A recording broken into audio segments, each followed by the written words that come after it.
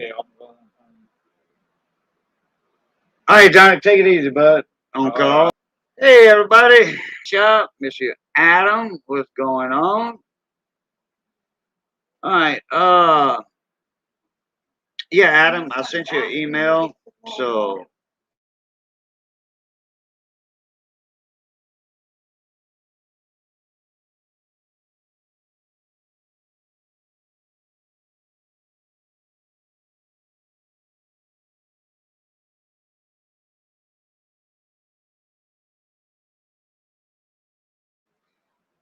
okay, all right. Johnny's heading out.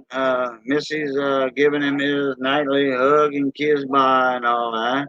Mason Fox, thank you for coming in, my brother, my little buddy. I know. Uh, Baton Rouge Chef too. What's going on, Baton Rouge? Good to see you too. Miss Maria's in the house also. Hello, Miss Maria. Uh, let's see. I was gonna say something I done forgot. You see? Oh yeah, Mason. That's right. Yeah. With the storms and all that was supposed to get here, and then the other one that did get here. Uh, I need to get some stamps and all. I do have stickers put out. I do have the stickers. I need to write all the envelopes out. If it was normal people that I had their addresses already, I could just print them. But now I got me or Missy, my wife, has to uh, write all of that information down. I do have printed return address labels, and then just to get them out. But in fact, for 3 days here, the post office was shut down. Raymond Doolin, how you doing, mon ami? Good to have you back. And I do need to get envelopes too. You know, the big square envelopes, yellow padded envelopes. You know, the big square envelopes, yellow. YouTube side, Adam.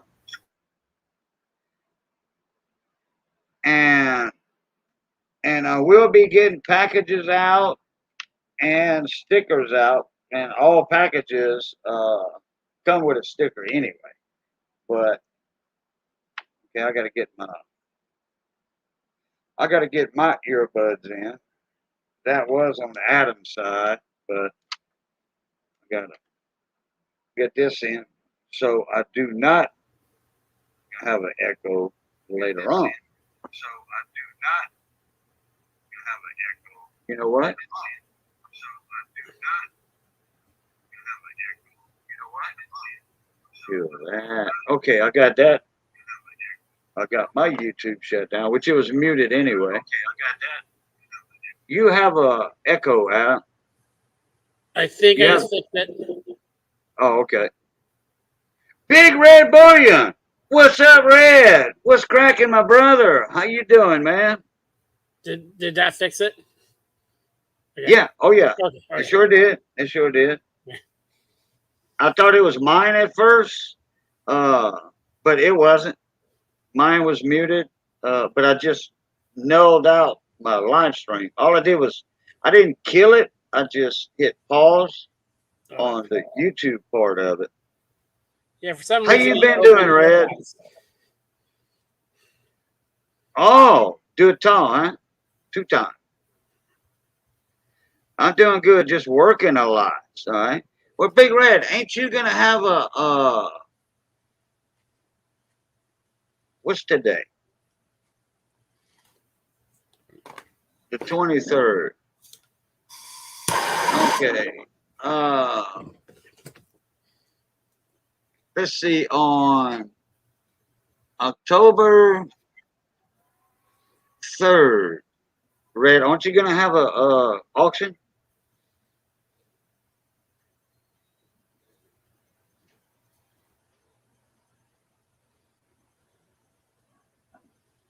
October 2nd? On a Saturday? Okay, I thought it was the 3rd. Okay, hold on, Missy. Hold on. Okay.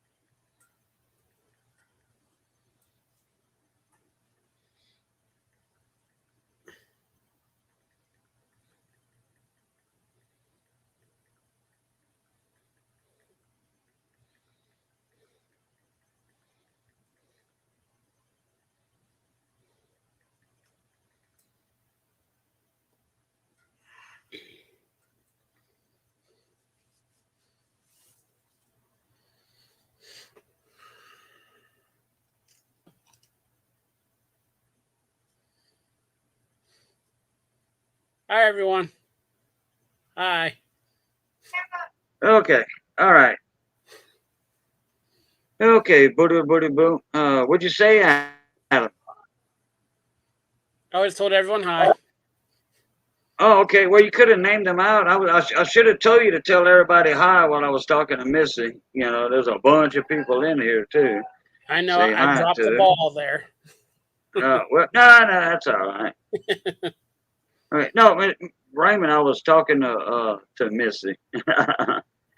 Okay, let's see. Miss Maria, how you doing, Sha? Hector, what's up, mon ami? Okay, yeah, back to Big Route. Yeah, we moved it to the first and third Saturday of each month. Oh, that's why I've been seeing you on Saturdays now, Red, going live. Okay, I didn't know it's because of the auctions. All right. I did see auction, but I thought it was like a spur of the moment auction or something. Okay, so the the first and the third Saturday of each month. Okay, Big Red. Well, you know what? Hold on. Let me do this right quick. Red, redneck stacker. Boom. Now I gotta get back here. I gotta do this. I forgot the YouTube thing on there. Redneck stacker. Paste. Paste. Check your email, Red. Okay.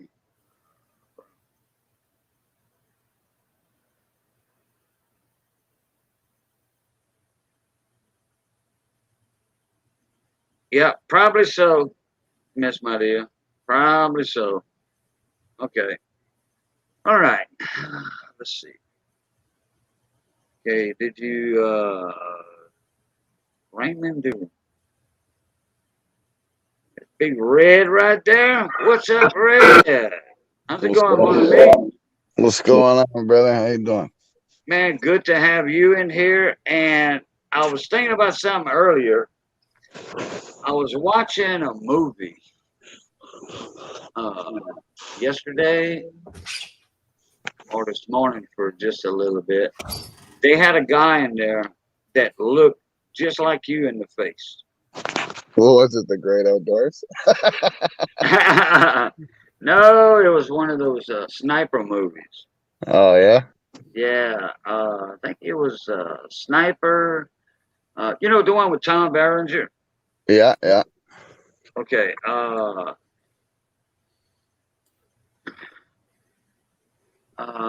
When he's old gray-headed man and his Yeah, son was in the movie, and then they had El Diablo was a sniper. He yeah. looked just like you. You know when you shave your beard a little shorter. You Right, know, right, close.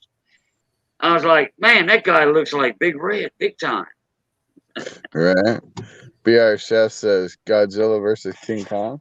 Yeah. No, but this guy looked just like Redneck Stacker. I'm like, dang. Yeah. Baton Rouge Chef. Stephen Doolittle, what's going on, my buddy?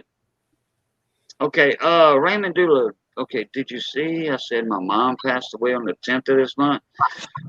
No, I sure didn't, Raymond. Man, look, hey, look. Okay, prayers going up for you, buddy. I did not on the 10th of the month. Man, I had between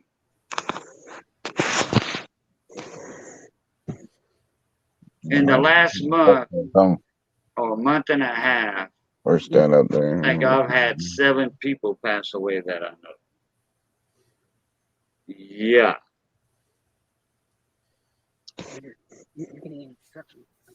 David Carlisle, what's going on, mon ami? My Bama bro, my sniper, and my intel guy. That's my inside information intel guy. So how you been, kid? Oh, my health is, a lot better since I was, in the hospital last March. But Uh, since this little cool front came through, I got outside today for a little while, Yeah. taking some measurements and stuff. My hot water heater blew up. From that last storm we had, That's, Nicholas and all. The wind was that's, rocking my hot water heater, or that's, water heater. that's crazy you say that because mine just blew up like 2 days ago. Oh man! And Missy went last night. Well, but took a trip to mother-in-law's to take a shower. You Right. know, uh, yeah, no, the bottom of the tank busted on this thing, man. There's water just spraying everywhere. Well, not no more, but You know the part that's got the little flame on the bottom. You know what I'm talking about. the pipe The that gas has the water heater.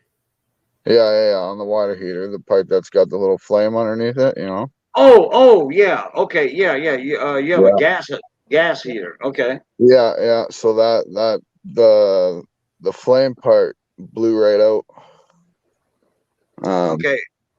Is that the one like for the warm up, the little bitty Yeah. flame for the warm up that actually opens the thermostat Right. and causes the big fire? Okay. Right. So yeah, I went to go shower the other day, and it was like ice cold water, right? And I went down there to go light the flame, and yeah, the whole gasket part was like completely shot out of it. Oh, Like okay. the brass part where the flame comes out of that little valve literally Uh-huh. shot up. It shot up into the bottom of the tank. Oh, wow. Yeah. Yeah, I could imagine that. I could imagine that. Yeah, it was I could crazy. see 'Cause, that like, happening. I mean, I could see well, that happening. yeah, it was crazy because like when I went down there, all I could smell was gas, right? Yeah. And and then I yelled for the wife, and she went down there. She's got instant headache from it, and yeah, here all night long, my gas has been leaking out through my house in my basement. That's not cool. Good You thing you know, didn't fire up a seagull or something, huh? right, right. That would have Mhm. been not. That would have been a bad scenario for Oh Uncle yeah, Red. yeah, it was crazy. We ended up having to open up all the doors and windows, and it was storming all that day too. So, but we had to get that gas smell out of there, right, as best as we could. Right. Yeah, I'm gonna get. I don't know how I'm gonna get the money for all this and everything, but I did a little live stream Monday night. With my PayPal and all up in the pin to the top chat. Oh, I forgot yeah, to. I forgot to do that, and I got $15 worth of donations Monday night. nice. Imagine that. Yeah. Uh, but I'll figure out a way. But I'm gonna get a tankless. Now mine was electric. Right. Mine's electric, but I'm gonna and I called Clico, my power company, and they Right. don't do the free hot water heaters anymore. Like No, if you you got got a gas hot water heater, yeah. you bring in the plate from Right. the water heater, and they give you a brand new electric one. Well, at one time they were doing if your hot water heater. Okay, uh, I got corrected on that Monday. Uh, a water heater. Okay.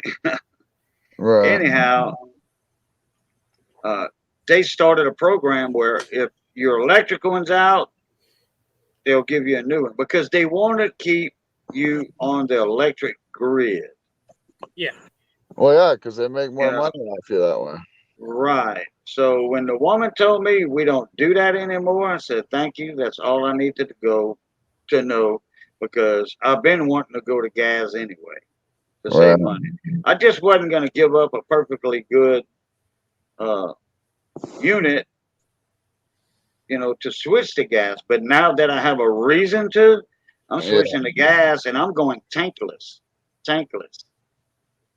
Um, 80,000, 160,000 BTUs is five something, right at $600. Yeah, like we just went completely off grid here on the farm on the reservation. So like all our electricity, everything is all through solar. We have our own gas feed from the big gas propane tank outside. Right. We just bought some huge I believe they're 2,500 gallon tanks. We got about 8 of them on the property that catch rainwater now, everything, right? So yeah, like we're completely off grid. We pay no utility bills at all now. Yeah, I remember you saying that a while back. That you went off grid because your utility bill, your electrical bill was what, like 1,800 a month or something, Yeah, or a yeah, thousand a month or something. yeah. It was like $1,200 a month. It was Okay, crazy, right? Well, I mean, man.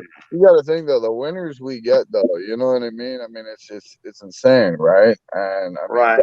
and I got 6 buildings on my property, so I'm powering each individual one too, right? So, Yeah. I mean, it takes a lot, right? And I mean, a lot of these buildings here, they're like old buildings, like 100+ year old houses, you know what I mean? So, I mean, they're not well insulated. Yeah. Yeah. So, Yeah. Hey, Lambo. What's up, Lambo Stacker? He says, I think the water heater is the only thing that hasn't went out in my house. Now I'm worried. See, yours has gone out, mine's gone out, and Lambo is a friend of ours. So, we almost kind of like the Three Musketeers and all that in here. right, right, yeah. Baton Rouge Chef. Oh, man. Oh, Baton Rouge. Go ahead with a $20 super chat. Man, get you some hot water. I tell you what, thank you, Baton Rouge. Thank you. But look, let me do something real quick. Okay, let me do something real quick. Uh, it's going to take me about 2 months for that to come through. Thank you. I mean, I appreciate it very much. But if somebody else wants to donate, okay, let me put my PayPal pinned at the top. I'll get it So, right away like that. what is Baton Rouge? Agent Coin 164. Hey, Cajun, Uh huh. what does Baton Rouge mean? PR Chef. What about Oh, it? okay. Okay. What Yeah. about it? I didn't know. I didn't know why you called him Baton Rouge. Oh, he's a chef. That's a nickname. He spent some time down in Baton Rouge and all that. Ah, okay. He's up on the northeast coast though, right now. Yeah, he's up. Way up there on the northeast coast. Yeah, no, I know who BR is. He's part of Redneck Metals. Yeah. Oh, really? Yeah, Oh, okay. yeah, I didn't know that. him and his boy, his younger boy, have been pouring. They've been members now of Iron Metals for, oh God, I don't know, 4 or 6 months, something like that. Yeah, he's Oh, doing. oh, okay. Yeah, he's doing some pretty outstanding pours. I'll tell you that. Cool deal. Cool deal.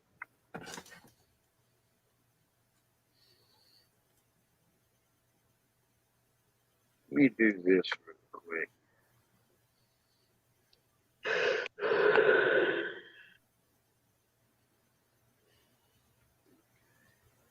Forgot to pin that message earlier.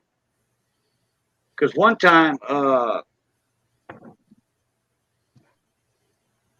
I was doing something, a fundraiser for somebody, and they were going through, what's that, GoFundMe? Yeah, And they were taking like 30, 35%. I said, it would be a better idea just to do PayPal. That way they won't take out that percentage. right. Wasn't that for Matt 83? Matt 83's in the house? No, I said, wasn't that fundraiser for him? Oh, that auction that Big T had? No, the fundraiser you had a while back From ago. no, actually Big T did that auction for Matt 83 Oh, okay. for his pickup truck. I don't remember what it was for, but yeah. Yeah. Yeah, it was an auction. Matt 83 was doing the auction, and Big T actually was doing the auction for him. Uh, John Francis, hello, hello. That's my North Louisiana buddy right there. He's up in the Alexandria area. A lot of people don't know where Ball and Pineville is at, so I just say Alexandria.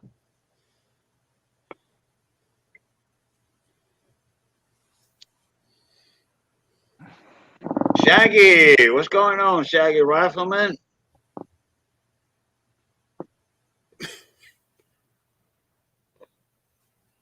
So anyway, I'm glad.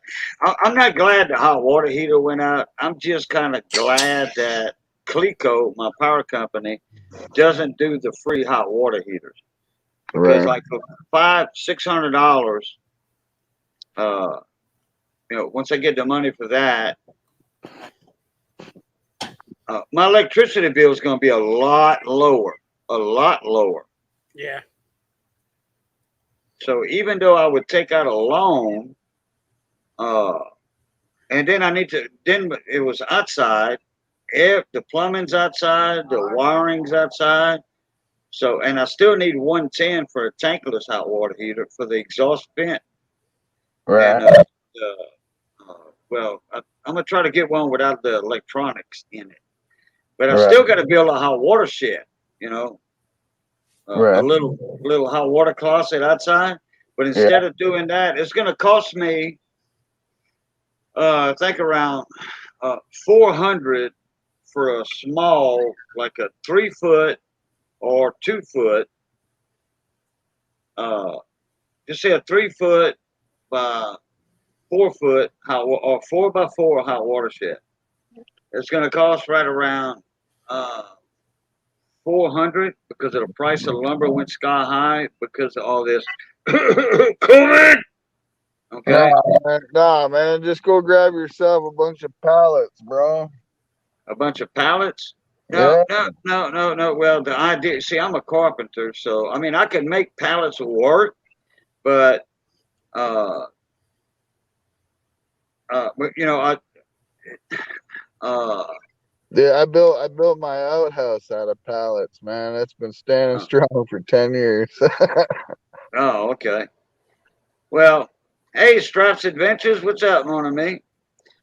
So it's going to cost me that much money. So for an extra 100 or 2, I can make one that's 4 foot by 10 foot and have, or 12 foot, and have a little storage area like that because it's going to be added on to the back of my house because my hot water heater's not in my house; it's outside. Thank God, man. That there was never a hot water heater inside this house. Years and years ago, it was outside on the back porch, but Right. the back porch got enclosed.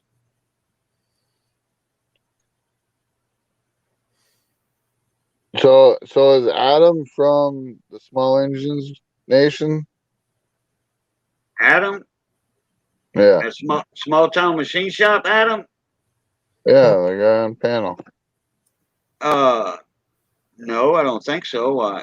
Well, I don't know. I thought he was from like your mechanic little group that you got. Oh, you mean my small engine clan, Yeah, clan I hang around with? No, yeah. he kind of redoes small engines and stuff in the machine shop.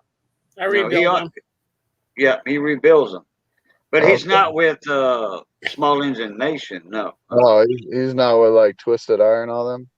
No. Twisted R retired from Stacy. He retired from truck driving Yeah, and not. and shut his channel down. No, he just put up a video the other day. Well, no, I mean, he wasn't making any more videos or anything. No, I know, because he got in. He was pouring, right? He was pouring with us, right? Like he's still part of Iron Metals too, but Oh, okay.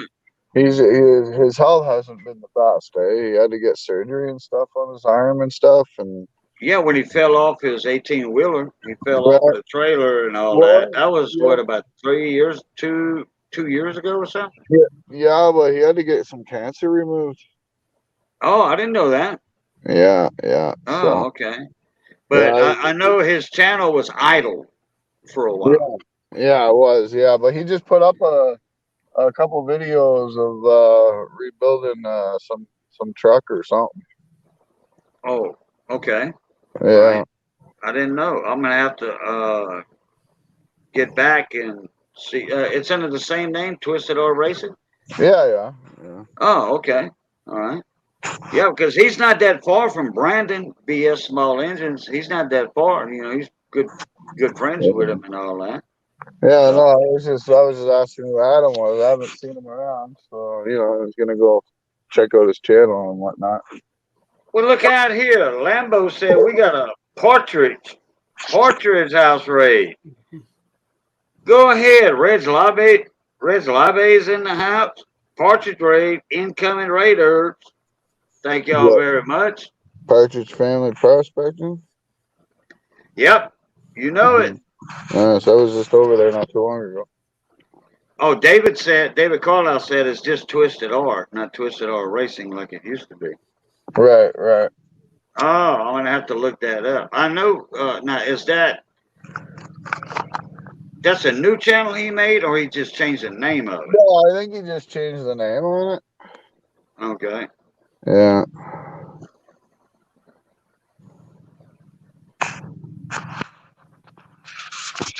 Yeah, he's been kind of MIA for a while, but he just started coming back.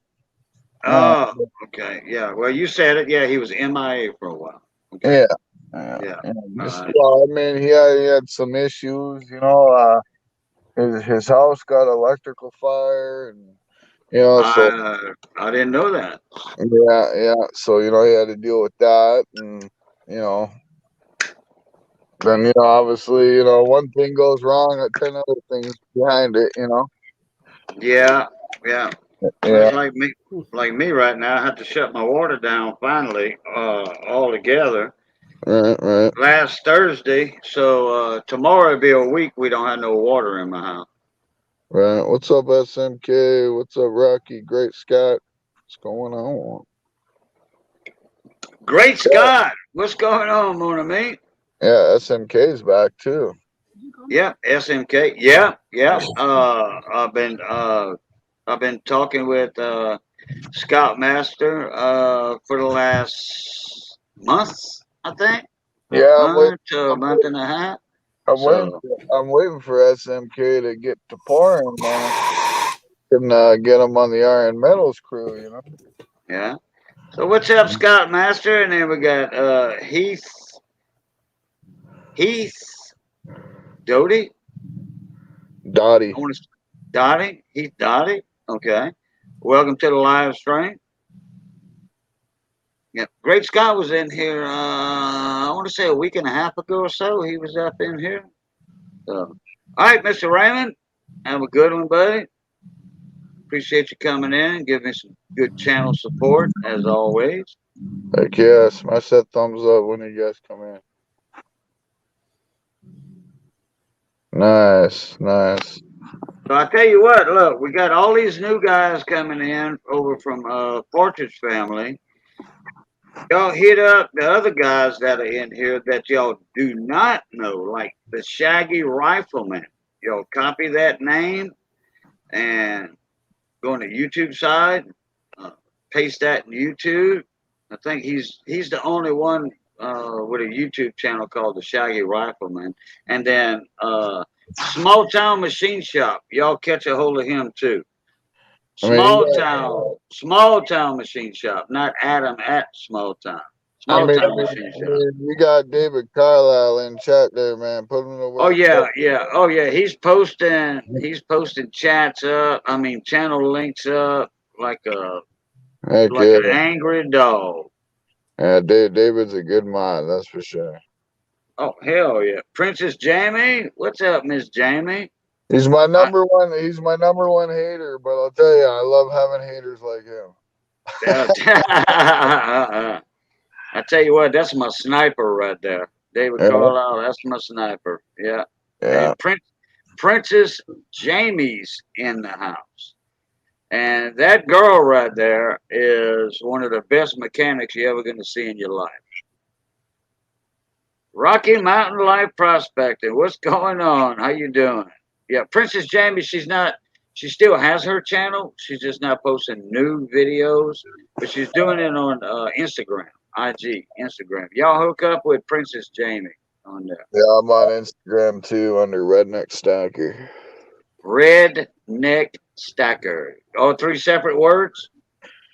Yeah, yeah. Yeah. Okay. Yeah, I remember YouTube was giving you hell on that for a while. Yeah. Well, I don't know what Instagram is.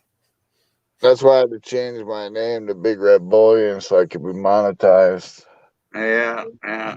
Oh yeah, they gave you hell for 3 or 4 years. You say you don't know what Instagram is? Nope. You need Yeah, to get out of this. You need to get out of that shed of yours, bro. I barely know what Facebook is and all that other stuff. You're a Yeah. TikTok. You're a TikTok guy, aren't you? I just learned what that was today. I'm not a computer person. he's on a board laptop. Okay. Yeah.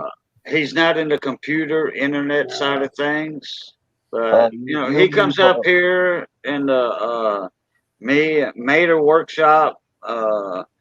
BS Small Engine. He's always there live. He doesn't go live himself, but he joins the panel. Hey man, you ain't got to know computers at all. Trust me. I used to go. I I don't go know live nothing occasionally, but I don't know how to add people to panels and stuff like that. Right. Yeah, I don't know. I don't know crap about computers, man. But you know Hey. what? I'm good with my hands. Red, I tell you what, this might be your go-to guy. Now I don't know if he does the CNC stuff, but if you ever need anything made, homemade, in a machine shop, that's your man right there. Yeah. Yes, sir. Do you CNC or no? No, I just do all manual machine. Manual, eh? We might talk. You ship to Canada? What? Do you ship to Canada? Yeah, I wouldn't have a problem with that. Yeah. Cool, He's cool. right there. He's right there in Washington State. So,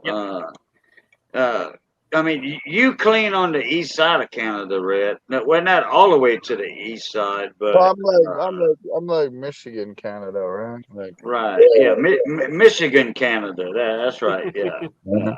I'm still yeah, an American. I mean, I'm North American. yeah. That's right. Yeah, yeah, yeah. Well, you are American citizen, German citizen, but you Yeah, reside in Canada. that's Uh, right. And yeah, there's I two. applied for my Canadian citizenship, and they denied me. Really? Yeah. Yeah, yeah. Because if Adam, if he would come back down to America, in the states, I mean, if he would come down, they probably wouldn't let him back into Canada. Uh, uh, they, they wanted me to drop my U.S. citizenship to get my Canadian citizenship, and I told them right out. I says I don't plan on freezing when I'm ready to die. You know. Yeah. But yeah, man, I got some designs on some flash that I would like made for Sandcast, and so maybe we'll chat, man. Send me an email if you can. It's my email is redneck.stacker@gmail.com. Put it in the chat. I can. I'm on my phone and I'm driving. Okay. All right. Wait. Wait. Hold on. On your I'll put it in the chat. Well, you can't put the word redneck in chat though. Oh, that's right. Yeah. But you know what I can do? I could space it. I don't even know if they'll let it. Use a number 3 instead of an E. Well, yeah. Use a number 3 instead of an E. okay, hold on a second. All right. Look, you know what I'm gonna do? I'm just gonna Actually, hey, I'm gonna hold send on. him an email. I'm gonna send him an email. Oh, there we go. There we go. Adam, can you see private chat? Yeah, he can. Wait. Okay. Yeah, he can. Okay, I'm gonna send you Clicking my. on this thing. Okay. I'm gonna send you my email on private chat. Okay.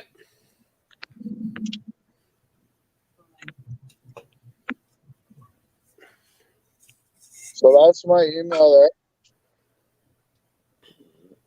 Wait a minute. Whoa, what's going on here? there. Do you see it? Yep, I see it. Okay, yeah. Write that down. Send me an email. Cause yeah, man, I got some cool There's designs. I got some cool designs I would like to get made. But let me tell you though, when we make them, I can almost guarantee I will have other porters contacting you to make these flasks for them as well, bro. okay. Like, we could definitely get you some business, you know what I'm saying? Okay, yeah, that's cool. Now No problem making stuff for people. do you work with aluminum or just steel? As far as turning, welding, what kind of work do you need done? But like turning and stuff like that. Do you work with aluminum as well? Oh yeah. Yeah? Okay. Good. Awesome. Because obviously the lighter the better, you know what I'm saying? Oh yeah. For what I'm for the designs that I have, you know, I mean, yeah. And I can turn stuff up to 22-inch right now, and as of next week, 24-inch. Okay. Now, are you able to cut blocks of aluminum? Oh yeah. Yep. Okay, perfect. Yeah. Yeah, we'll do some serious business, man. Fire boys, what's going on, mon ami? What's happening? That's our favorite fur trapper. Let's see. Okay. Number one thug stacking's in the house. And he says, Ed the old tech guy, David Carlisle, the Shaggy Rifleman, please check your emails. Thank you for your patience. I have tracking numbers for y'all or something. Whatever he said.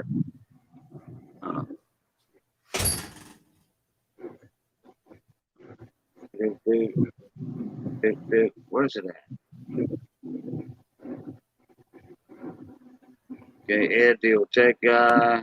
Yeah, I'm concerned. And number one thug stacking said, yo, check y'all emails. All right. Good deal, thug stacking. Tracking numbers sent. Thank you very much, number one thug stacking. Dave's not here, man. That's right. Anybody seen Dave? Sure, Princess. Sure, Jamie. Yeah, let me send you a link. Well, yeah, Adam, maybe tomorrow I'll get a hold of you. Like, send me an email tonight or something, and then tomorrow I'll email you. And maybe what I'll do is when I'm at the shop tomorrow, I'll start up a private chat on StreamYards, and then I can kind of show you the designs that I'm kind of talking about. You know? Okay. Yeah, no problem. Cool, brother. And the main reason I set up my shop the way I have it set up is I like doing machining work for people that machining work at big shops is really expensive. Oh, I agree. I do so much work for small farmers and people that just need stuff made that don't necessarily have the money to take it to normal shops. I Yeah, like helping people, so I'm the that's my same way. big thing with my shop. Yeah, man, I'm the same way, bro. It's all about paying it forward. You know what I'm saying? Yeah. Yep. Yep. But Yep. I mean, at the same time, don't I mean, like the things that I'm gonna see if you can make is, obviously, I'm gonna compensate you. You know what I'm saying? Hundred Yeah. percent. And like I said, I can guarantee you'll get a lot of business. I mean, I'm connected with a lot of metal casters, and like we pour molten metal, silver, copper, brass, all that stuff, and so I guarantee, probably, you know, 50 to 100 more sales on top of what I want. You know what Okay. I'm saying? Yeah. Oh, excuse me. I've been working I've been doing this stuff for 7 years, the stuff that I do. And don't get me wrong, the flasks that I use now, they are good, but there's flaws, and I mean, with any product, you'll find pros and cons with everything, you know what I'm saying? Yeah. But, Yep. Yep. I have ideas in my head to basically make a flawless casting flask, you know what I'm saying? Hmm. And, yeah, I think it'd be something to put in the works because I think it'd be a big seller. Okay. Okay. So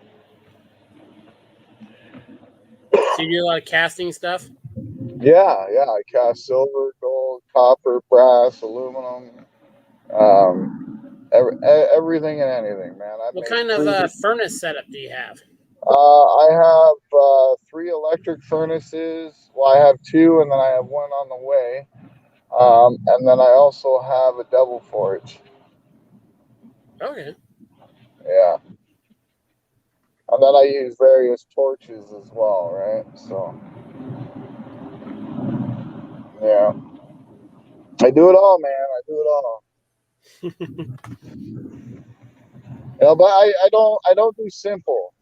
Like I like building things that where you're pouring like 3, 5, 10 different pieces just to create one piece. You know what I'm saying?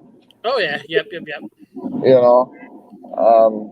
I don't like just pouring bars. I do sometimes, but not very often. You know.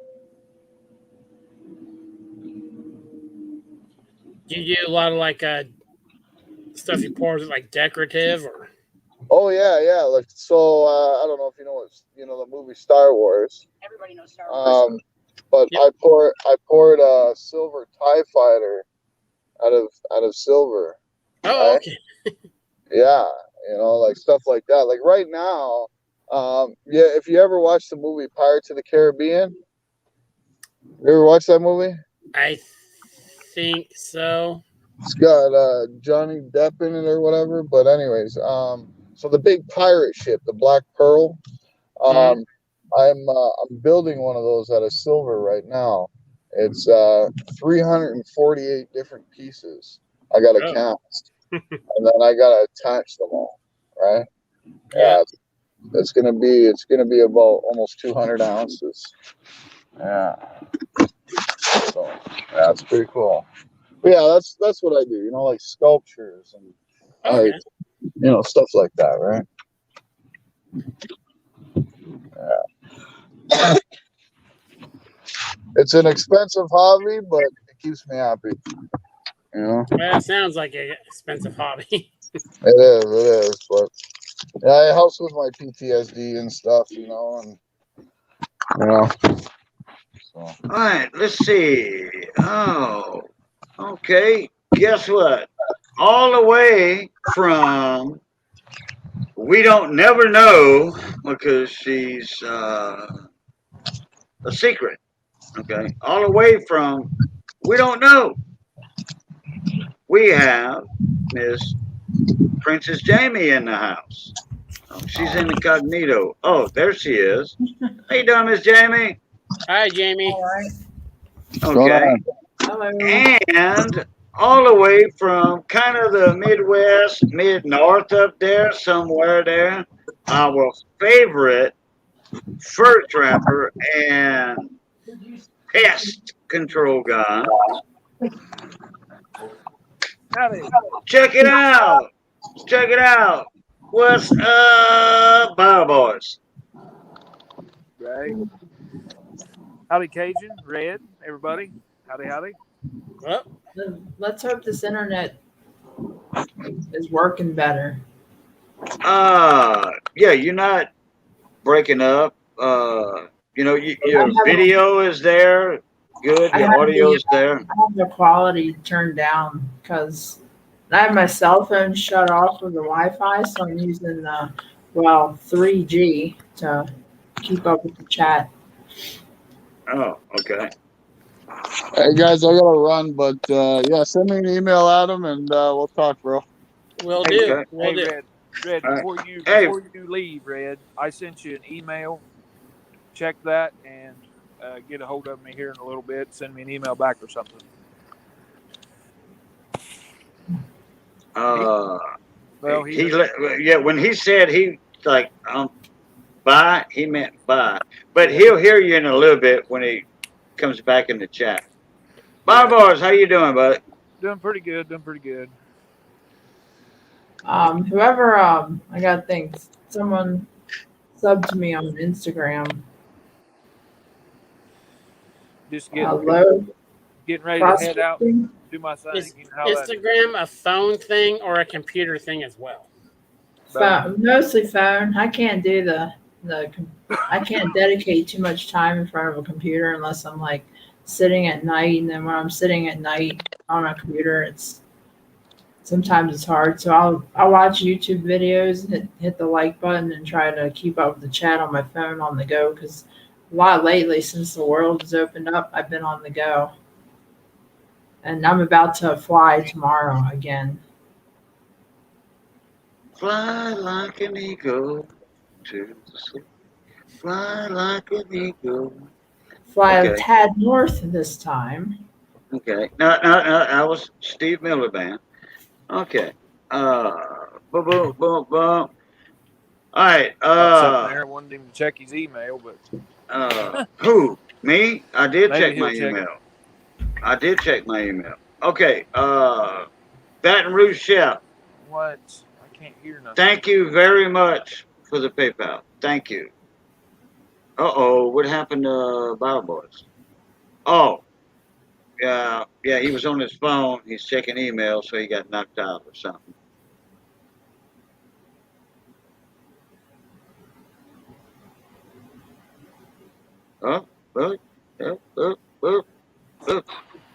He back. Yeah. I tried to switch over where I could see the chat too, but it won't let me. It won't let me hear you guys and the chat at the same time. Oh. Huh. That's odd. Get one thing or the other. So sorry, everybody in the chat. Yeah. If you say anything to me, Cajun will have to relay the message. Yeah, me or Adam or Jamie, we can hook you up. William I, what's going on, William I? That's my informant right there. William I. He's my let's see, what do you call that? A secret informant. Okay. Ed the old tech guy with a $2 super chat. Thank you. Thank you. Mon ami, bonjour. It's Ed the old tech guy. Ed the old tech guy, you were the first one I sent an email to tonight for a link to jump up in here. You were the first one I sent an email to. Not me. I'm offended.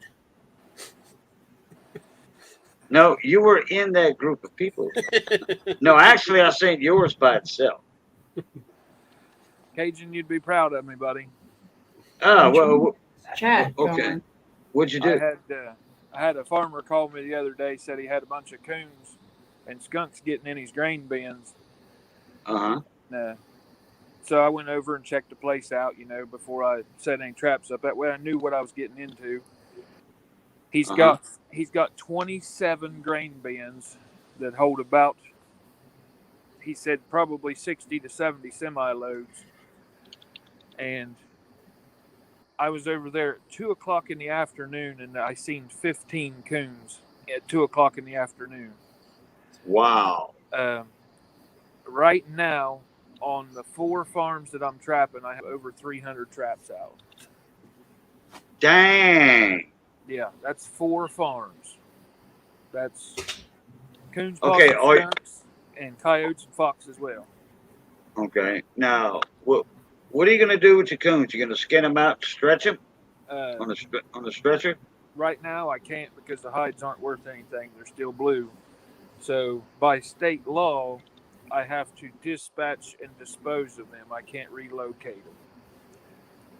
Right. Correct. So, Correct. Wow. Yeah. I've got a couple fellers that came from down your way that like to eat coons. So, I just chauffeur them to their house and they skin them and put them in the freezer. There you go. There I you like go. squirrel and rabbit. Oh, I love some tree. I love tree rat. I do, man, and rabbit. Oh yeah, I squirrel love gravy. tree rat. Squirrel gravy and biscuits, that's about my favorite meal. Oh man, Missy can cook the hell out of squirrel too. Oh, yeah. I never had raccoon. A young one. Okay. If it's done right, I've it's about had like boar. Oh man. if it's That's- I've done had boar, both the older boar and the younger boar, and the younger boar are a lot better because the older boar tend to be a little more tougher and more gamier. But Right. if Right. a coon's cooked right, it's about like a beef roast. Well, any Cajun can cook a coon just right. Yeah. I'm, Oh, you eating dinner and finishing work for a meeting you got in the morning. All right, Ed. Not a problem, buddy. Not a problem. But yeah, I was when I seen you go live there, I was putting some traps in the truck, getting bait and stuff ready. I got a 5-gallon bucket of coon bait that I made up today to set traps tonight. Yeah. What are you doing? On the coons, you doing live trap or a foot trap? DP traps, the dog proof traps. That way, because they've got dogs and stuff. Oh yeah. That Okay. way, because I don't know if you've ever seen a dog proof trap. It's a tube with a trigger in the bottom of it. That way, the coon reaches his hand down in there and he grabs that trigger. It grabs him back. Okay. So dogs and cats and really nothing else but coons and possums can get in those dog proof traps. Okay. I'll have to look that up. Yeah, look up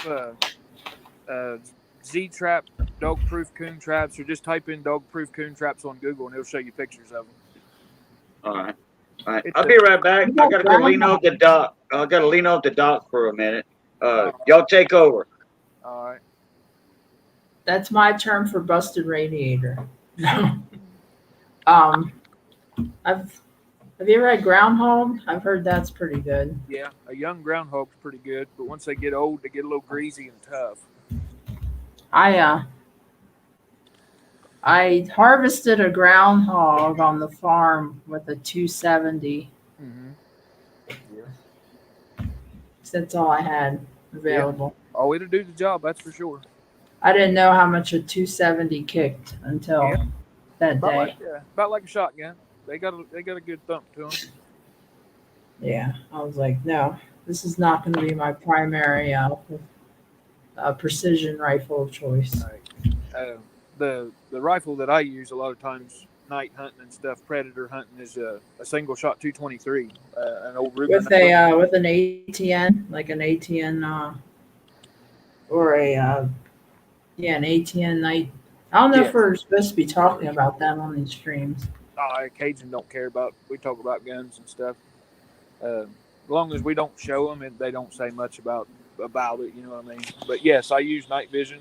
I have an EOTech set up for night vision. I never used it. Yeah. Those EOTech scopes are awesome scopes, especially if you get night vision to go along with them. You're in the business thing. No, Heath, there was not much. It was a nuisance creature getting in my grandfather's field, and look at you. The 270 was available to me because the 22 Hornet was not. Yeah. I wanted to use the 22 Hornet, but it was locked in the other house. So the 270, I just kind of loaded, fired, and forget, and dealt with it later. The funny thing is, the 22 Hornet is a Winchester Model 6 or pre 64 action, Model 70. That's a nice. Those are nice good one. rifles, really good rifles. 22 Hornet is a very good predator gun, as far as varmints and stuff. I have a 223 and a 308 at home. Yeah. Oh, most of the rest of the firearms are not at my home. They're back at station because I'm in the military and I'm stationed in Texas, so everything is Right. back in my home of record. Yeah, I use a 223 for most of my varmint hunting, coyotes and stuff like that, because it's light, it's pretty quick, and ammo. I had a 260 Remington. That was my favorite. That's what I used for everything was 260, and then I have a 223. Yeah. This is before the Creedmoor came out. Oh yeah. Or before the Creedmoor became big, I should say. Yeah. When the Creedmoor came out, everybody hated it, and then it was not very long, and then it started growing on everybody because it's a good round. It's a very good round. Yeah, I mean a high ballistic coefficient 6.5 millimeter bullet pouch with a similar powder charge to a 308, a little bit less than a 308, but similar powder charge, so you get the velocity up enough. Take advantage of the high ballistic coefficients of the bullets. You get the ballistic coefficients of like a 243 and the energy of basically, like you said, a 308. That's a wicked round. Now I wouldn't mind building a 7 millimeter 300 Win Mag next to a 7 millimeter. I was reading. Used to watch this YouTube channel a long time ago called Taborsaurus Rex. Yes, he was mentioning some of those Wildcat calibers. Yeah, some of those Wildcats are wicked. I mean, some of them came out really good. But they'd be burning barrels, so that was another thing. Yeah. Oh, I'm familiar with the Wildcat. Like a 22 250. That's a barrel burner. Yeah, it's a barrel burner for sure. Then you got your 17 cal too. That 17 inch or more head. The 17 inch or more. Yeah, the 17 cal. That let's see. They also have a 204 Ruger. They have a 204 Ruger. Bunch of buddies of mine got that 17 cal. It's a good varmint. Good varmint. Taker downer. Okay. My buddy's got they make a 17 Hornet too. Well, my buddy's got a 17 Fireball. It's a 223 neck down to a 17. And damn! It's a wicked little round. I can imagine. Yeah, the 204 Ruger's a nice round. Yeah, that's a lot of powder behind that little projectile. 204 Ruger. Those are good. 220 Swifts are good varmint rifles. 220 Swift. That's another barrel burner. Yes, ma'am, it is. When you get that high velocity, 3,500 to 4,000 feet per second, you're burning barrels. 6 millimeter Grendel. Yeah. That was. I mean, it's not very popular, but I had a 6.5 Grendel in the upper in the AR-15 platform. Yeah. A 6.8 SPC, another barrel burner, but you still got that 6 millimeter bullet traveling at almost 4,000 feet per second.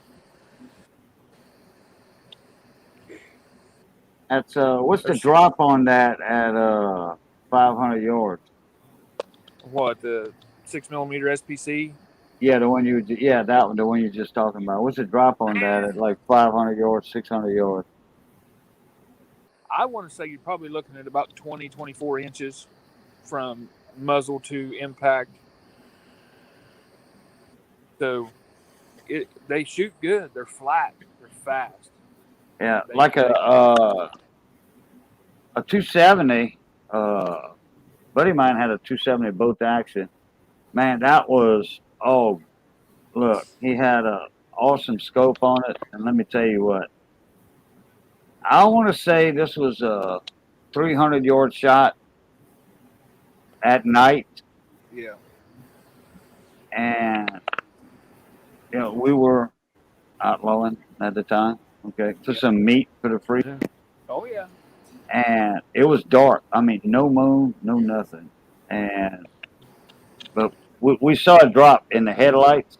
Yeah. Okay, I mean, barely see Bambi drop. Okay, Yeah. and he threw it to the side in the back seat. He jumped out my car. I mean, this is out of a back window. Okay, Yeah. and it didn't take him but 2 seconds to make the shot. Yep. And he ran out there at around like 300 yards and met him down the road, or up the road, I should say. I mean, we got the hell out of there. And 20 minutes later, he was dragging it. Yep. Okay, dark. Hey, he was from North Alexandria up there around Tioga. Tioga, above Alexandria, where John Francis is from. Mm-hmm. And let me tell you what, that guy had wolf eyes to see in the dark like that. Yeah. Man. You get a Okay, we gotta change that subject now. Everybody's typing in and all that. We gotta change that. I am monetized. Sometimes I go off of the. Sometimes I'll go off on a tangent with it. All right, I gotta get off here, y'all. I got other stuff I gotta Why? do. Traps ready and whatnot. So y'all be good. Okay. Stay classy. Well, all right, bye, boys. Appreciate you coming in. Yeah. Everybody in the chat, I can't see you, but I'll tell you hello and goodbye. Y'all have a good one. Yeah. Oh yeah. Well, all right, bye, boys. Appreciate you coming in, bud. Sleep tight. Oh yeah, 300 Winnie in Colorado. Oh yeah, long shots. That's right. Like 300, 308. Buddy of mine had a 300. Man, I loved it. Okay. 300's a little much for me. I mean, I guess if it was the right. I had a chance to shoulder it up one time at 150 yards open sight. I popped a 2-liter Coke bottle that was filled with water. I left it with just about that much air before the cap. Way more than Coca-Cola bottling company would put in it, and about that much air from the top of the cap. That's it. And like I said, about 150 yards, open sight. I popped that sucker. It blew a hole in the ground a foot deep.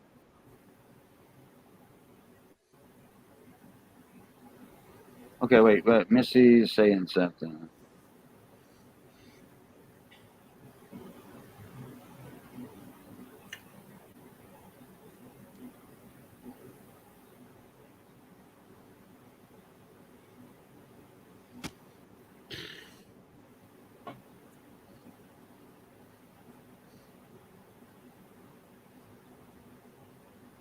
Oh, okay, Adam.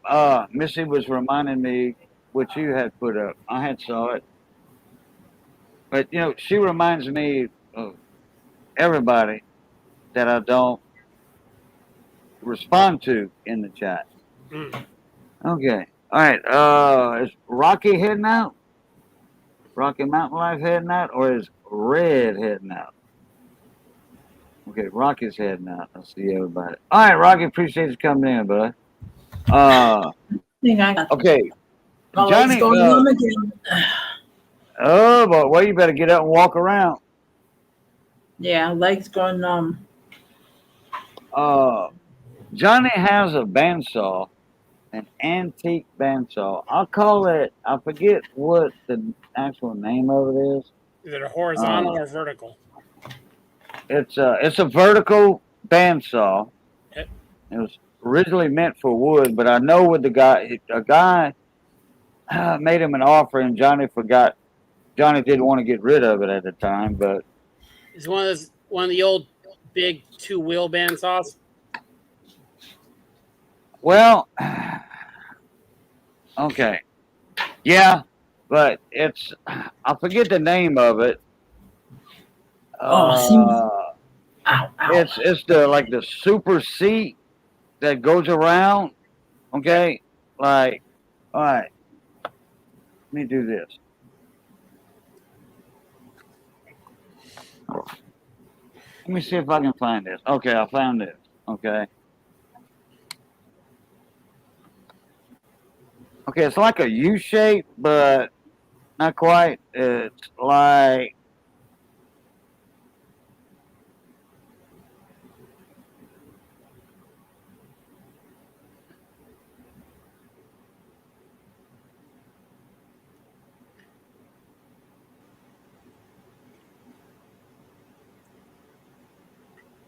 it's like that. Okay. Okay, I'm talking about a 3.5 to 4 foot throat. Okay. Okay, from Does he? right here.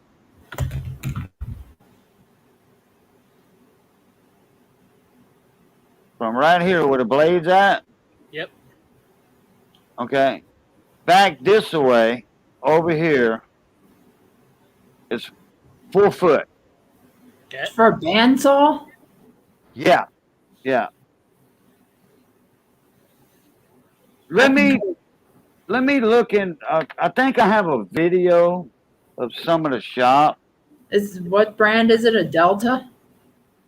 I forgot what it is. I hadn't seen it in a while because it's way in the back corner of the shop, almost the back corner of the shop, about 20 Probably feet a away Delta. from the back corner. Uh, this thing is antique. I'm not gonna say it's a Delta. It might be a Delta, but like I said, it has it looks like a huge C clamp. Yeah. Huge C clamp. Yeah, yeah. Like I said, it's got a 4 foot throat on it. You know, A from lot the of those. blade.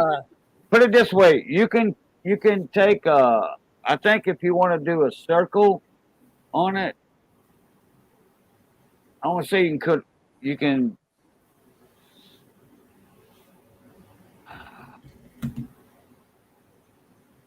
It's got a 4 foot throat. Is it like a Marvel where the? Is there any power feeds to it to the table? Oh no, no, Okay. no. It's Just a big.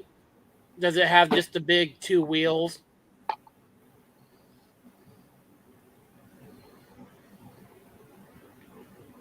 let me go ahead and take a video of it. Okay. He has a couple of other things in there too, in the shop. But he already got somebody wanted to buy that bandsaw. I think they wanted to cut alligators up with it because he's an alligator hunter, Lake Huval. Cut alligators up with a bandsaw? That's interesting way of use. Yeah, after you skin them out,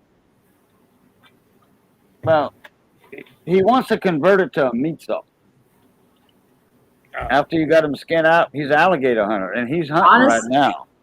Honestly, what I see a good meat saw would be that Milwaukee M12 hand hacksaw. That seems like it would be a good meat saw.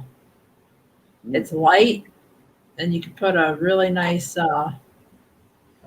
coarse blade on it, and then the 3 amp hour battery. I think that would be a good handheld meat saw. Oh, I'm not familiar with that saw. Yeah, it's like it's the M12 Sawzall, but it's smaller. Like it's like that. I got the M18 Sawzall, but I have seen the M12 hand saw.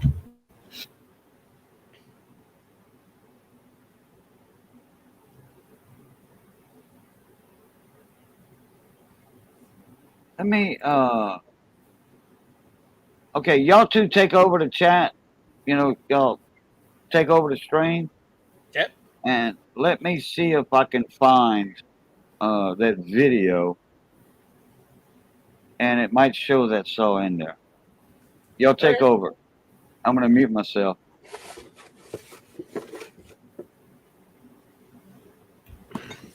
Oh, y'all let me know if somebody comes in new because my chat's hid. Okay. You know, if somebody says something, you know, like "Hey Cajun" or something, just Okay, say we'll do. "Hey." All right, thanks. Let me look up my video. Okay. Yeah, SMK is talking about being a son being a combat medic at Fort Hood. That's where I'm trying to retire as a first sergeant. That's like my goal. Who knows, maybe even longer. Um, but yeah, I'm gonna try to go from where I'm at in San Antonio to Hood to retire. Stop all this traveling nonsense.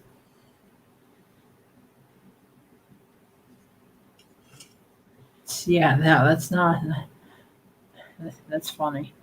But I'm up at Hood a lot. Like I know Brandon's close to Fort Hood. Mater is not too far. I still have to meet Mater, but I've been at Brandon's shop a few times up there. I've come through like Lampasas, Killeen, up to Marble Falls. I You also ever do make it up to the I also do a northwest? lot of four wheeling. Up to what's that? You ever make it up to the northwest? Yeah, I've been to like Washington State, Oregon, Northern California. Like Fort Lewis? Yeah, I've been to Lewis, JBLM, Mm. Tacoma, stayed in Puyallup. I never was stationed there, but I visited for a trip. I used to buy a lot of stuff out of Fort Lewis off the government auction sites. Are you in the military? Yes, I've been in the military for 14 years. Um, I do security stuff.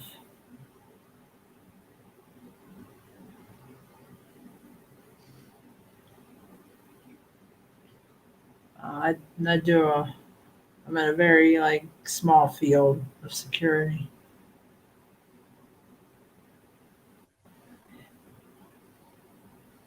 Um, it's been all right. I joined during the Bush administration, so that tells you how long. Is Cajun muted? Yep.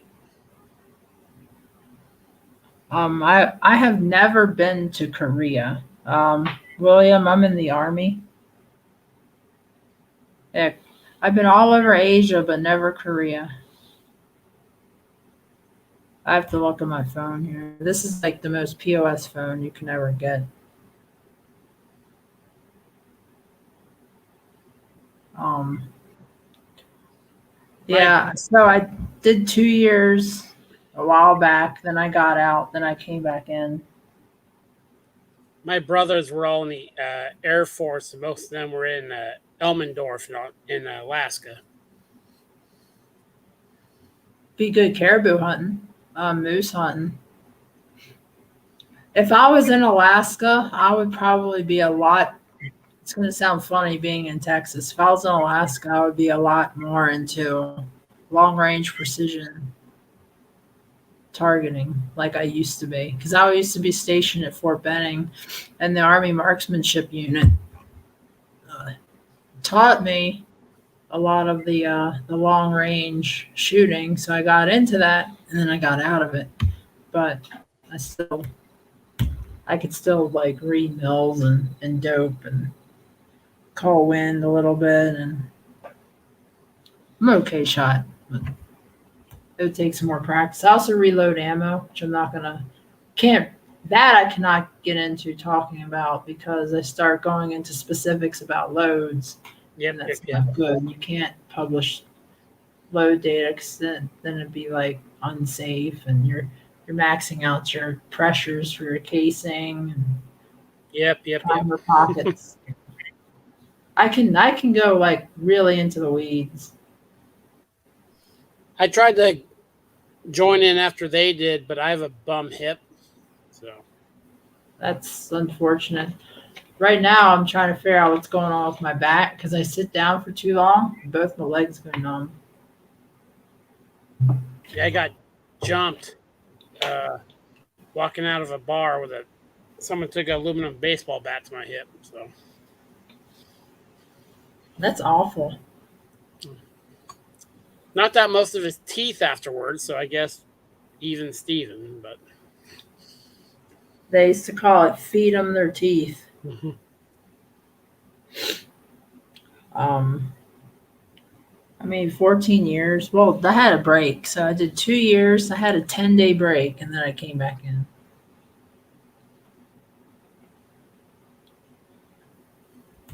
It's funny. 10-day break in service.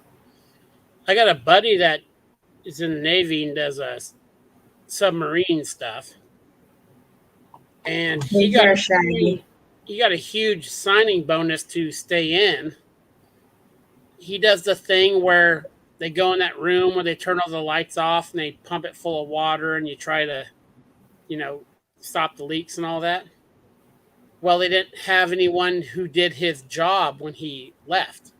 So he got a huge signing bonus for like 2 years to get back in. Wow. Let's see. I'm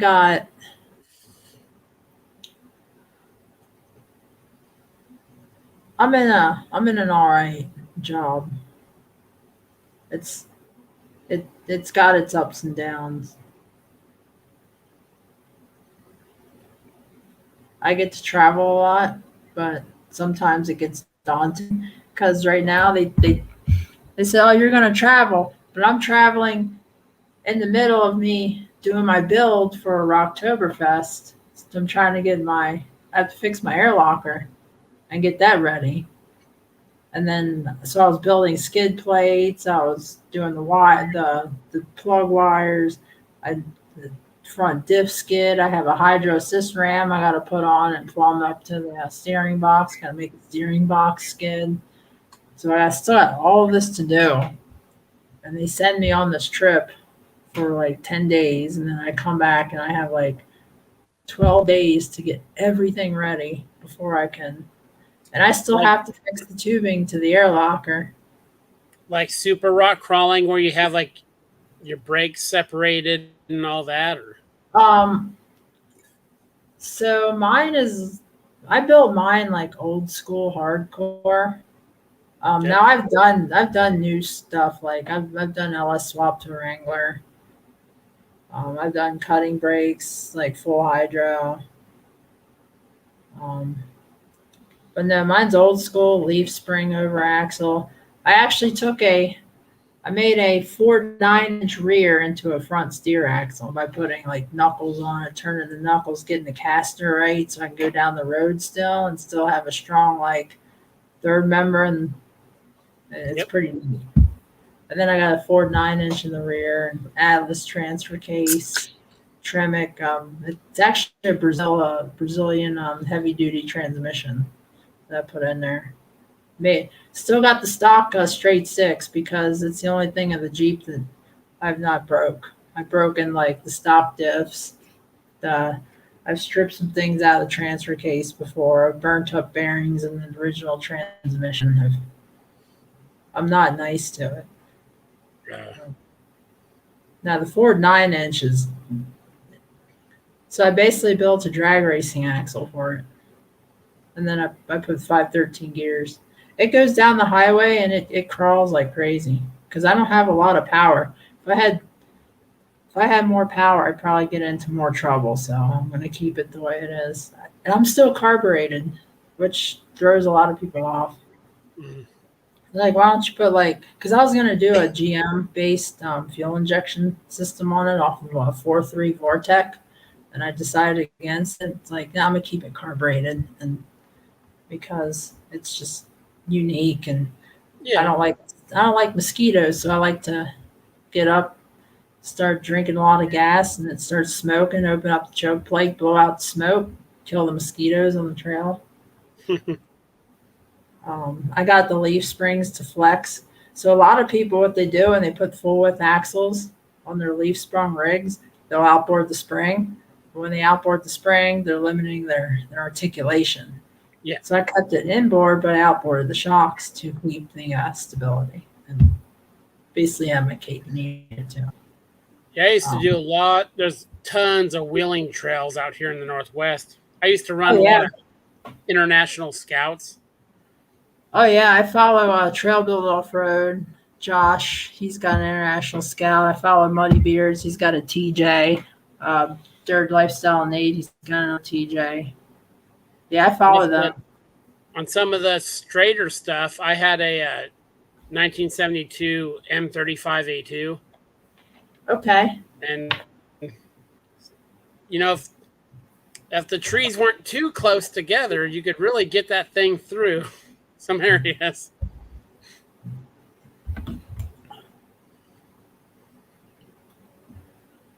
But up here, they do a lot of the, the double transfer cases. Yeah, I've done one doubler.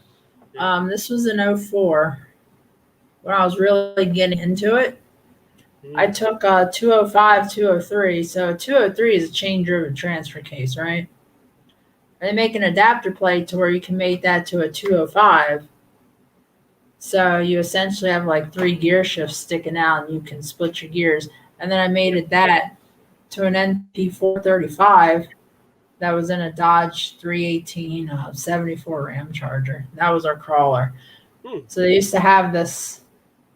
They used to have it's Roush. They have Roush Creek up in Pennsylvania, but they had Paragon. That's where I used to do it. And we made this like uber elliptical leaf to where we actually overextended our drive shaft a couple times when the splines would pop out of the slip yoke. So we would make a double elliptical for the leaf. So when you flex out one, it's like dual rate. You got another shackle that's kind of welded to a tab that'll flex it more down. So we were getting like it flexed like a coilover, but it was like super wonky and like it was definitely interesting. Very interesting cornering when you're going down the road. The only problem I had with the early Scouts is the front drive line's pretty thin. Yeah, they have the early Scouts had a Dana 30 in the front, and then they moved to a 44 in the 70s. So they had 44 front and rear. The only thing I don't like is they're so narrow. So when you start putting bigger tires in the lift, you start getting very tippy. Yeah. So they put like full widths on everything. One of the things that got me into machining is so I could make my own drive lines. So. Cajun is like, what in the world is going on in this chat?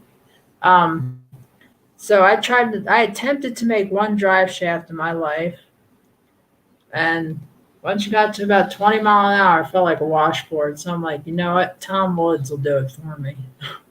Because I didn't have a lathe, it couldn't balance it. So yeah. I mean, you get either DOM or A True tubing, and then you get your Neebco makes a lot of the joint, the weld-on joints of the tube. And I tried that and failed. Too vibration-y. I guess off-road it might have been okay, but yeah, I'm not gonna build something I can't drive down the road. Yeah, very true. A lot of people do that. They build something that is totally trailer dependent to get it from A to B. Now I have a truck and trailer, but I daily my rig. No, I have a CJ7. I stretch the front out, stretch the rear out a little bit. I think I've showed it to you or showed it on here. I just put. And Land Cruisers are real big up here. There's tons of Land Cruisers. The older style.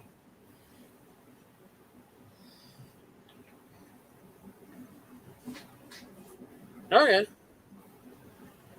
Yeah, right now it's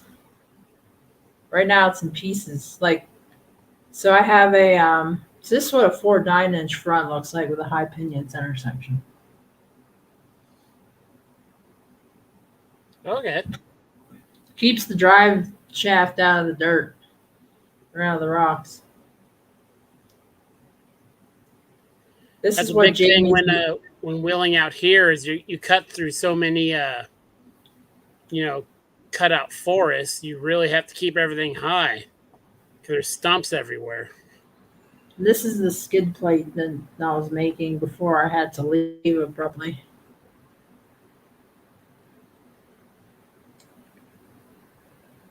And then there's it covers it, the transfer case. Now that is a beefy transfer case.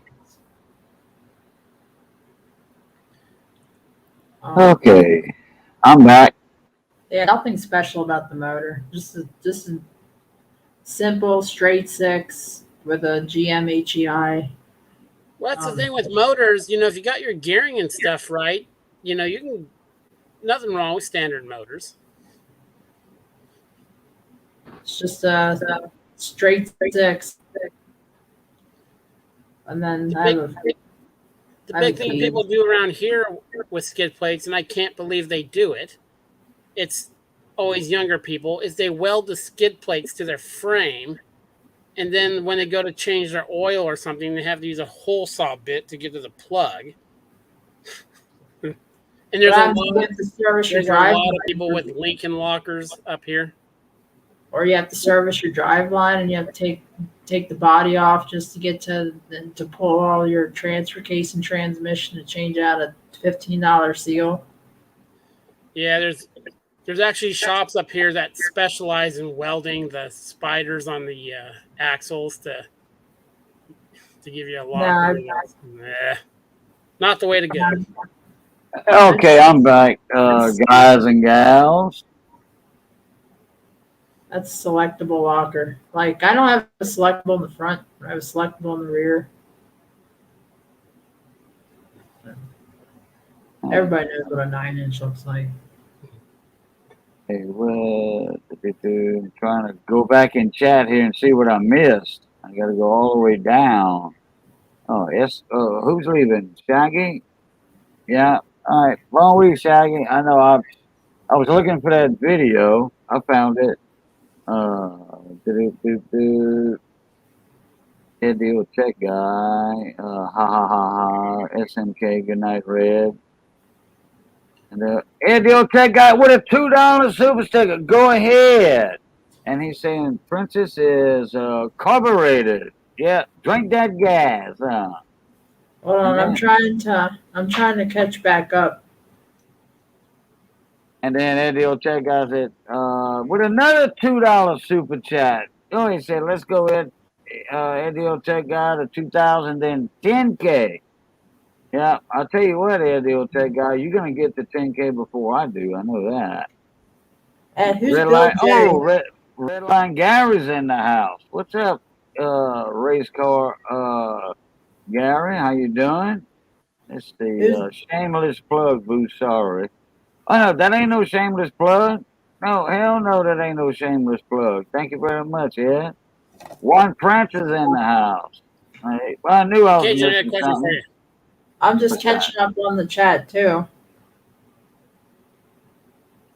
What question? What? Yeah. Come on. Okay, Um, when I send like Brandon or someone else a super chat, Uh-huh. how much of the money do you actually get from that? Okay. It says if you look up monetization, Yep. if anybody can do it. Okay. Google, if you monetize, how much do you get and YouTube get? Okay. It starts out as, I think it was 30% is YouTube's cut. Okay. Okay. But there's taxes and they take out your taxes for whatever area you live in and such as, and then fees. There are some couple of fees in there. And if you send a super chat over an Apple, like a MacBook laptop or Apple laptop, anything Apple, iPhone, whatever. That's around 6% they take out. I forgot. Uh, at one time, they took out 51% on me, and somebody challenged me on that, and I showed them like sharing the screen. 50, it was 51.2%, something like that. Yeah. So on those super chats for that month, they got YouTube took out more than I did. I mean, YouTube got more than I got. No, actually, YouTube didn't get it. The Apple fees and all that ate that up. It's, Oh, it was supposed to be 30%. Okay, just like GoFundMe, 30%. But there's all kind of extra little fees in there and taxes.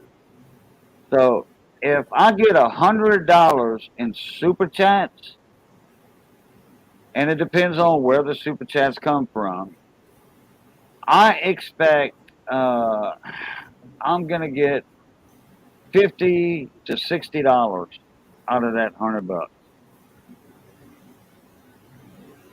Now we don't get, and then it's $100 threshold. Okay, I have to clear $100, just me. Okay, to get a check.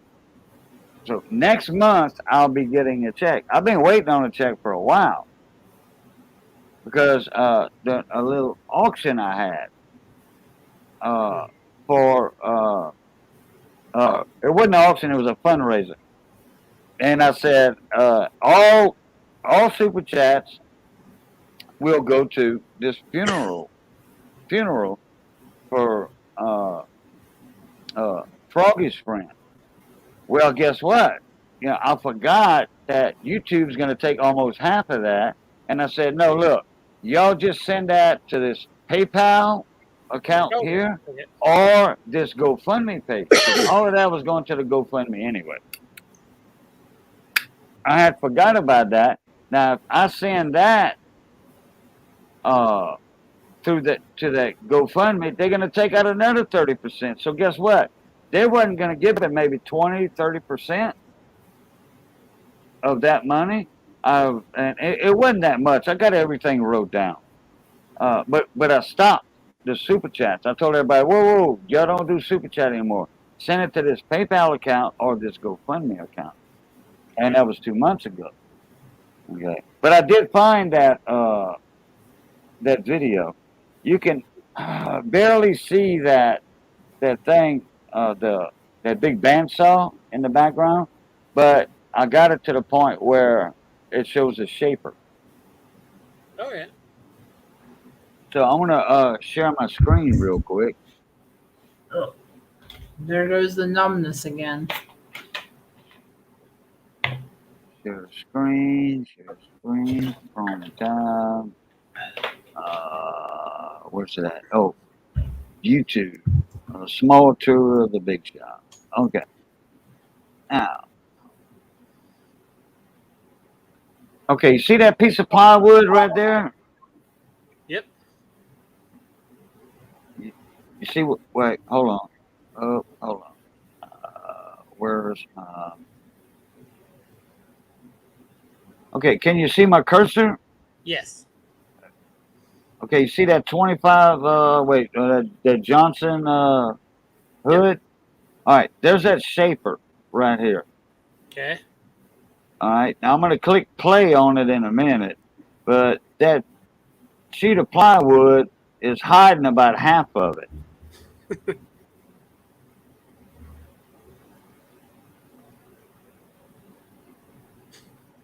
All right, and there it is again right there. It's got a for sale sign on it, but that don't mean it was for sale. That's just where he put it.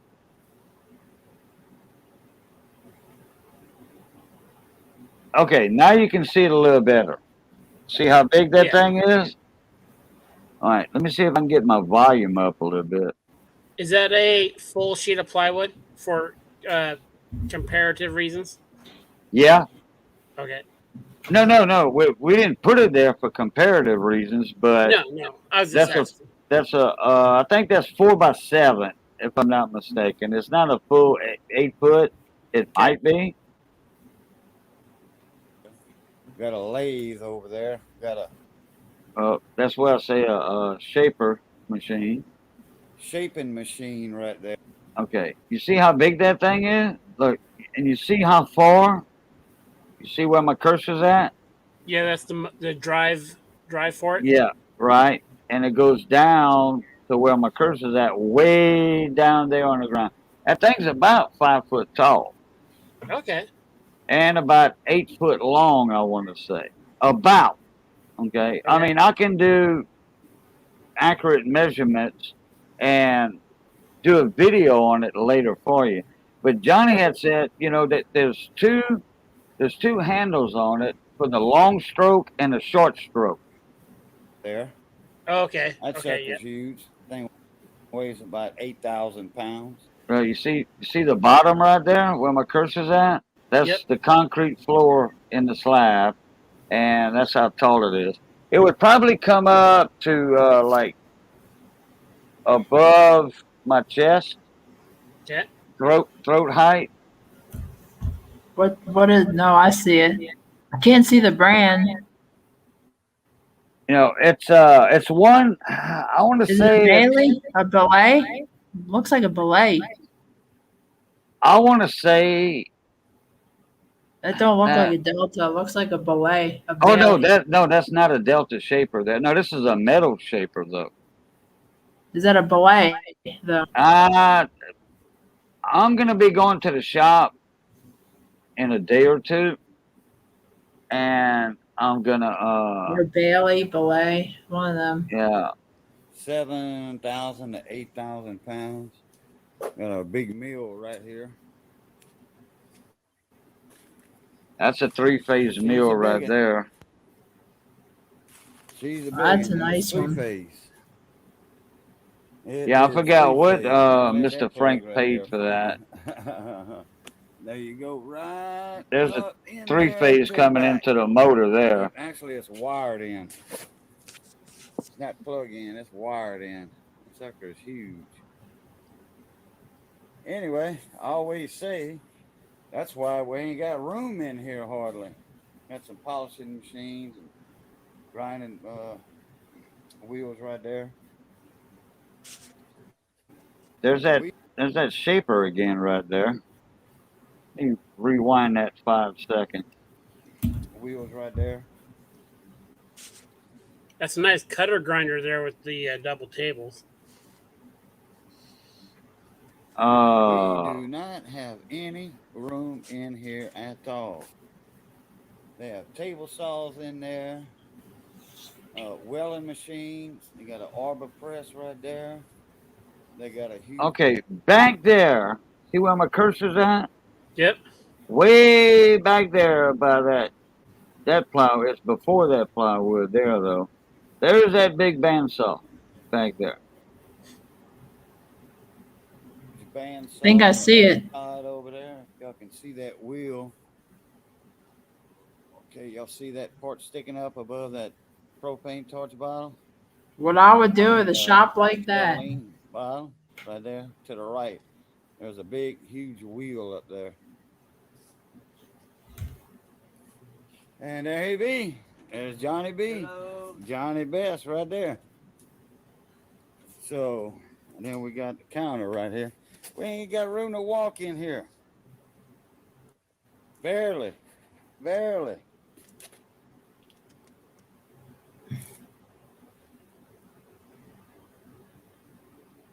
It was a work counter. It was clean at one time.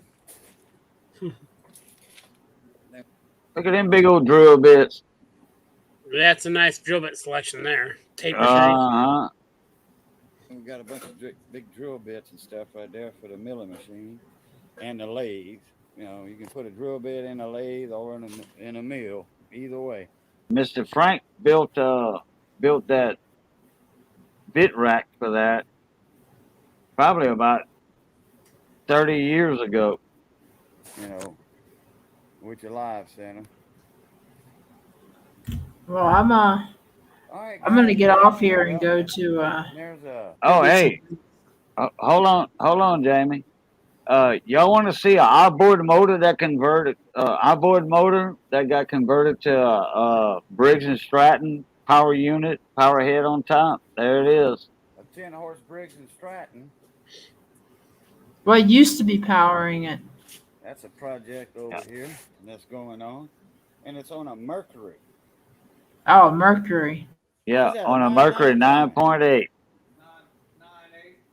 9.8, yeah, that's right. 9.8 Mercury housing. And there's a 10-horse Briggs on it. Everything was milled and lathed in here for this thing and welded. Everything. The gas tank's not on it yet. We changed a couple of things on it. Oh, yeah. She's going to be sweet. Briggs and Stratton. Now that's cool. Mercury. Yeah. That is cool. Go figure. All right, well. They easy. They easy to do. Oh, and there's an ammo counter. Part of the ammo counter. Right, In fact, well, he's got to order some anyhow. ammo tomorrow. Right there. It's part of the ammo counter right there. A display Ammo. case. Ammo And to the left right there is a bunch of more ammo in there. Oh, I see Johnny. And below that cash register, there's a bunch of ammo and all down there you can see. Oh, y'all see that room, that doorway right there? To the left, all them Briggs and Stratton parts. To the right of that Mac toolbox, that's a doorway right there. That's a gunsmith shop right there. Briggs parts yet. Had a lot of them blown down. Jeez. Briggs, All that to the right. You see all the rifles? Oh crap! On down. This is all yours? No, that's Johnny's. I'm in business with him. Ah. On down. All those rifles right there. Some of those are regular rifles, and there's a few of them that are black powder. Briggs, Oregon. Oh boy, there's a mess when that. Never gotten into black powder much. All right, guys and gals, catch y'all Pluton. Okay, all right, stop. Never gotten into black powder much.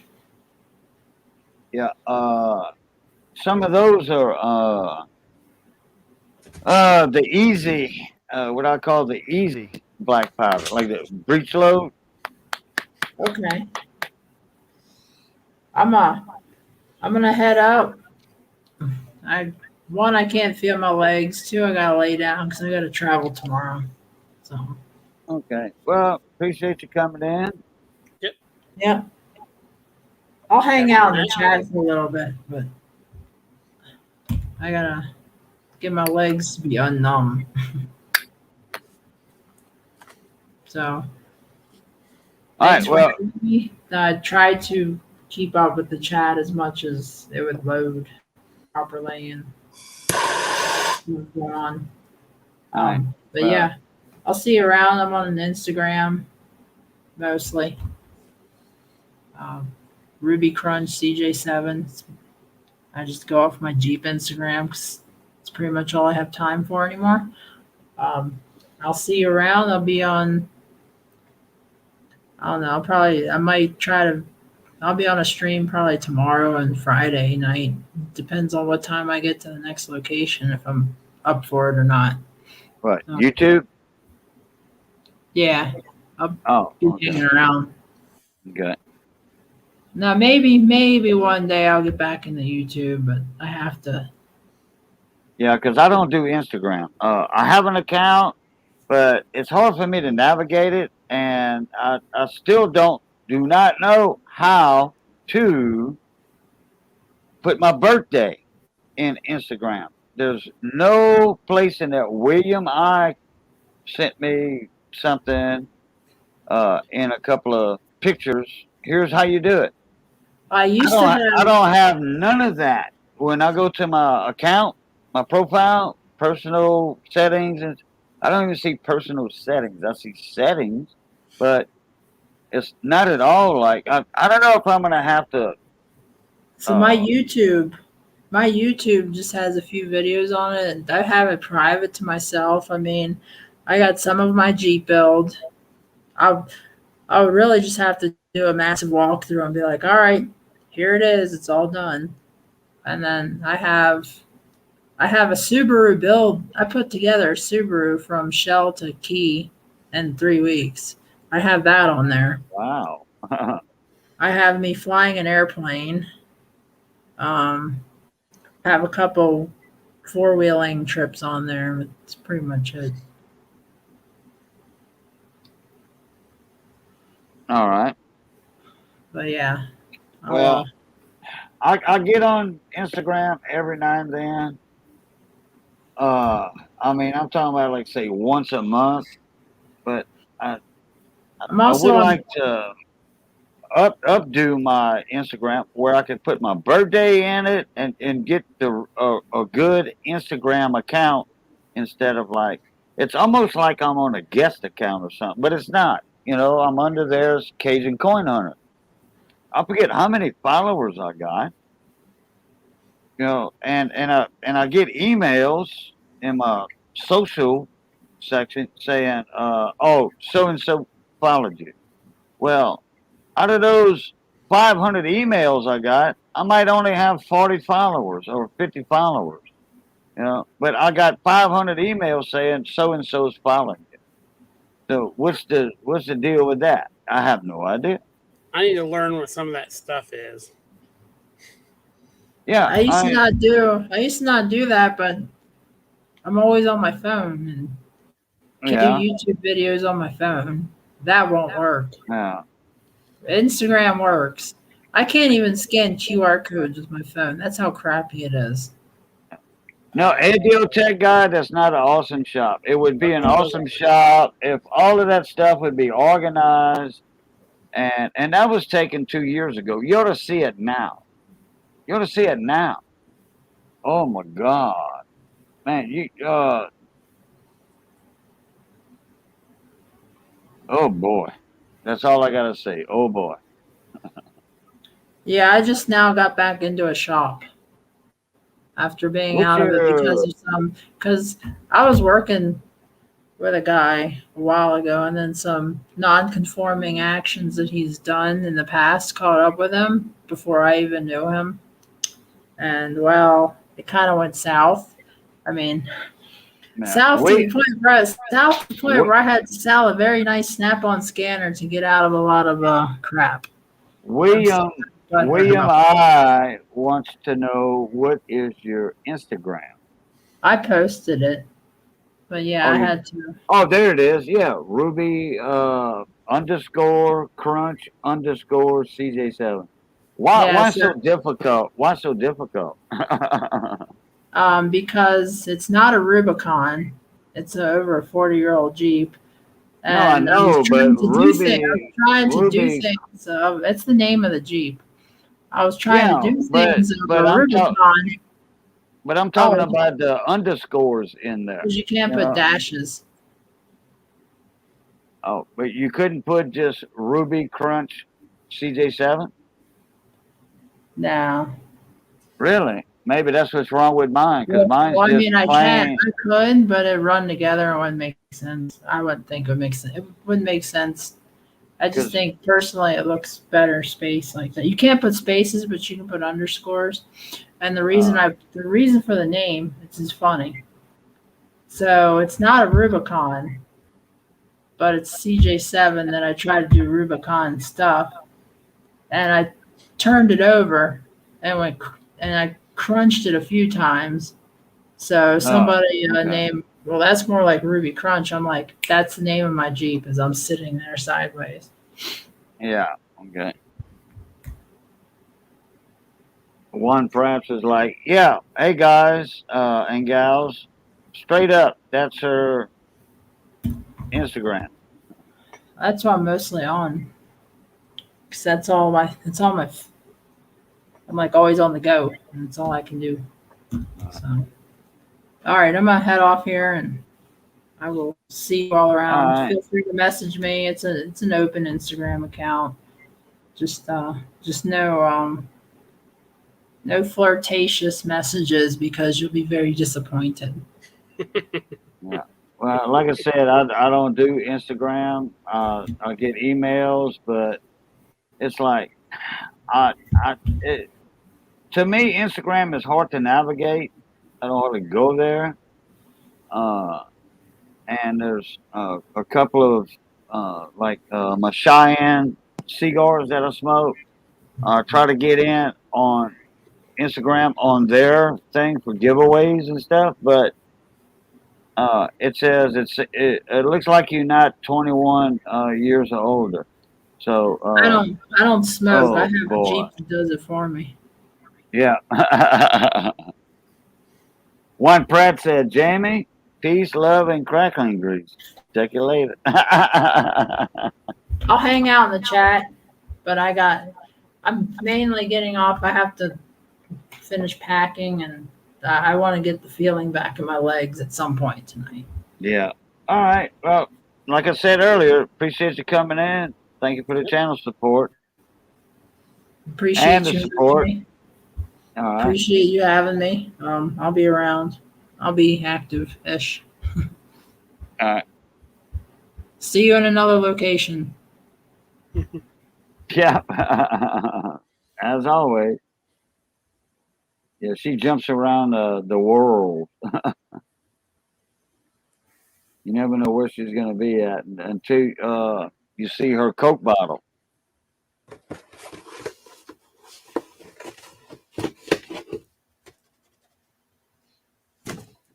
So, all right, Adam. What do you think that shaper would be worth?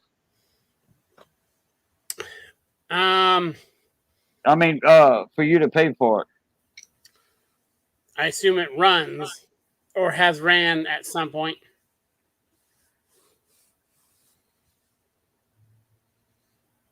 Okay, repeat that. Do you have any idea when the last time it was actually, used or anything like that? Let me see. Frank died. Uncle Frank died 10 years ago. So I want to say 10 years since it's been ran. Yeah, if you can get me the manufacturer, it looks a lot like a G&E. I forget what golds and something, but G&E shape. They made up most of the shapers you find are G&Es. And then the stroke size of it. Yeah. Remember Johnny's saying something. 24 inch for a long stroke, and then there's a short stroke on it. There's two different stroke handles on it. Okay. Because mine's a 20-inch, but I would definitely be interested in a larger one. So. Yeah, well, I'll tell you what. With me not knowing that much about the metal shapers, but with me knowing about woodworking, there's a huge difference in. Hold on, train.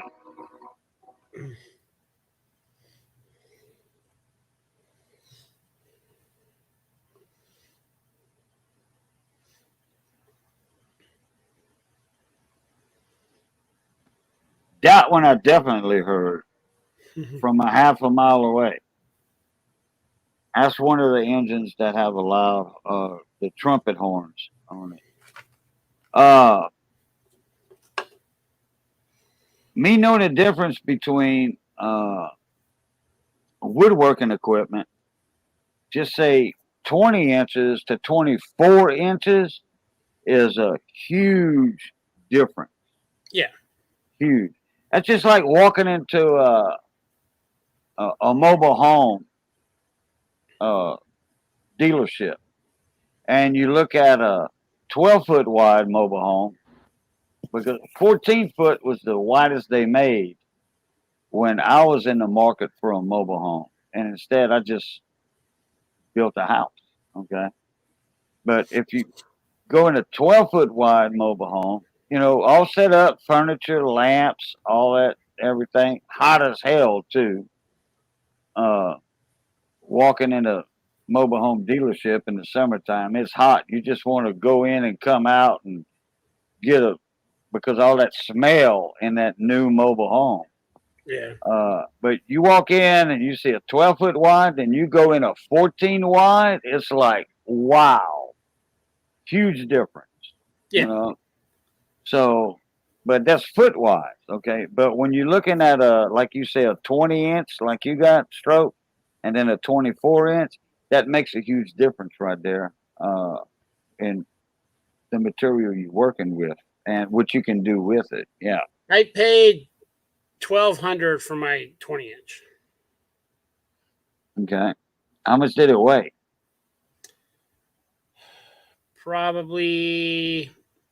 It's probably about just under 6,000 pounds. Though mine's older, so it has the drive came separate from it. It has a V belt to flat belt conversion drive. Oh, okay. So What I'll do, I'll go to the shop in a couple days. What have you? I need to wait. Hold on. I'll be right back. Yeah, I gotta go. Keep them entertained. oh yeah. Ooh. Blah, blah, blah.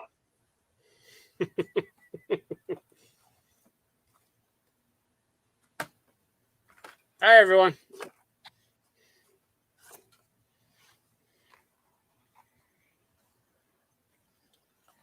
Hi Juan.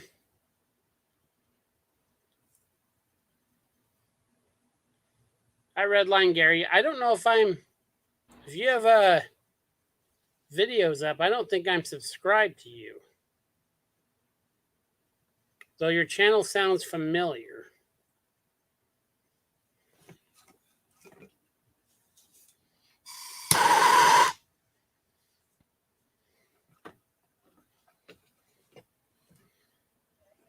Juan, I am not familiar with that song. Ooh. Oh boy, Roger Staubach didn't know what the hell he was talking about when he said Rolade spell relief.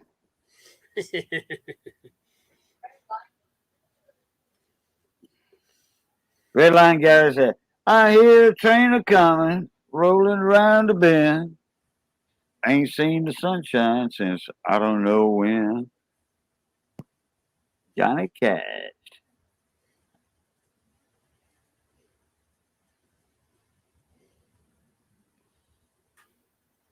Yeah, you know, in that video, I said that thing weighed about 7,000 to 8,000 pounds, and it might weigh more than that. Yeah, those things can sneak up on you on their weight. Yeah, I mean, that was just a good guesstimate for me. Yeah.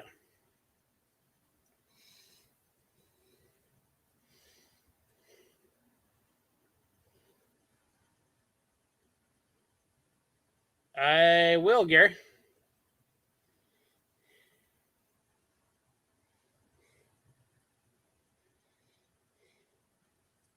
Yeah. Where's David Carlisle? Hey, David Carlisle. Put up Redline Gary's YouTube channel if you don't mind, please, sir. That's our buddy Redline Racing Gary. Or Racing Redline Gary, I should say. I was trying to think of a new nickname for him because I give everybody nicknames. And I was saying it like a couple of nights ago, I think Monday. I said Redline Gary Racing Inc. or something. I was just trying to make up a new nickname for him. Racing Redline. Anyway, y'all know who I'm talking about when I talk about Redline Gary. So what I'd like to do when I go pick up machines and stuff, my uncle goes with me. We've been talking about doing a long distance because there's a couple YouTube people that I would like to meet. Yeah, like a road trip. You talking Yeah. about? Yeah, yeah. And then he was like, well, why we're out? Because here where I'm at, there wasn't a lot of industrial areas. And if we're going to go visit somewhere, we might as well take the trailer with us and bring back a full trailer. Right. Because there's really not, like, from where I'm at, except for some of the lucky deals I've got, I have to go 5-6 hours to find any real type of machine. Okay. Either to Well, the west side of the state or into Idaho, Oregon, and all that stuff. And okay. How far are you, just say, Tucson, Arizona? Because that would be all interstate for you to Tucson, just about. let me see. Yeah. I'm like, like 20 hours from Tucson. I-10 runs from Tucson. I'm 19 hours and 21 minutes. Okay, 19 hours from you to Tucson. Yep. Okay. Then it's another 19 hours from Tucson to me. Yeah. So you're looking at 38 hours, 40 hours. Okay, let's round it off to 40 hours. Yeah. Okay. And then it would be y'all sharing the drive. Yep. Okay. And in fact, Money Maniac and his wife, Mrs. Money, it took them 21 hours to get here, driving straight through with like a hour and a half, 2 hour power nap on the way here. But they kind of took the long way around because they wanted to go see somebody. And I think it was in Dallas. It was a nerd analyst. You've seen him in here before. Yeah. In my streams and live panels, nerd analyst. Well, he's in Dallas. So they went that away to see him. But they didn't meet up. Nerd's job and the time of the day that they went through there, it didn't happen. Now is So it would have took him about 18 hours to get here if he wouldn't have went that route. We were, in the times we've talked about it, talking about cutting down to Texas and cutting over.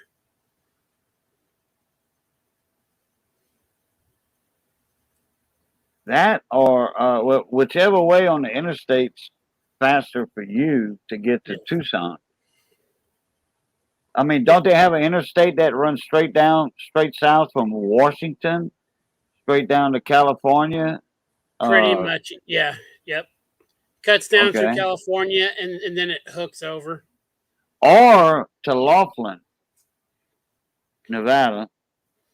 But I would say straight down California and then head straight west. Or if you can find interstates that go down at an angle, from Washington on down to like Dallas. Kind of like that. Because where are you at? Okay, just hit Lake Charles, Louisiana. Or wait a minute. No, hit Lafayette, Louisiana.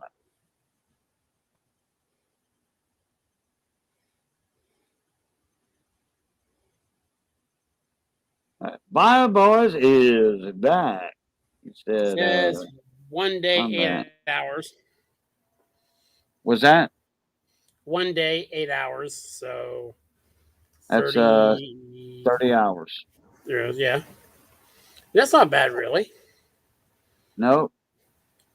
because we've done bouncing around, you know, up here in the Northwest, we'll hit a bunch of small towns everywhere, and we'll easily drive a full day, and we Yeah, enjoy cause driving. So I think you told me a while back, if y'all ever would come down to the south, y'all would take the scenic route because y'all like looking at stuff and all that. yeah, Smaller towns and everything. But like on like on the way down here, take the scenic route, and then on the way back, take the easy route. oh yeah, if we had you a know, load, a load on, yeah, of course, yeah. So right. With a load, just don't stop at nobody's house or visit YouTubers, because or my on the way here visit YouTubers, and then on the way back yeah, visit them. Either way, because that, or you can make a whole big loop and visit them on the way here and on the way back. Either way. because my uncle wants to visit. I don't know how many of the YouTube machinists you watch.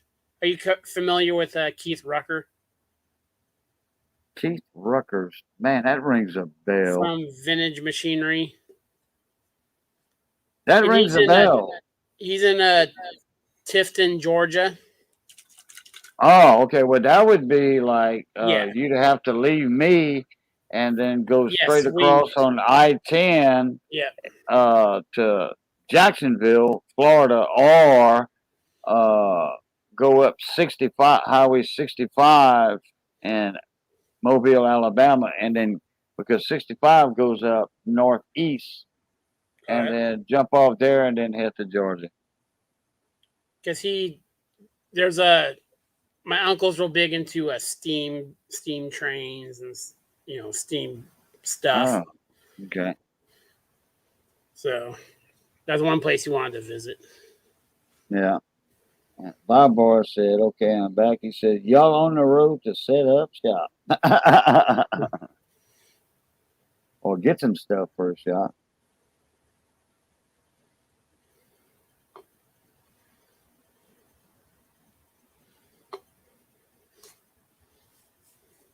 I don't really think, and I told Johnny, look, I don't think you're going to be doing anything with that because he's wanting to retire. And I mean, I know he's not just going to, sell it for a small price because I know that bandsaw, he's got an offer for it, but he forgot what it was. Oh, yeah. But yeah, it might be worth your while. I'll go to the shop, like I said, in a couple days from now and take a video of it. Okay. The label, all the information, like the model numbers and all that and everything, and boom, boom, boom, boom. And then if it doesn't say the stroke on it, the size of the table on it really tells how big it is too. Yeah. So, yeah, we've been planning a big long trip into that area and then back. And he was like, "Well, we should throw the trailer on back, and if we're gonna go that far, we might as well grab some stuff on the way." Yeah. Yeah, because we've been talking about this now for 5 months, 6 months now, something like that, about this shaper tape. This shaper.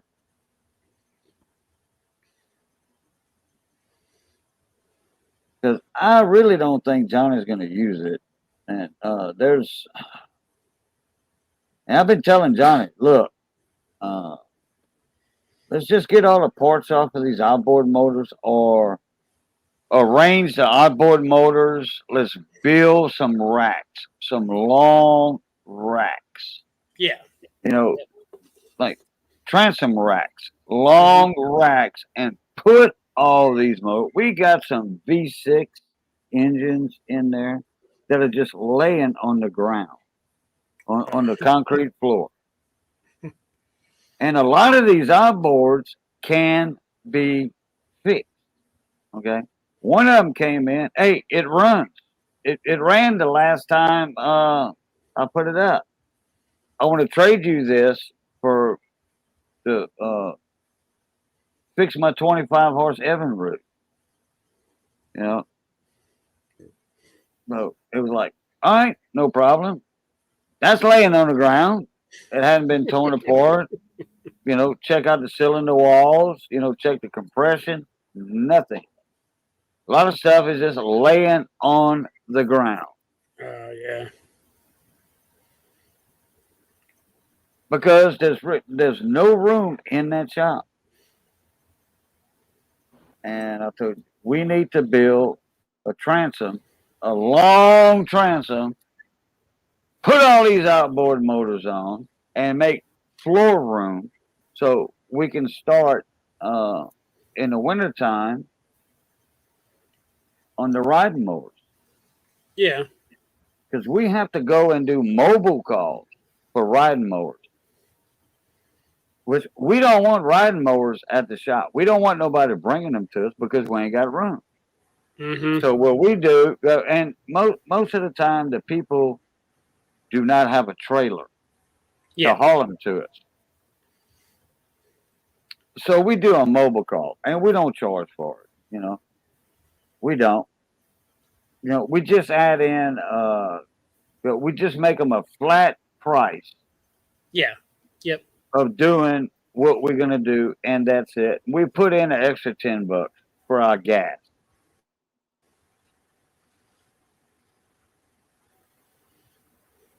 And then there's one guy that was like, "Well, I don't do that. You know, if you're losing money, and you know, a guy in town here, I don't do that. I charge $100 to go pick up a riding mower and bring it back to him." I said, "Well, how many riding mowers you worked on in the last 2 years?" He says, "About 6." I said, "That's why." If you go to their house and work on it, you just take the carb off. You know, most of the time it's a carburetor issue anyway. Yeah. Go to their house, take the carb off, and then take the blades off. You know, sharpen the blades, do this, that, and that. Boom, you're done. You're gonna have more business than you can stand. He's like, yes, and well, I'm by myself. I said, well, hire somebody to help you. And when I had the full time mower repair business, people almost seemed more comfortable me working on stuff on their property where they could see me for the hour or so I was there working on it, and then billing them for the hour or so, not them dropping it off and just, you know, oh, this took this long, this took that long. They could see how long I was there working on it. Okay, we got a regular guy that we had. I don't know if he passed away or not. I know he wasn't in that good of a health. 2 years straight in a row, he had a brand new. Well, it wasn't new. It was not quite a year old. His name was Anthony Fontenot. We went to his house. He called McGee Equipment, and they wanted $125 to pick up the mower, $125 to drop it off, plus $280 or $260 for the work. He was like, okay, thank you for your time. I'll call you later. And he hung up the phone. He wasn't rude or anything. He said, thank you for your time. I'll call you in a day or two. He saw me and Johnny working. Okay, just so happened when he made that call, he saw me and Johnny working on a mower for a friend of ours. Head gasket. He caught it on fire. Okay, he caught it on fire. It was hydrolock.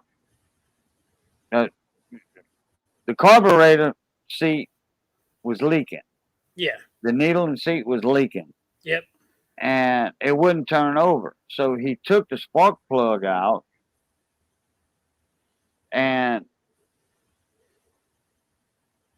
the coil wire was still right there next to the engine. When he turned it over, it sparked. The spark plug wire sparked because it was that far from the engine block. Oh yeah. And the piston was full of gas. Yep.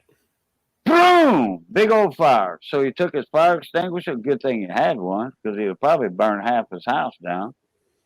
And he put the fire out. Oh boy. Well, me and Johnny got that back up to date. We adjusted the valves, new head gasket, overhauled the car, put a new shroud on it. And well, actually, we had a lot more to do than just overhaul the car. The choke shaft where it comes up, and the throttle, all that was plastic on top. Put into the shaft. All that on top was plastic. So I had to order all those parts for the carburetor. Carburetor was still good. It was a little zero turn. It had I think it was a 16 or 17 horse, something like that. And we had to go to the lawnmower junkyard down the road over there. And we found him a shroud. That was plastic. I mean, that was all melted, just about. Let's see. We didn't charge him that much. That's $200 later. He was good to go. He was a good friend of the family, though. Me and John. And that guy saw us working on that mower and, testing it out. It was a zero turn. He was like, hey, how much y'all charge me to do, spring tune-up on mine? Well, all right, I don't know. What kind of motor you got? He says, I got a Hustler. Okay. So I get, and look, the materials, okay, the air filter, the plugs, everything, the oil, and we also put in a shutoff valve. We didn't mess with the car because it was running perfect. He just wanted a spring tune-up. It was $180. I said, man, I tell you, look, all your stuff, we're not charging. And that was new blades, sharpening, refreshing the blades. Yeah. I said, $180. He said, when can you get here? Or how fast can you get here? And then while we were working on it, he told us they wanted $125 to pick it up, $125 to bring it back, plus $180 to do all the work. Yeah. And that's without sharpening the blades.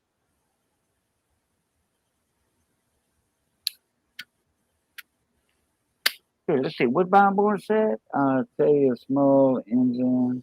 I truly do with a little hit and miss gas motors. Yeah, Bob.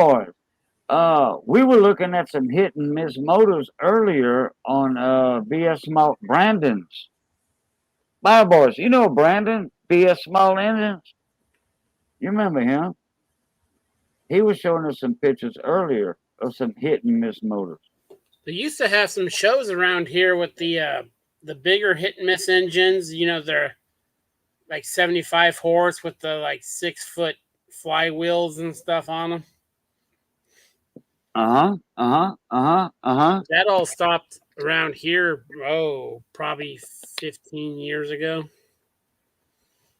What, the shows? Yeah. Why? I don't know. Actually, a lot of that stuff, I keep in touch with the owner of the scrap yards for the one closest to me and a couple nearby. All that stuff ends up in the scrapyard nowadays. Oh man, and that's wrong. That's It wrong. is. Thankfully, they set it aside.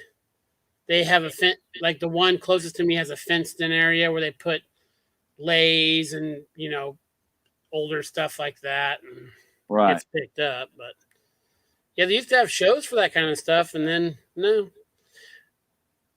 Well, one problem here, some of the shows they had with the bigger stationary engines, is they couldn't get insurance to run them at the shows anymore. Really? Yep. Boy, that sucks a fat one. Yep. All right, let me do something. I'm gonna show y'all. You remember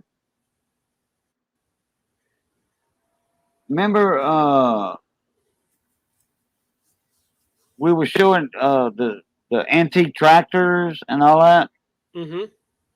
Okay.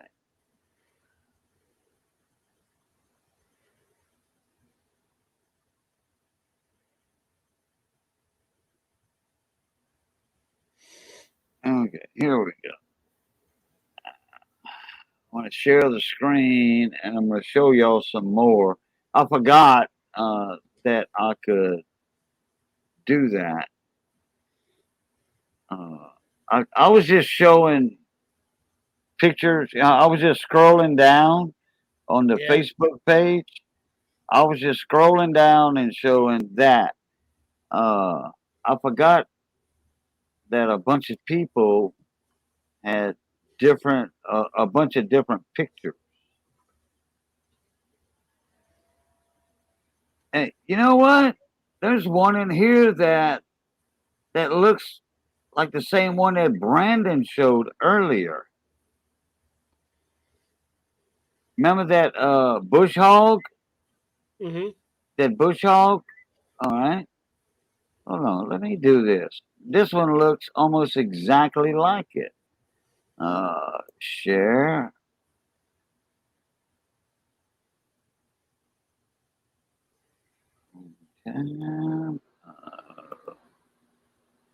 Right here. Okay, let me get in StreamYard. Let me blow this up.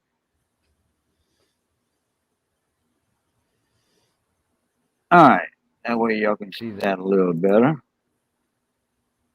All right. That one right there. You see that bush hog? Yep. All right. Isn't that the one that, or exactly look like the one that Brandon showed off earlier? Yes, it does.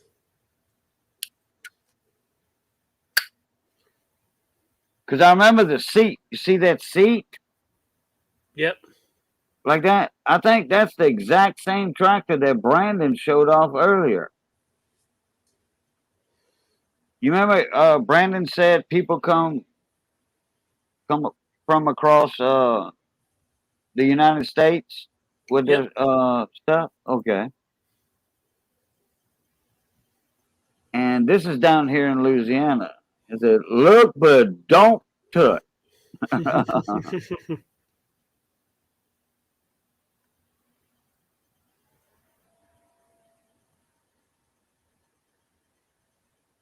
All right, well, there's your Louisiana sign right there. There's your sign.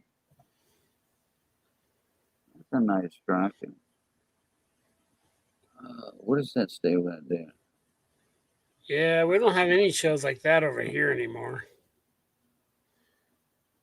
We do have there's a city. Hey, hold on, one sec. You remember that car? Were you here when he showed that car or whatever? Which car? And that one right here, where No, I think I missed that one.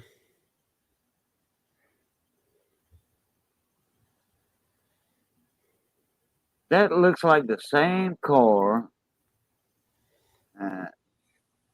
Brandon had showed. That car right there, and it says, he said it looked like he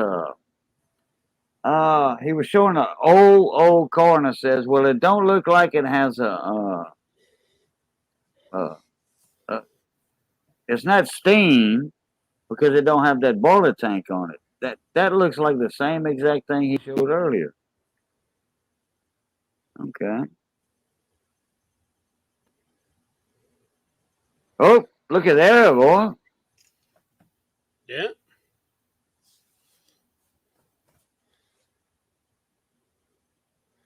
We don't have any nice shows, but a town about 45 miles from me has a combine demolition derby every year. A combine? You're talking about like a corn combine or a rice combine, wheat All kinds of combine? combines, yeah.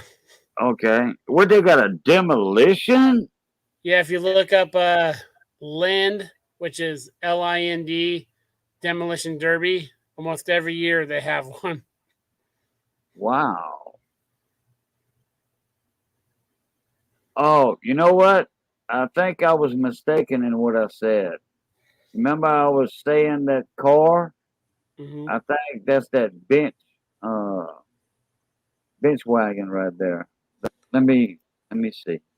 We do have a lot of the John Deere had a plant in Yakima, which isn't terribly far from me, long ago, that made they made a small tractor.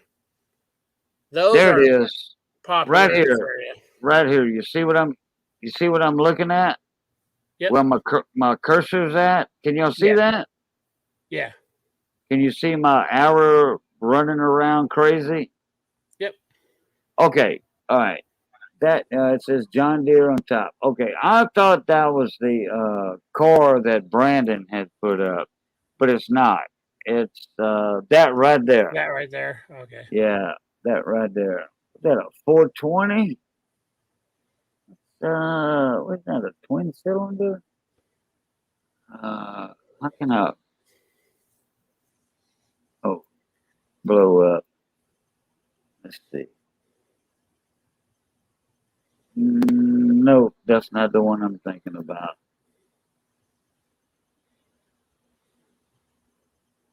Okay. Uh, there's some.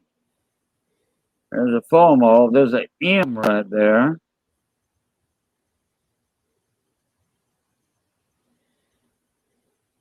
Super M. Damn. Okay, that I'm trying to think. There's a H. Well, I wish he was still here. There's a square body form all right there. Oh boy, I tell you what, that let me see, which model it was that almost beat me to death. It was an international. It was a cab, had air conditioner in it. It was a big truck. 7860, I think it was. Boy, that was a rough riding tractor. Big international 7860. Okay. What's that? But that says 1930, 18, what? 1930 GPWT John Deere serial number 4011073. Let's see if I can make that. Nope, it won't let me make it bigger.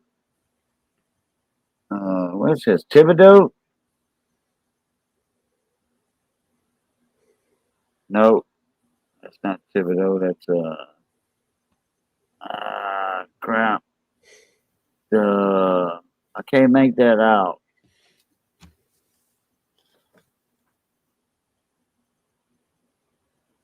Something Louisiana. Yeah, that is Thibodeau, Louisiana.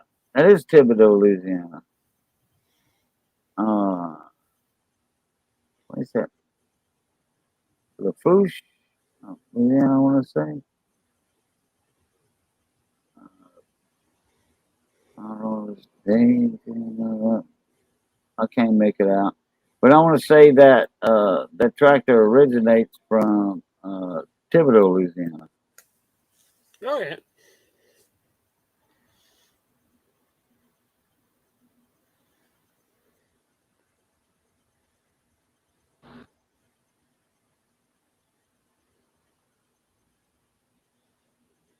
There's the pool winner. Look, was that an Iron Man suit right there, or what? What is that? Iron Man suit? I'm not sure. No, I'm making a joke.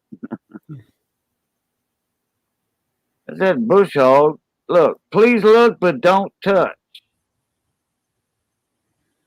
All right, that's the same. That's the same tractor that Brandon showed earlier. Not this, the other one. Let me see. Go back here. Let me see. Okay, Katie and electric tractor. Okay, yeah.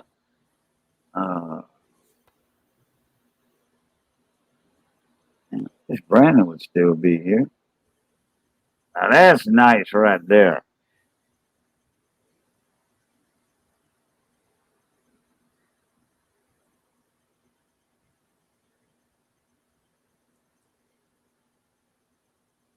John Deere 420. That's pulling the antique wagon. Big Super M right there. Yeah, yeah. That's Thibodaux, Louisiana. Oh, okay. All right. Well,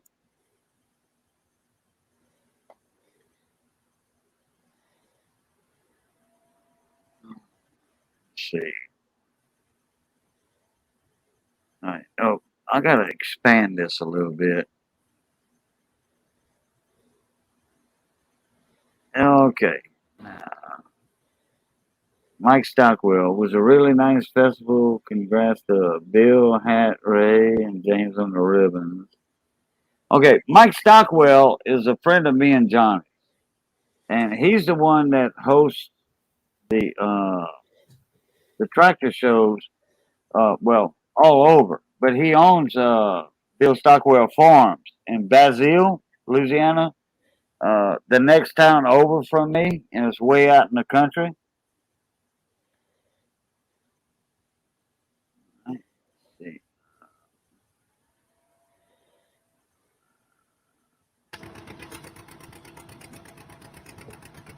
He's idling. Put, put, put, put, put.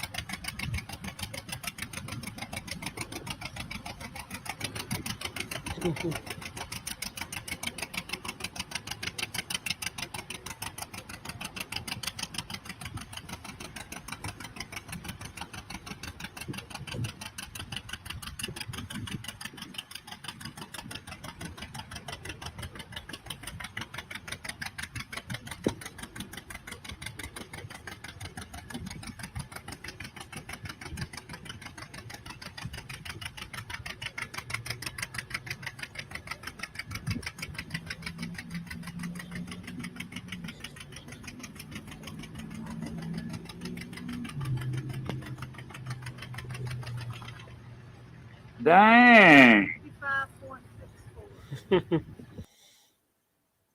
What did she say? 165 something?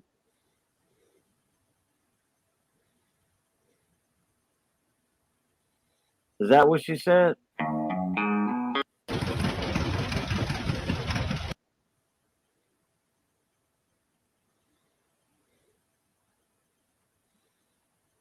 Can you hear me? Yep. Adam? Yep. Okay.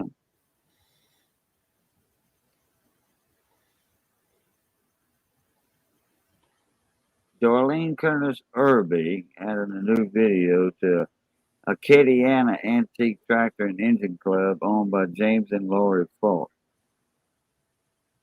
Let's see. Let's see if I can get some more. Oh, here's that little girl.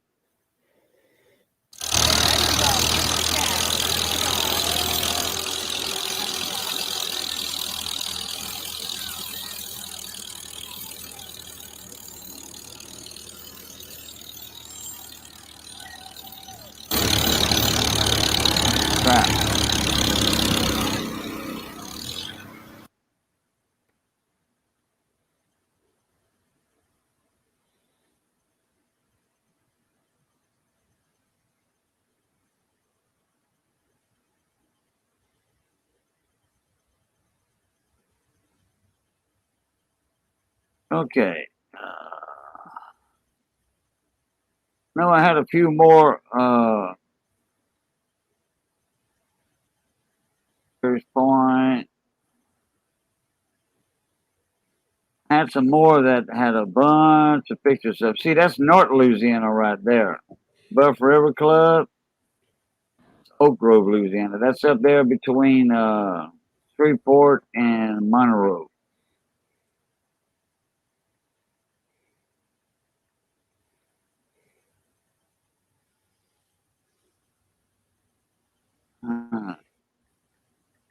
Oh, come on.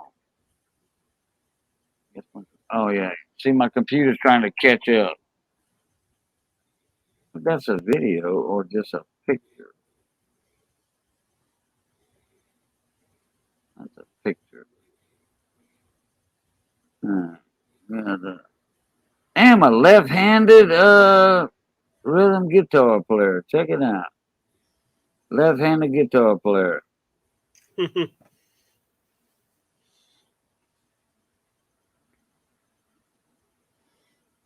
There's all them other pictures that I missed out on. A little 4-year-old singing. That's a picture. New vice president.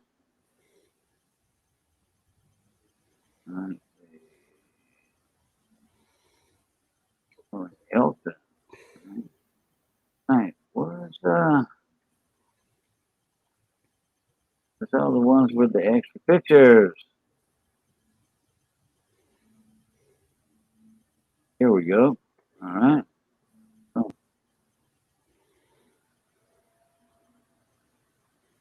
Oh, look at that's an Oliver. Oh, a grist mill. A grist mill. Cornmeal. Cornmeal flour run by the remember I was talking earlier about the anything and everything you can run off of that belt pulley on that tractor? Yeah, the flat belts. Yeah. Yeah. Yeah. There they doing corn right there.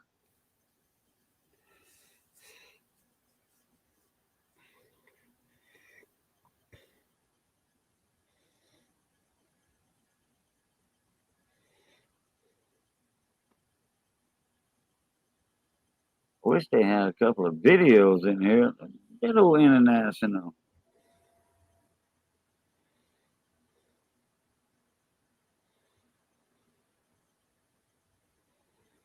Damn, look at the tires on that one. Yeah.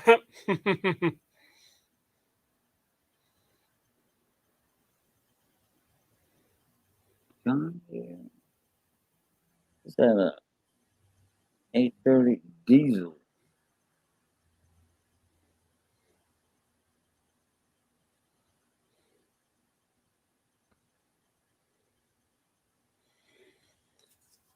Well, I have to head off to bed. Oh, there's a 70. Also with a belt drive. All right, Adam. Let me get out of this and get back in StreamYard. All right, there we go. All right, you heading out already? So yeah, I gotta be up at 6 for work tomorrow. So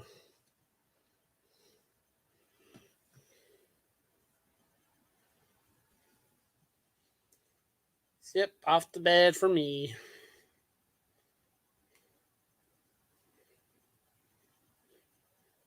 Hopefully, my super temporary fix works tomorrow. how the heck did I knock myself out? I didn't even get close to my name. All right, go ahead and show that again.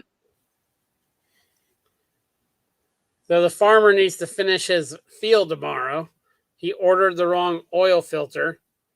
The threads were the same, but they were slightly different. So I had to double gasket it, and then I siliconed it in.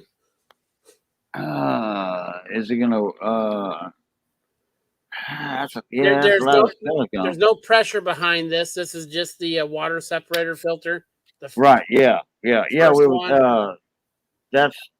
I had mentioned that. I said that looks like some kind of oil filter, and I changed my mind when I saw the bottom of it. I said that's a filter separator. Yeah, so it has that filter, then another one. So I'm confident that will last today. So Well, like you said earlier, yeah. uh, they don't need it but for another day or so. Yep, that's all he needs it for is about 10 hours. So Uh,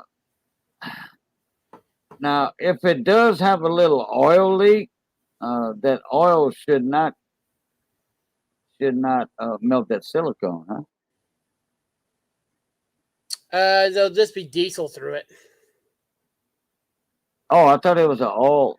I thought you had said it was an oil filter separator. No, it's a Is it diesel water separator. diesel? Oh, okay.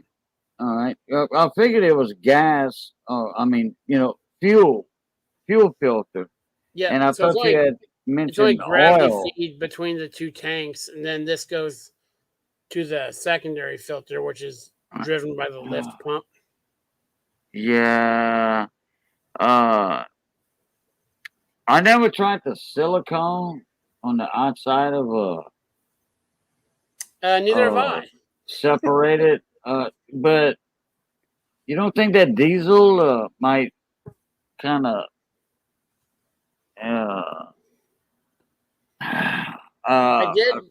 I pressure tested it up to 15 psi, and it held.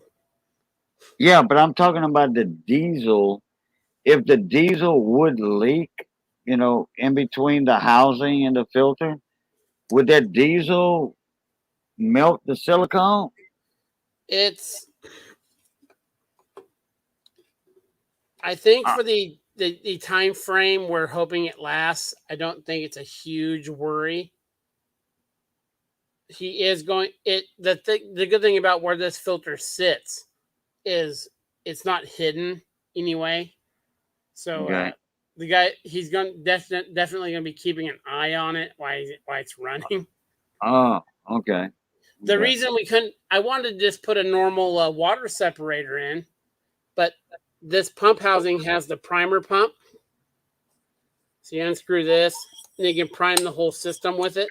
Right. And he wanted to, because we had to drain the system, he wanted to retain that instead of us having to put a vacuum pump on it and pull it all through the lift pump and all that. Yeah, and then loosening the injectors, to Yeah. get all the air out of the system and all that. Yeah, I got you. So Wouldn't melt it, but it might make it come unglued, sorta, make it yeah. not to stick anything. And Yeah, I have the right filter ordered. So oh, okay. just gets them through a day. That's all we need. Whew. Okay.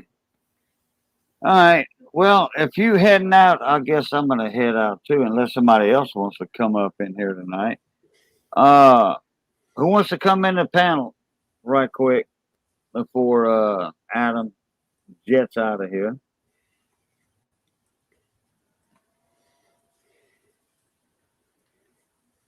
No, Bob boy said, "Oh, Redline, come up." Gary, you want to jump up in here for a little while?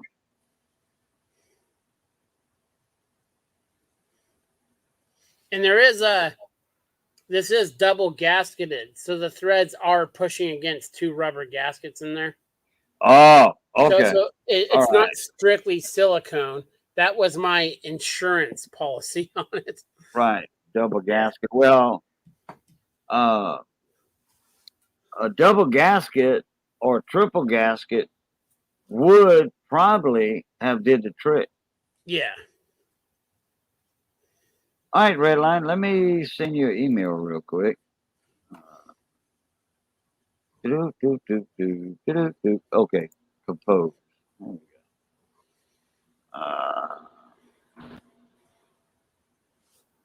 Okay. Right there. Join on here next time, and I am out.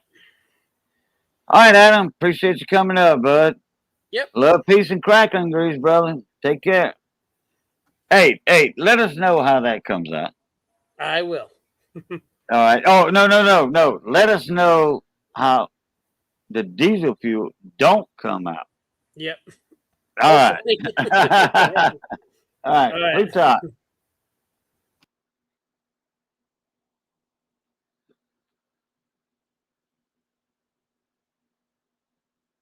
All right, Gary. Check your email, buddy. All right. Let's see who else I've seen up in here earlier.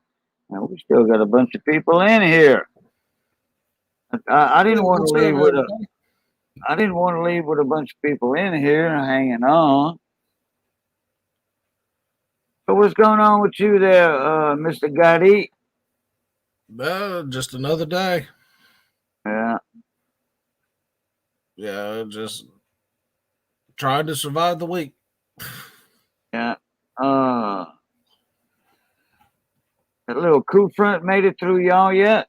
Oh yeah, we're at 51 degrees right now. Peachy. It's let me check my weather. Yeah, Missy's saying shit is cold. It's not cold, but it's 63 degrees in Baton Rouge right now.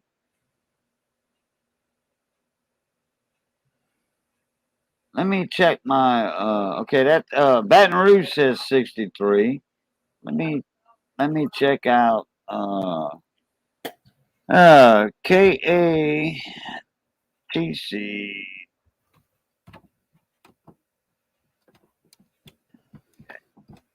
Let's see what that says. We got 9 weather alerts. Wow.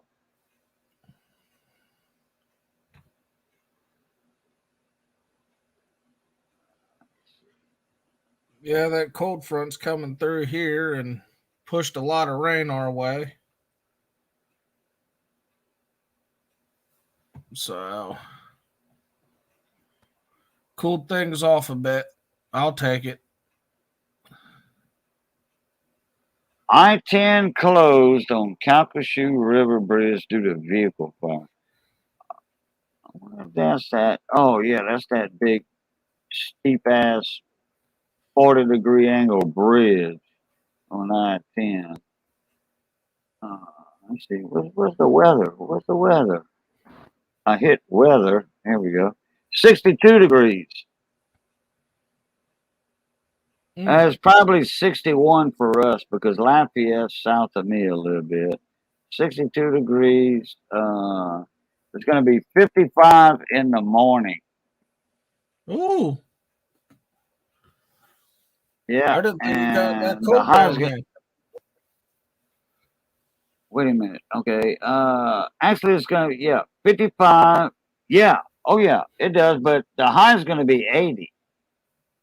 That's just a morning load. Morning load's 55.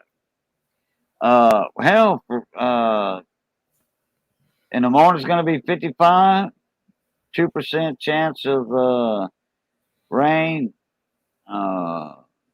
Tomorrow's going to be 80 degrees for the high. Friday, 80 degrees. Saturday, 82. Wow, yeah, that's going to be nice. That's going to be nice. Let me get rid of this. I see Mixed Mowers in the house and Larry Powell. How y'all Mixed doing? Mower in the house. What's up, Mon ami, Mixed Mowers? Let me get right here. Larry Powell's in the house too. Go ahead, hardhead. Oh, where's Mixed Mowers at? Oh, there he is. What's up, my brother? You at work, Mick? Larry Powell II. Boom, boom, boom. Bar Boys with a dollar super sticker. Thank you, sir. And like I was saying, this is not my hot water heater project. Okay, I have my comment pinned. If anybody would like to donate to the hot water heater fund, so we can get us a new hot water heater. I still don't know how I'm gonna do that yet. To fund it, but PayPal would be a lot better. A lot better. That way I get it all and I get it right away. If it goes through friends and family instead of goods and services. So nope, just got up and getting Riley boy, ready for school. How is Mr. Riley boy doing, Mixed Mower? In fact, I thought I sent you a link, Mick. Zach Lane's in the house. Zach Lane's in the house. What's up, Mon Ami? Appreciate you coming in and giving us that channel support, Mon Ami. Big time. All right. Boogity, boogity, boogity. All right.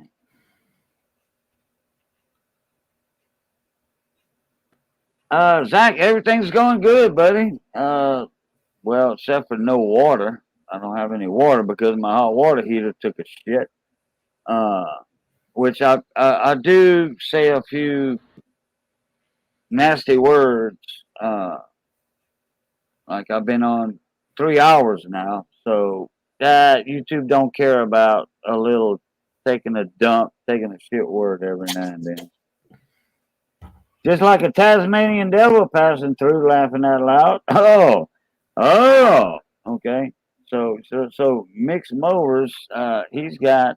He's in England and over in the UK, and his son, Riley boy, which we all love dearly.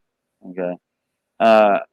Riley boy is like wrenches and boats to us. Redline Gary, you know wrenches and boats, Josh. Yeah. Okay. He won the Special Olympics gold medals, silver medals, and all that. Riley boy is our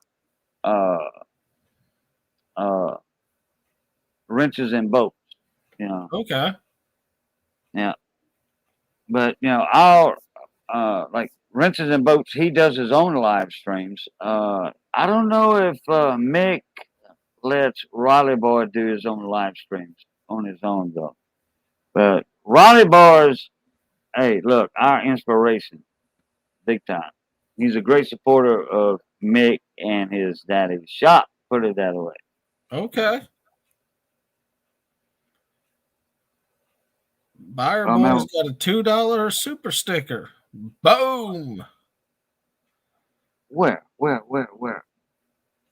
Oh, it just popped up. Buyer Boys with a $2 super sticker, super chat. My first super chat. A guy feels special. Thank you, Buyer Boys. Appreciate it very much, Mon Ami. Yeah.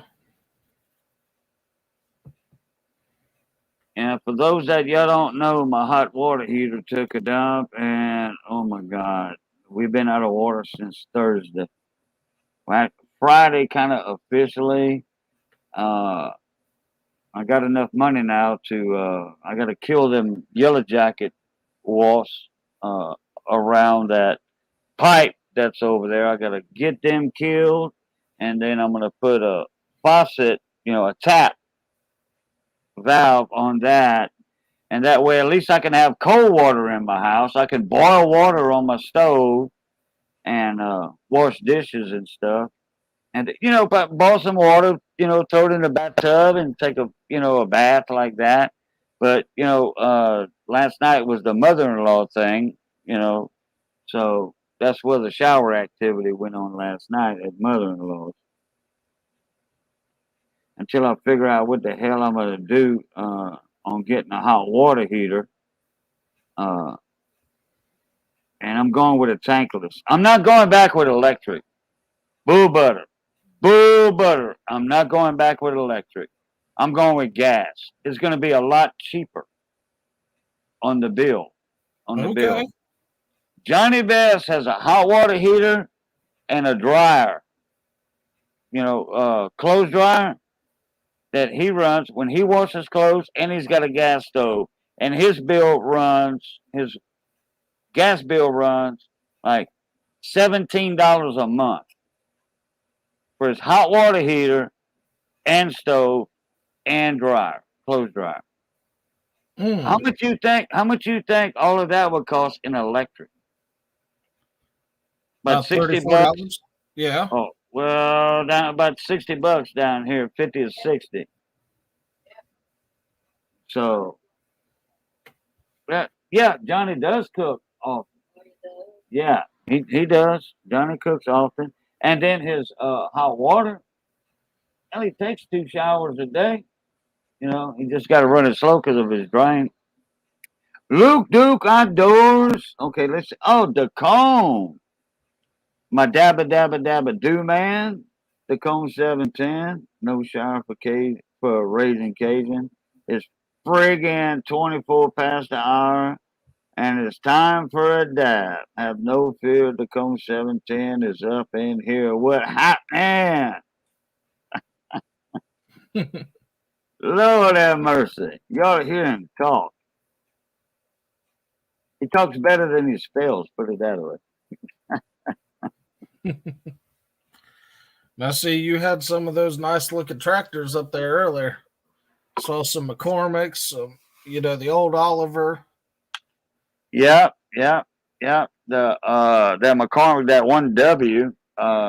In fact, I didn't show them all, but Brandon BS Small Engines was up in here earlier, and man, he was showing some awesome Olivers and some Molines too. Oh yeah, I remember the Molines. Yeah. It is like I said in the chat earlier. We had an old Allison Chalmers WD-45 on the farm, Mm-hmm. and then a couple old Deers. Although I don't remember the model numbers on those, I just remember as a kid the old Allison because we were constantly repairing something that was getting broke because that thing was the workhorse of the farm. Even though it was older, it was the oldest tractor that we had. She ran like a top and was used for almost everything. Barbar said, you broke my super chat and super sticker cherry, Cajun. Thank you, Barbar.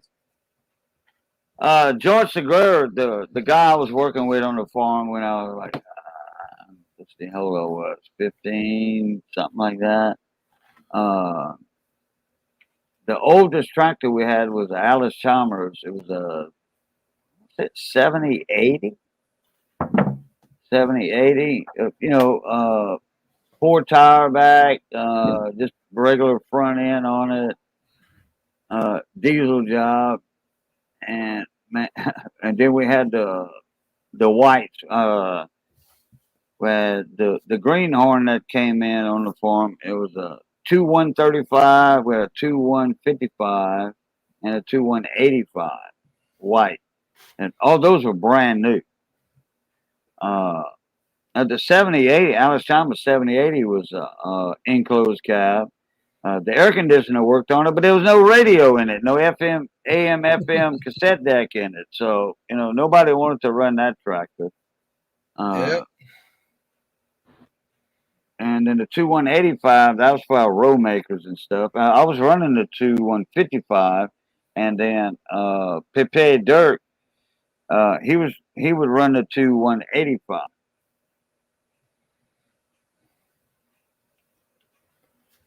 And then we had a Massey Ferguson in the fleet.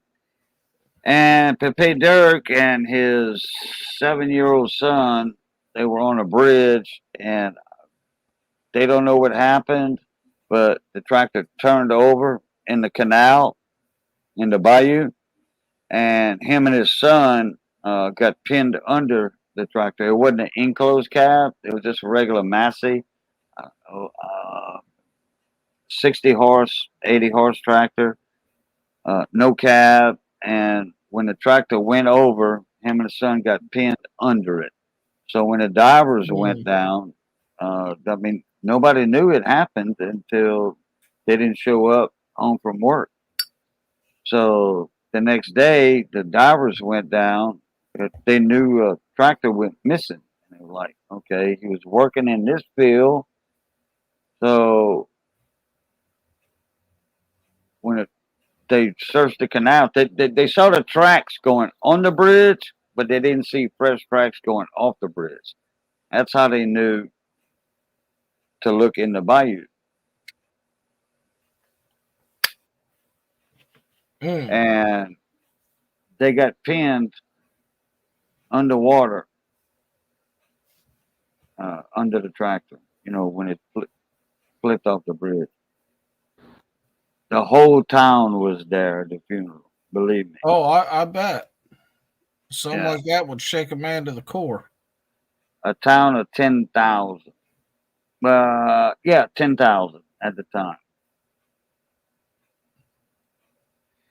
Pepe Dirk was, he was French though. He was Pepe.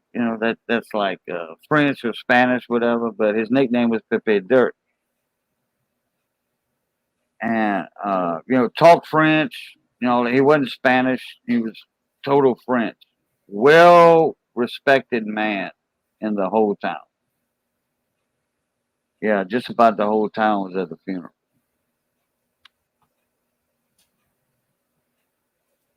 My boys, are you talking about my other channel?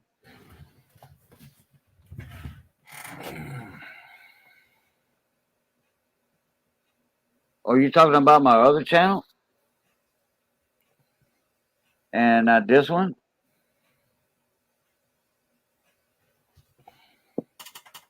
How come I'm not blue these days? I used to be able to whoop people with a wrench. Oh, hey, look. This is what David Carlisle found in the machine shop, part of our shop. This is an air grinder tool, 1/2 inch. He found it. He polished it up, painted it blue. He said, if anybody wants a blue wrench, he said, there you go. Give them their blue wrench. So, bye, boys. I'm not mailing you this, okay? But next time you make a comment, you'll have that, okay?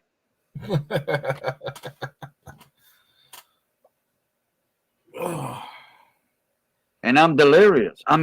Serious. Next time you make a comment, you're going to have one.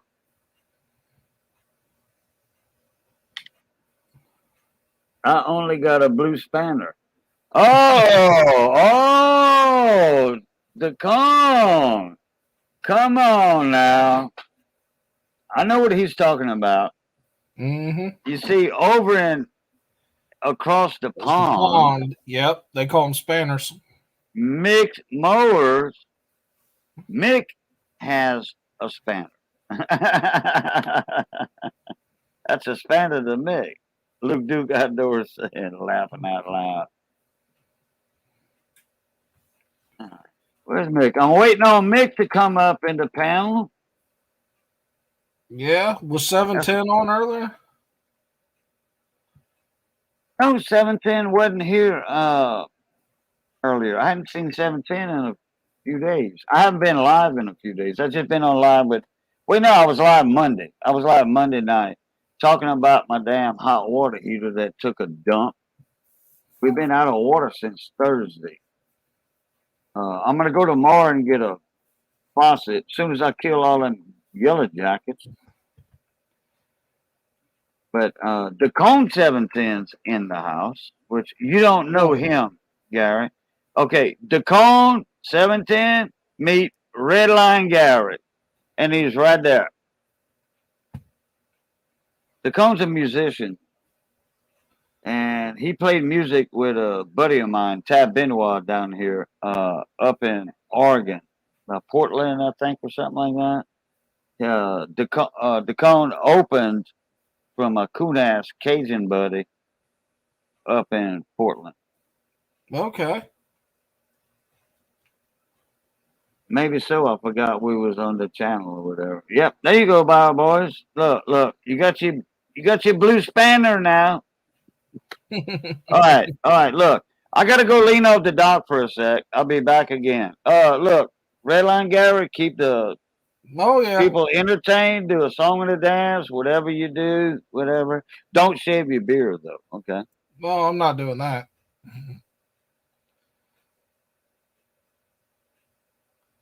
How we doing tonight?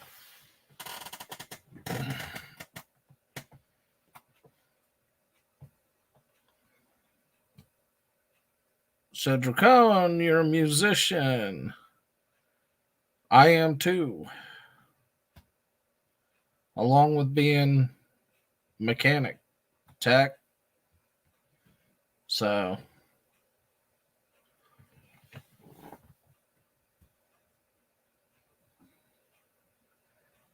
it's always nice to meet up with the fellow musicians.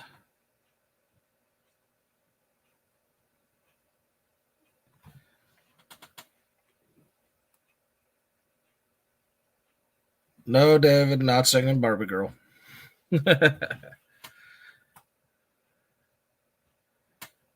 All of a sudden, Juan's going to appear out of nowhere. I know he's lurking in the background somewhere.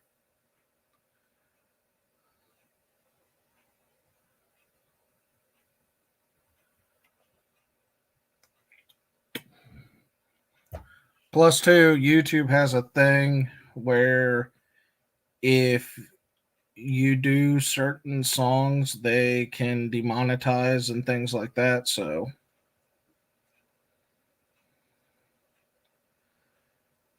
that's right. Same here, Dracone. Jack of all trades, master of none. But I will be the first one to tell you that I'm constantly learning. I don't claim I know everything.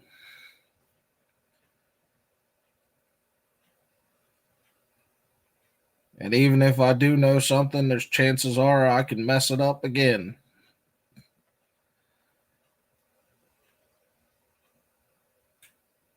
I've done that quite a few times. You know, you get in a hurry and you forget to tighten something or whatever, and yeah.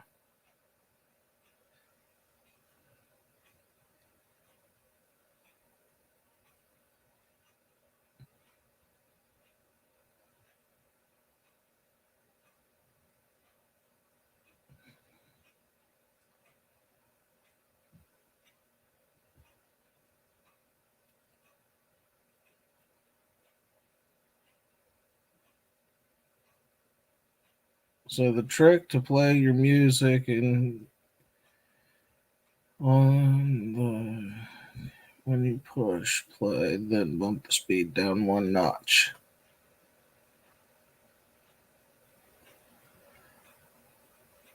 I don't know. We either speed it up or when we go live, or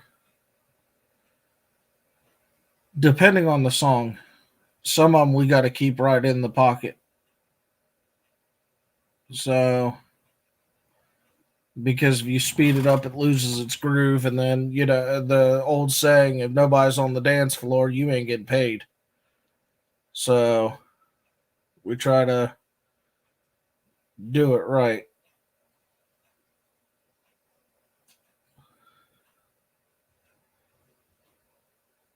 Oh, I got you.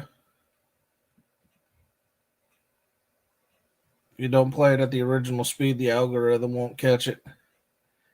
There's certain tricks. I know guys that will do like demonstrations, and they'll leave out a couple of notes or something like that, and yeah, it's just the way it goes.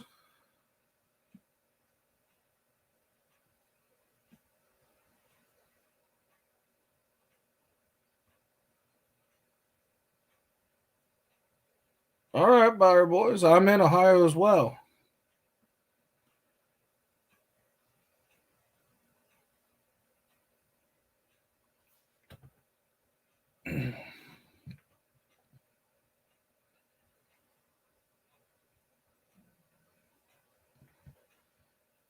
Yeah, it gets. I know with Coyote here, that was a big thing a while back. It's been about 15 years or so since I've done some coyote hunting. We used to get good money per hide for helping out farmers. I was doing that with a buddy of mine, but I haven't done that since. Just been too busy.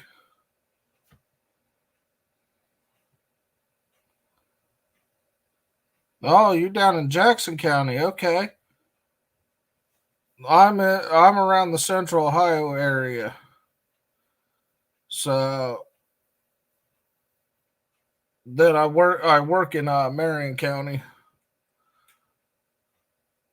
But we go down to Jackson Speedway a lot. So very familiar with Jackson.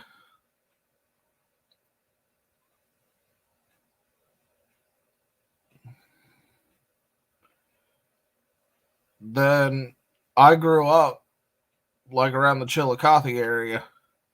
So like Chillicothe, Athens, that area is like my old stomping ground.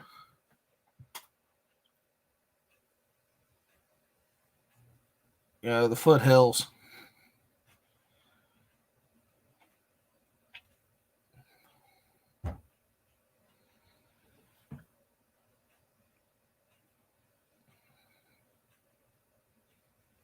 Oh.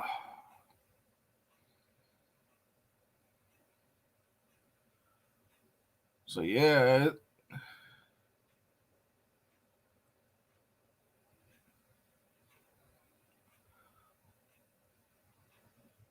I did Dracone. I did 11 years on and off of touring, and then I've been doing shows. Let's see here, since I was is about 16. I think late 15, 16.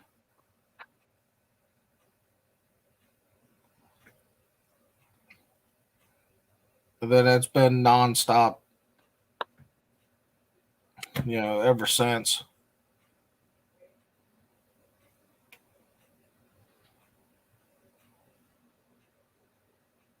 All right, now we're talking my language. Those rocket chassis are no joke. I got a buddy that does sport mods at Atomic, and he just got a rocket chassis. And then my friend in Pennsylvania, she's got a rocket chassis now. And I got a buddy up northern Ohio, that races Attica, that has a late model, and I don't remember what his chassis is, but man, he's killing it.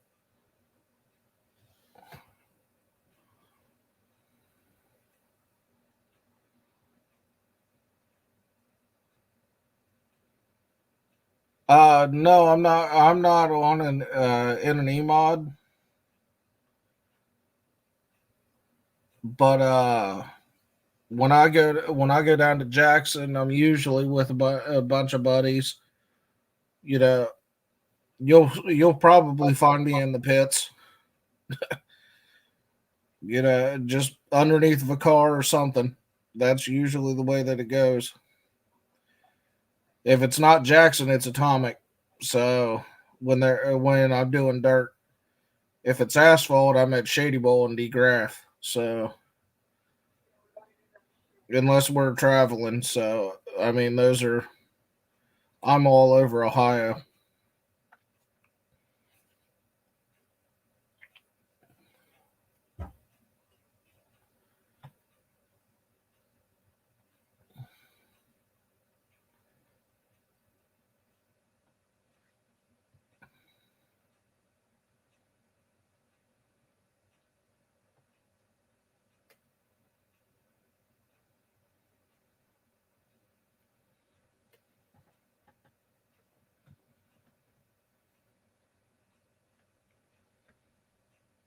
Yeah, the rocket chassis are no joke, and the way that they're engineered and their adjustability is bar none one of the best. I mean, when you're trying to set up, you know, your rear end angles and everything, and get it on point, you know, for your entry and exits, bar none. I mean, you can't ask for anything better. The way the chassis handles, it's a dream. I sat in a class where they were talking about the rocket chassis and was like, "Oh my god, this is where's this thing been?" 1/8 mile. Yeah, a lot of tracks are eighth mile now. Okay. As far as what class? But he's talking about going to a drag track and ran sevens in the eighth on a Uh, moped. okay. What like Okay, fill me in a little more. So the Uh, way stock. I mean, not stock cars. You know, funny cars or what? no, this was like a modded class for mopeds is what Okay, the fellow was talking I'm about. not getting mid pads. I'm not getting that. Little I mini mean, bikes. oh, okay, mini bike. All right. You know, like the like what Tampa Boy and go karts are going fishing. Do you talking about? Yeah. You know, straight runs. Okay. All right. All right. On a little ass moped Honda. Okay. Well, a little moped Honda, like a little one of them little uh I know the mopeds you're talking about. We got one in the shop to do a carb job on it. Actually, I did a carb job on it, but there was something else wrong with it. It wouldn't start. Didn't have no spark. Uh, what are those little? The one where you crank it 3 or 4 times with a Kickstarter, and then you let go the clutch, and that engages the starter. What were those called, Gary? We talked about them about a month and a half ago, I think. Uh, it was a little something 50, 60. Uh, the Honda Expresses, the little Express. Oh yeah.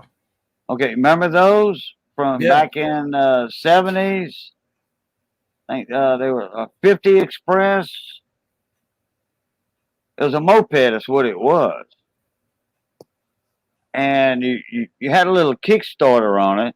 You just, it was a spring type. You just kicked it like 3 or 4 times, and you had the, like the clutch engage. Instead of a clutch, and then you press the clutch in.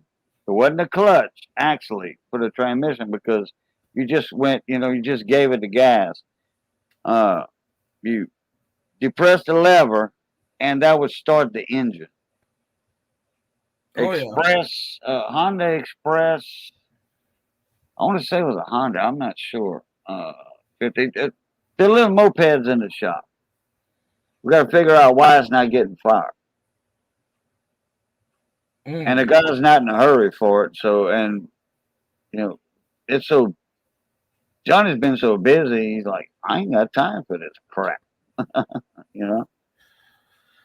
Oh, I know those feelings. There were times where we were like 6 race cars deep, and then people were trying to get us to build cars. I'm like, dude, we can't even get the 6 done and out the door. These guys are trying to line the streets. Like, yeah, we could bust out a car in a week, but I mean, that's humping it. And you can only go that hard for so long before it's like, man, you just need a break. And plus, too, when you've got that and then you're racing, And then you've got other automotive stuff like customers coming in and things like that. There's no time.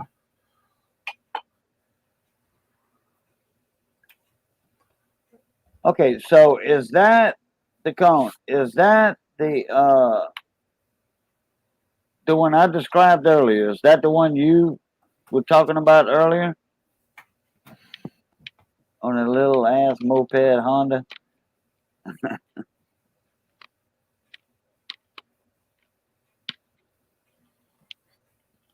I don't know, 7 seconds in an eighth on a little moped, that'd get a little dicey.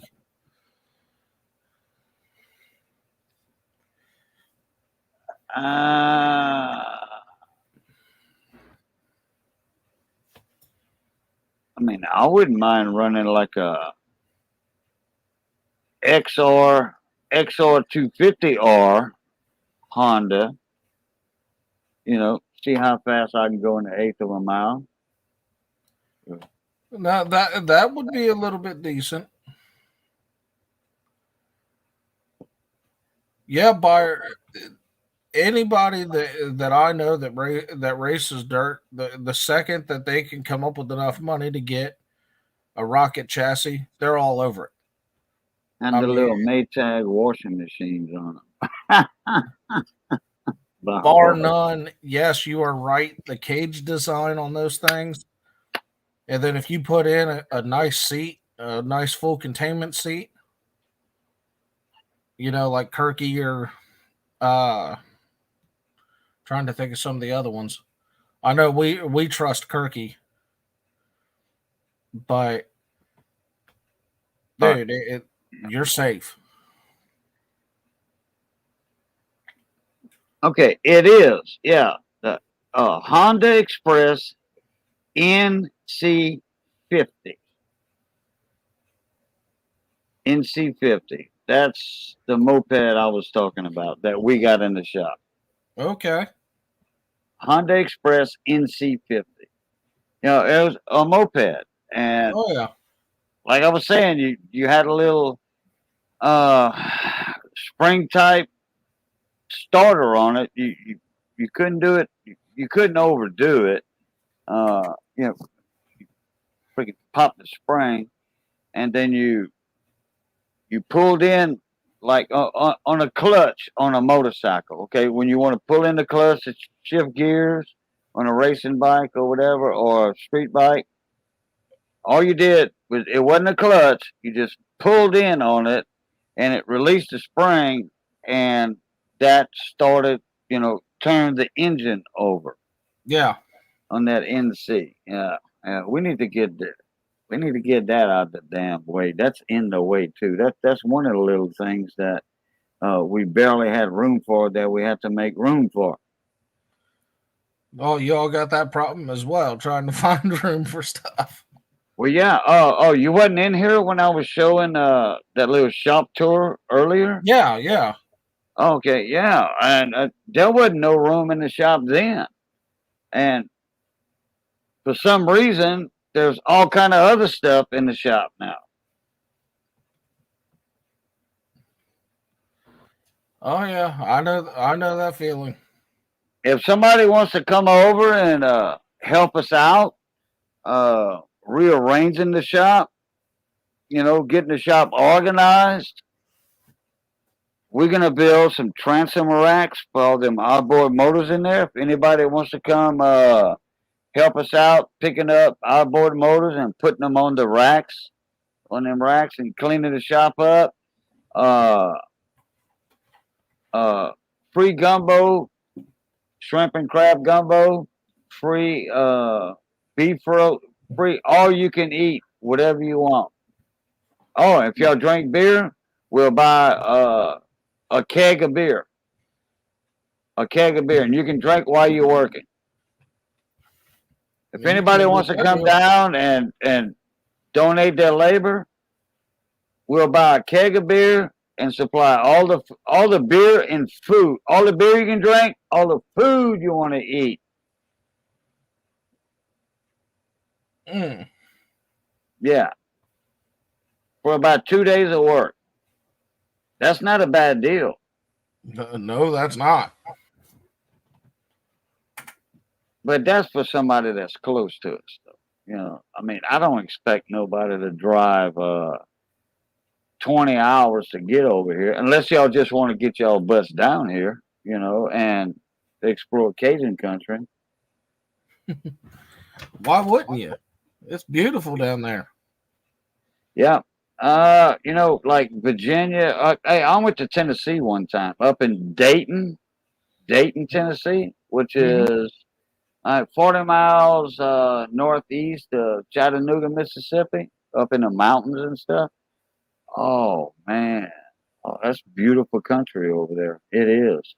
It is. And some people call it God's country, you know, which down here is God's country too. It just depends on what part of the country you're talking about. Oh yeah. But the food, the music, the culture, the heritage down here, uh, yeah. Put it this way: if you go hungry in South Louisiana, it's your own damn fault. I've heard that from more than one person. You don't even have to have a gun to get a rabbit or whatever to eat. You know? No, it helps, but you know. Yeah, yeah. Just put a little snare trap out. You know, Yeah. on the game trail. Rabbit ain't bad.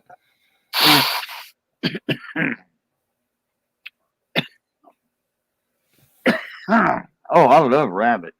Squirrel, tree rat. Oh man, Oh yeah. Missy loves cooking squirrel.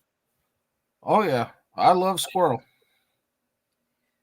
Put it this way: Missy can beat a stove up like nobody else can.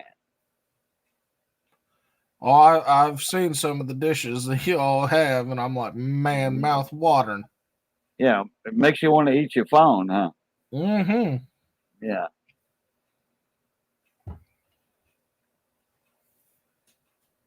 Yeah, master built chassis aren't bad either. But everybody that I've talked to and my experience with working on a rocket chassis, it's a night and day difference.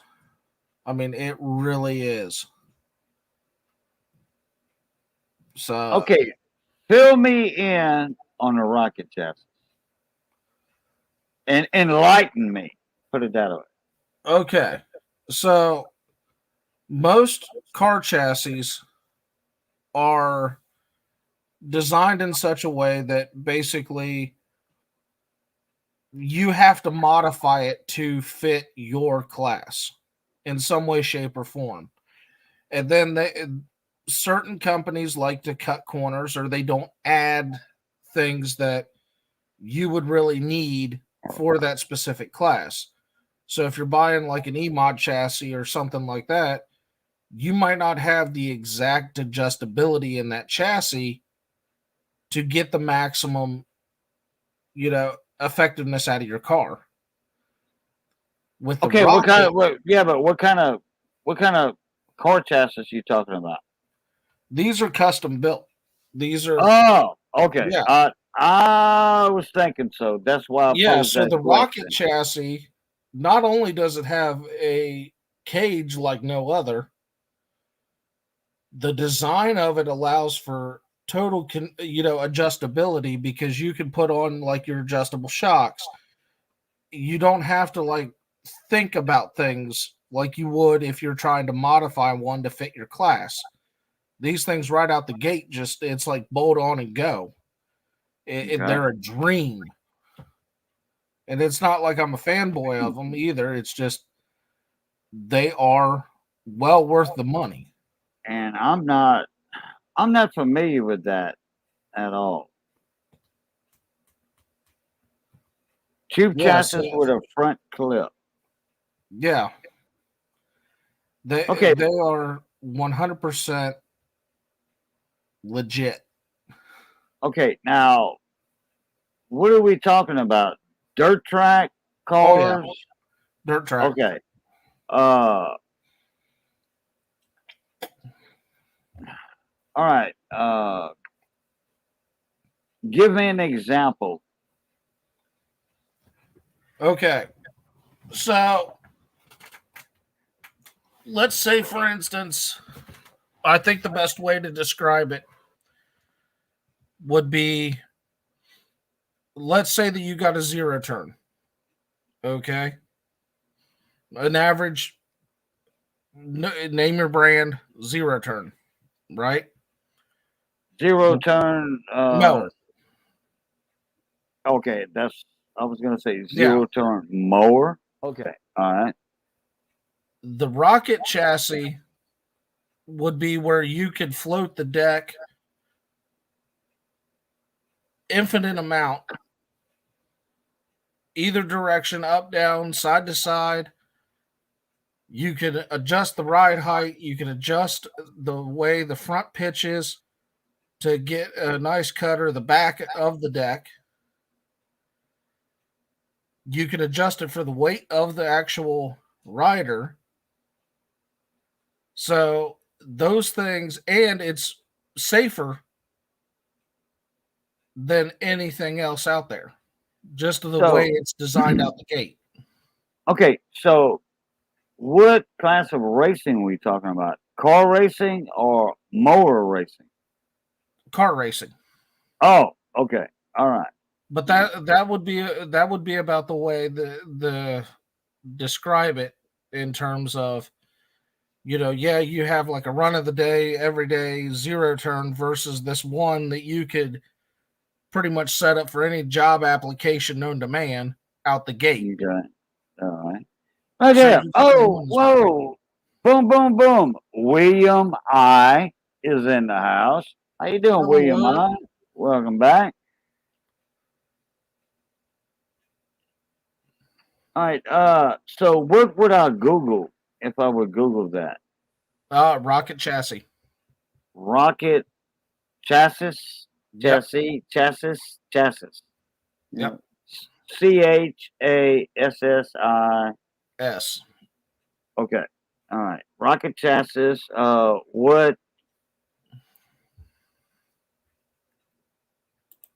What size? What?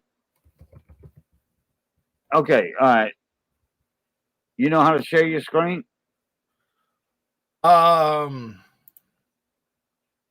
Should be able to. Yeah.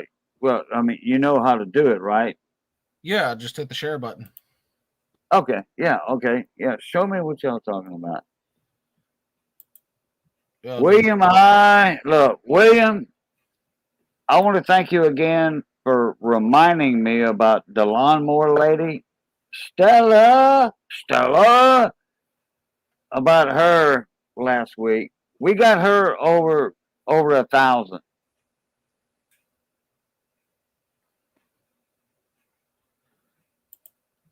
Yeah. A few days back, we got her over 1,000 subs, and then she popped up in the chat, in the panel, like me and you right now. Yeah. And oh yeah, she was all flabbergasted and everything. She was like, thank you, Kate. I said, don't thank me, thank William I and everybody else in here. I think we had like 40, 50 people in the chat that night. We had Princess Jamie. We had like five people up in the panel, 5 or 6, 7, something like that.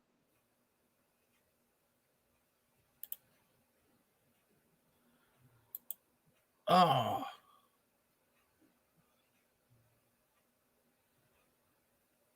Where are we? Okay, let me look up rocket. I mean, I don't know what to look for. Rocket chassis. .com. Rocket chassis. Okay. I'm gonna put up. Okay. .com. I'm gonna do that because I don't even know what kind of frame or whatever I'm looking for.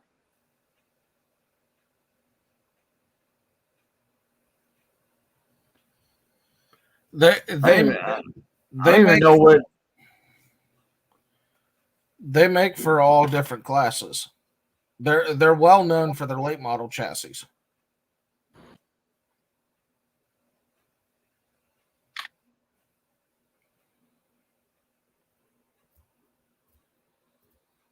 But when you look at the way the cage is designed to protect the driver, when you look at the infinite amount of adjustability, I looked up rocket chassis. March 20. No, this came up on its own. Okay. Uh, rocket chassis. March 2020 video. There's a bull rider there sitting on top of a bull with his winnings, and that guy looks familiar too. Rocket test. Our latest rocket test at the dirt track at Charlotte will be October 18th at 6 p.m. Spots are limited. Call today for more information of the spot. yeah, buyer, you are right, 100%. You can literally adjust 1/8 increments in all four corners to get your forward bite, side bite, drive, and stagger. Okay, I see what y'all talking about. Y'all talking about stock car racing, uh, dirt track stock car racing. Oh yeah, That's what it looks like anyway. Yeah, but you know what? It's been 20 plus years, close to 30 years, and that kind of looks like the cars they were running, but they were running their own cars with it. Yeah. Let's see. This is what Mark Richards Racing Incorporated. That's what came up on my search. yeah, Okay, Mark Richards. We call him Mark Richard. yeah. They're out of Virginia, I think. West Virginia. Yeah, Okay. What is it? Shinston, West Virginia. yeah. Okay. So what are you doing? You're just buying the frame from them, and Yeah, then putting your own. body panels on it. Yeah. Okay. Yeah, All but right. the way the frame is set up, I mean, you could dial that thing in for days, and it's so nice that you can have something that you could buy, you could bolt on something, and you don't have to think about it. You know that it's going to work. Right. That is why I said it's a night and day difference, because you never know if you drill a hole if it's going to be straight, and then if it's going to throw off your stagger, or if you're going to preload a suspension component just right. All of that it can affect.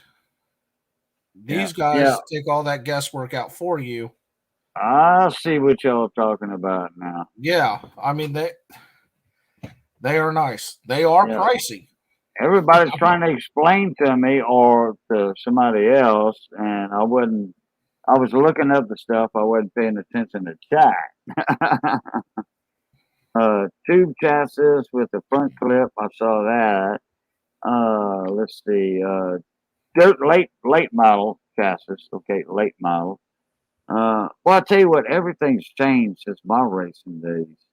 And Richard Pryor's late racing days when he depicted the character. Who was that guy? The first black guy that won Oh, NASCAR. yeah, Wendell Yeah, Scott.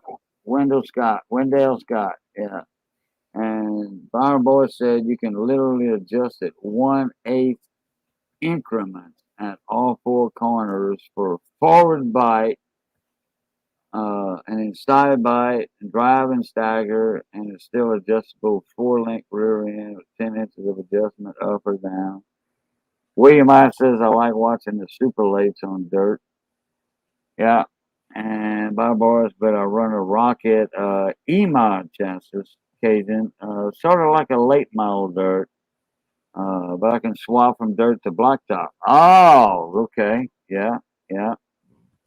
William I says Key in Scott Bloomquist. That sounds familiar.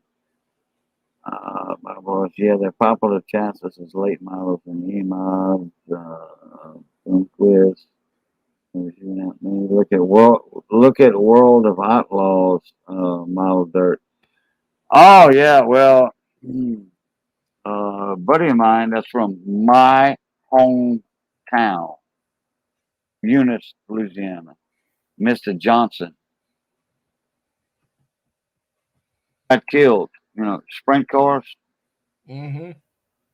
Remember, Mr. Johnson got killed, and when he went off the track up in the billboards and flipped, I don't know how many times.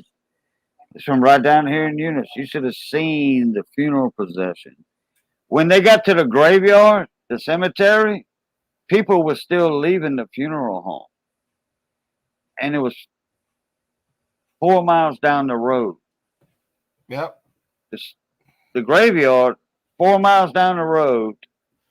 When the hearse got there, people were still leaving the funeral home, okay, in the procession. Thousands of people were at that funeral. Man. They had Yep. one of his cars on top of his car hauler, one of his sprint cars on the top of his thing. Oh, that was big news when Mr. Johnson got killed in that race. Yes. William, yes, Ryan Missler, another Ohio boy. I have watched him at Attica, and when he went to Atomic, and Eldora. Big fan of his. Would love to actually meet him one of these days. So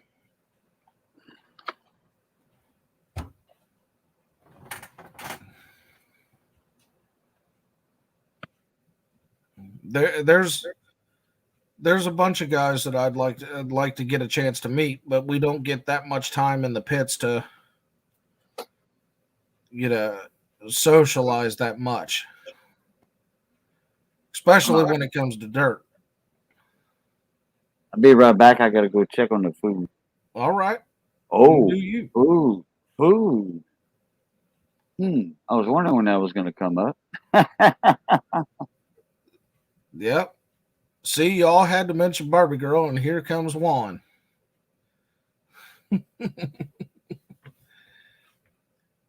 But yeah, there's plenty. Anybody that says that Ohio don't have dirt racing, they're full of it. I mean, we have some good dirt racing tracks. So so does Pennsylvania actually. Tennessee's got some that are really nice. Although Tennessee's got asphalt too that is exceptionally well known, such as Bristol and Little Bristol shut down, but man, if I had the money, I'd love to own Little Bristol. Just saying. That track it was fun back in the day. So, but yeah, definitely going to have to make my way down to Jackson. David, I sing some songs occasionally.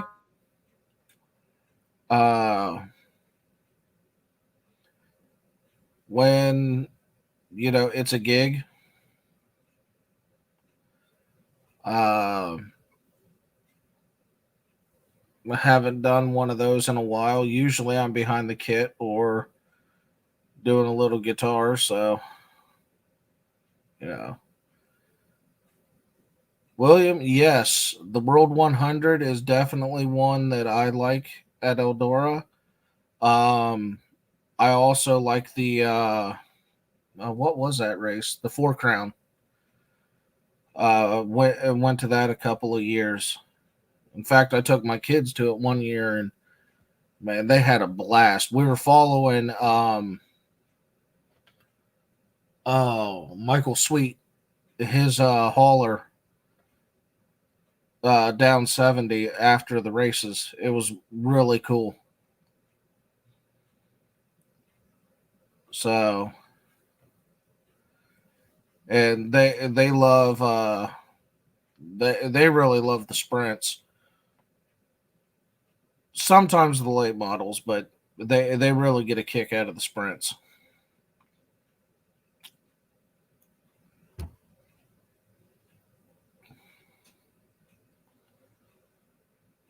All right. Dimebag Darren. We're just talking about anything and everything tonight.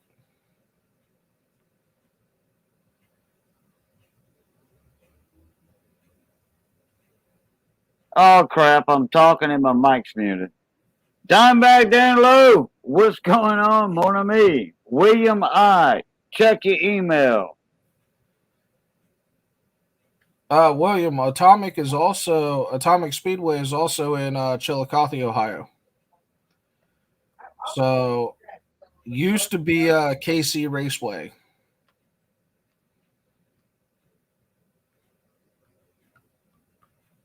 They get some big races there. Some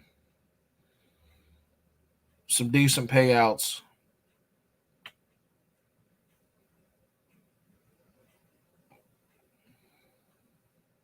Well, Juan Prince just said it too, including Barbie girl songs. What the heck is that?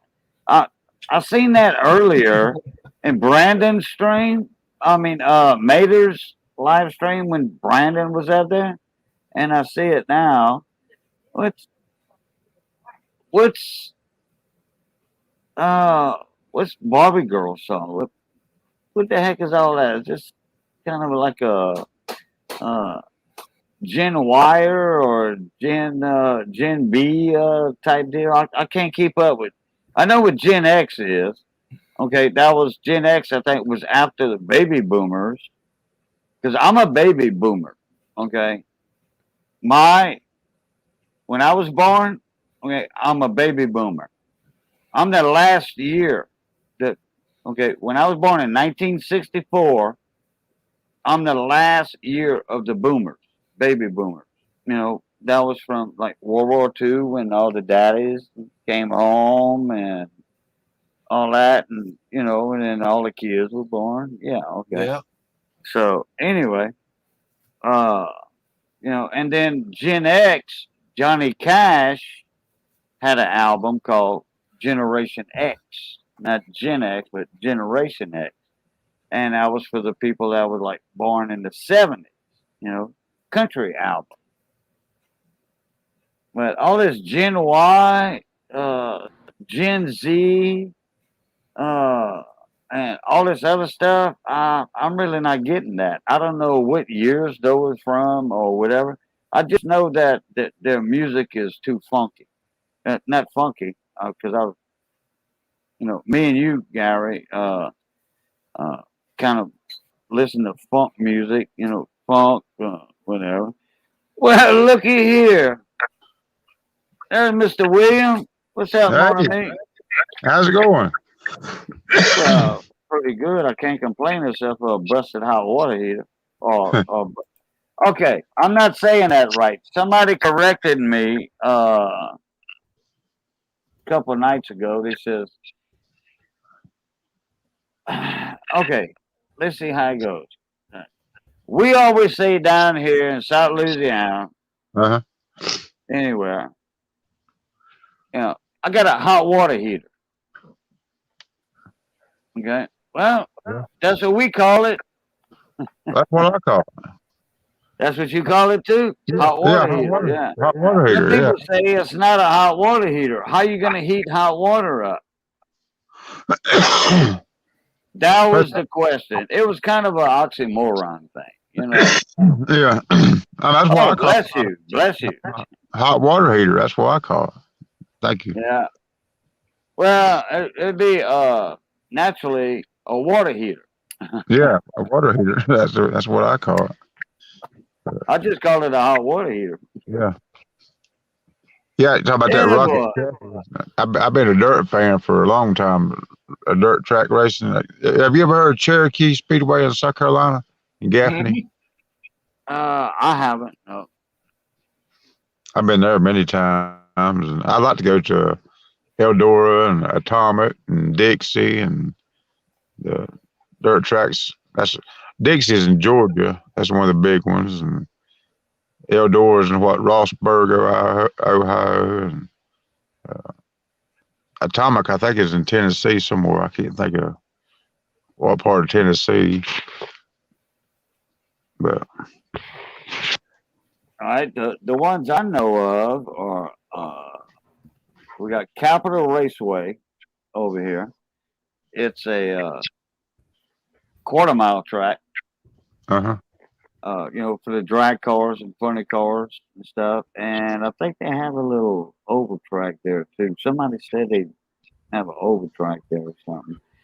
Like, I don't know about that.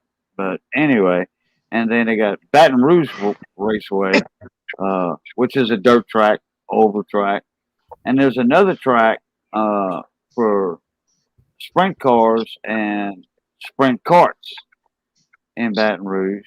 And then they had a sprint kart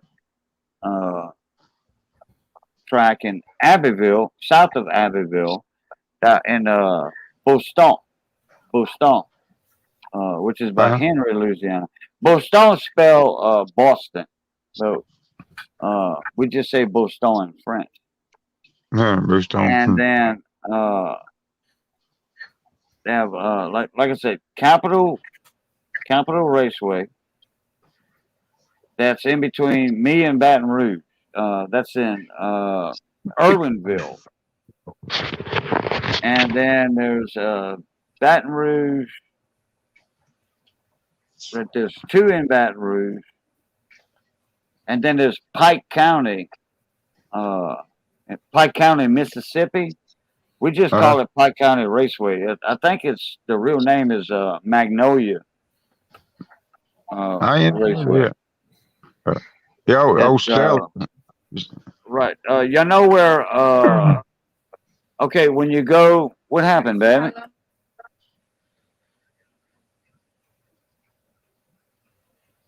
What's that?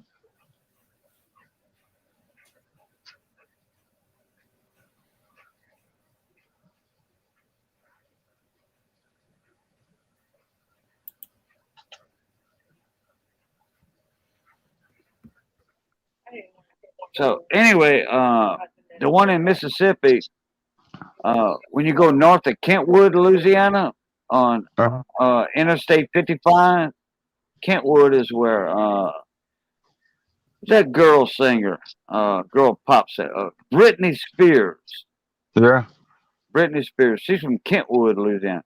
Well, you go through Kentwood, Louisiana up, and when you cross the Mississippi line, you in Pike County. And they had a racetrack right there. It was a dirt track. I think it still is. I think it's still in operation. But back then, like 30 years ago, that's where we used to race at. And the one in Baker. Oh, yeah, the one in Baker. Baker, Louisiana. Baker. Had a, Baker, not far from the Baton Rouge Airport. Well, why do they call it Baton Rouge Airport when it's in Baker, Louisiana? Kind of makes you wonder, huh? Yeah. Things that make you go, They wanted to put an airport right outside off of I-10 in Grosse Louisiana. Grosse space Tete. Grosse means big head in French. And they wanted to open up, they wanted to buy a lot of property in that area right off I-10. And a buddy of mine, his family owned, I think, 3,000 acres. And that was part of the property that they wanted to buy for a new airport. And they were like, oh, well, what are y'all going to call it? Well, Baton Rouge Airport. And we're like, no, how about Lasagne Airport? Since we selling y'all the property. So anyhow, but there was that racetrack in Baton Rouge. There was one in Baton Rouge, one in Baker, and that's where they had the sprint carts and the sprint cars in Baker. Yeah. And they called it Baton Rouge Raceway. One of them they did. What? June? No, I sure didn't. Okay. Dimebag, Darren said Canadian, Ted Gross. Yeah. Well, in French down here is Gros Tet instead of Ted Gross. Yeah, old Stella, she was excited, wasn't she? Oh yeah, the lawnmower lady. Yeah. Oh yeah. Well, that's thanks to you, bro. You know, you're the one who reminded me that she was getting close to 1,000 subscribers, and I says, well, hell, let's gang up on her. You know. Yeah, it was all you. After you mentioned her, man, she went to 1,000. I looked and she was already at 1,000. I said, darn, that was quick. Yeah, I think she's like 1,030 right now or something. Yeah. But quick as you mentioned her, I went, she was about 10 or 11 away, and I said, it'll probably take a while. And you mentioned her name, and about 10 minutes later, I went and looked and it said 1K. I said, darn, that's quick. I appreciate you doing that. Yeah, I sent her an email with the, because I had her email. I've been knowing Lawnmower Lady for a little while, but I just didn't know her status on her subscribers. Yeah, I didn't either. I was looking Sunday morning when Kim was on. I was looking. I said, "No, she's real close." It's like 984 Sunday morning, and I said, "Darn, that's awful close to 1,000." I kind of mentioned, so I'll go. I saw you on, so I mentioned you, and man, that next thing you know, it got to 90 or 990. Then next thing you know, it was 1K. So I appreciate you doing that, helping. That's why I like. This community is just about helping each other out here in this day and time. Trying to help each other out, support one another.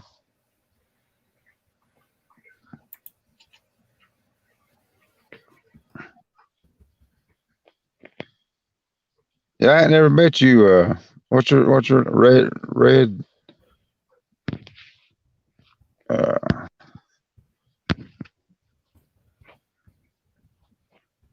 Gary, I had never met you. Where are you from? I'm from Ohio. William. Okay. I didn't know you. Okay, that's why I kind of thought how you were talking. I didn't know. So, how far do you live away from the Eldora? I'm about 3 hours and 12 minutes. Okay, I'm back. I had to take my earphones out. My wife was asking me a couple questions. I'd love to go to Eldora. They just had that big race there about a week or so ago. The World 100. I think what they did, they must have had to cancel last year. So what they did, they had like a 4-day event. Then they had like 2021, the 51st World 100. Then like a couple of days later, or the next night, then they had the 50th World 100, where they, I guess, I guess because of COVID, they didn't have it last year or whatever. I think that's what it was. But that's some good racing. Jonathan Davenport and all that. You ever heard of him? That name sounds familiar. Davenport, Rick Eckert, and that's a couple.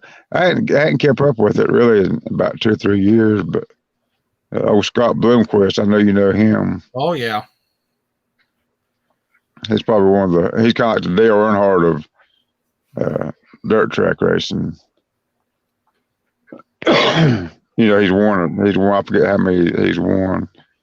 Over 600 feature events and about 80 something in the World of Outlaw late model.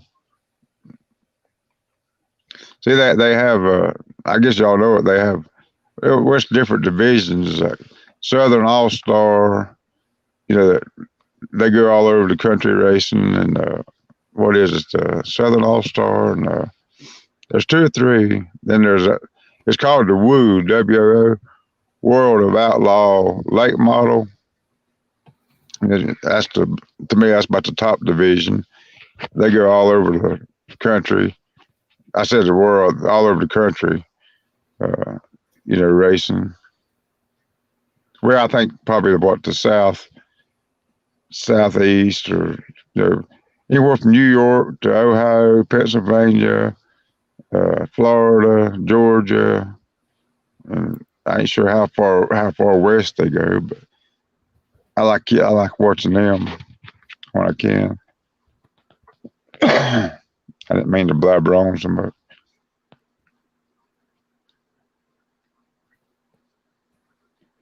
Yeah, I live in North Carolina, so it'd take me a while to get to Eldora.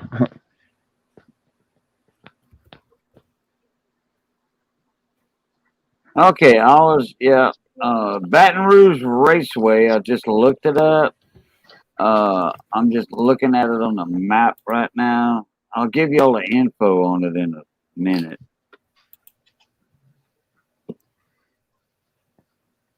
But it is a dirt track. It's still a dirt track. It's 3/8 mile dirt track. 3/8 mile.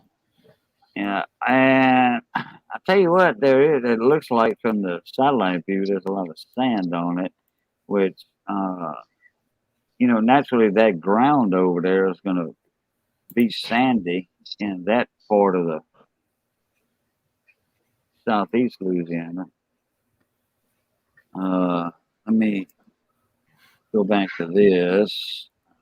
Come on, you. Let me give you all the specific on it. 3/8 mile dirt track oval. It is the home track of the O'Reilly Super, SUPR, Super Racing Series. In 2007, they hosted a combined race of the World of Outlaws Late Model Series and O'Reilly Super Late Model Series. Yeah. The event was won that year by Chris Madden. Yeah, he's a good one. He's from South Carolina, Chris Madden. I've met him. I met him down Gaffney in Cherokee. Well, that's you said South Carolina? Yeah, Gaffney. It's right there, close to Gaffney. That South Carolina boy ruled the South Louisiana track. Oh yeah. Yeah, he turned out to be a good one. I mean, a real good one. Yeah, let's see. Chris Madden. Let's see. He was born in 1978, March 1978. American retired professional ice hockey goalie. Really? Oh, heck, I didn't know that. He was drafted by the Carolina Hurricanes, 97 overall in the entry draft.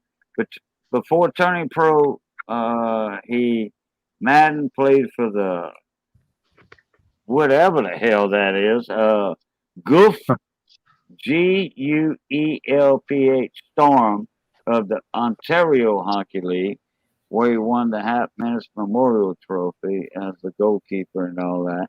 Okay, then he got into racing. Go ahead, hard I, head. I sure didn't know that. I sure Well, did. I don't know if they. You know what? I don't know if that's the same Chris Madden, but he's in the link right there. Hmm. One by Chris Madden.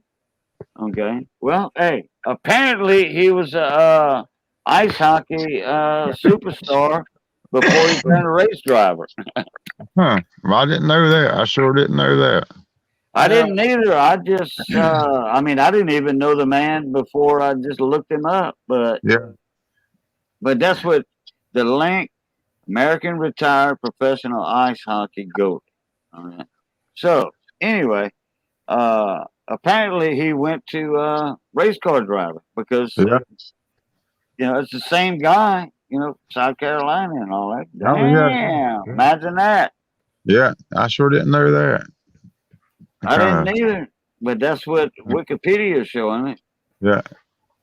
That's kind of ironic. Go from ice hockey to racing. But, Yeah, you know what? I think that they probably talking about a different one, but you never know.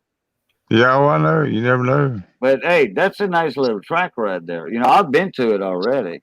But, Uh-huh. like I said, it's in Baker, Louisiana. Baker. Uh-huh. It's in Baker, and there's another track over there also. It's like a course track. In and out, like what's that guy's name in NASCAR? The one they call him a girly face or whatever. Uh, He used to race go karts when he first started racing when he was a kid. Jeff Gordon? Yeah, yeah, I think so. Yeah, Jeff Gordon or yeah, Jimmy Jeff Johnson? Gordon. Everybody was saying he was kind of geeky, you know. Yeah. Jeff Yeah, Gordon. yeah.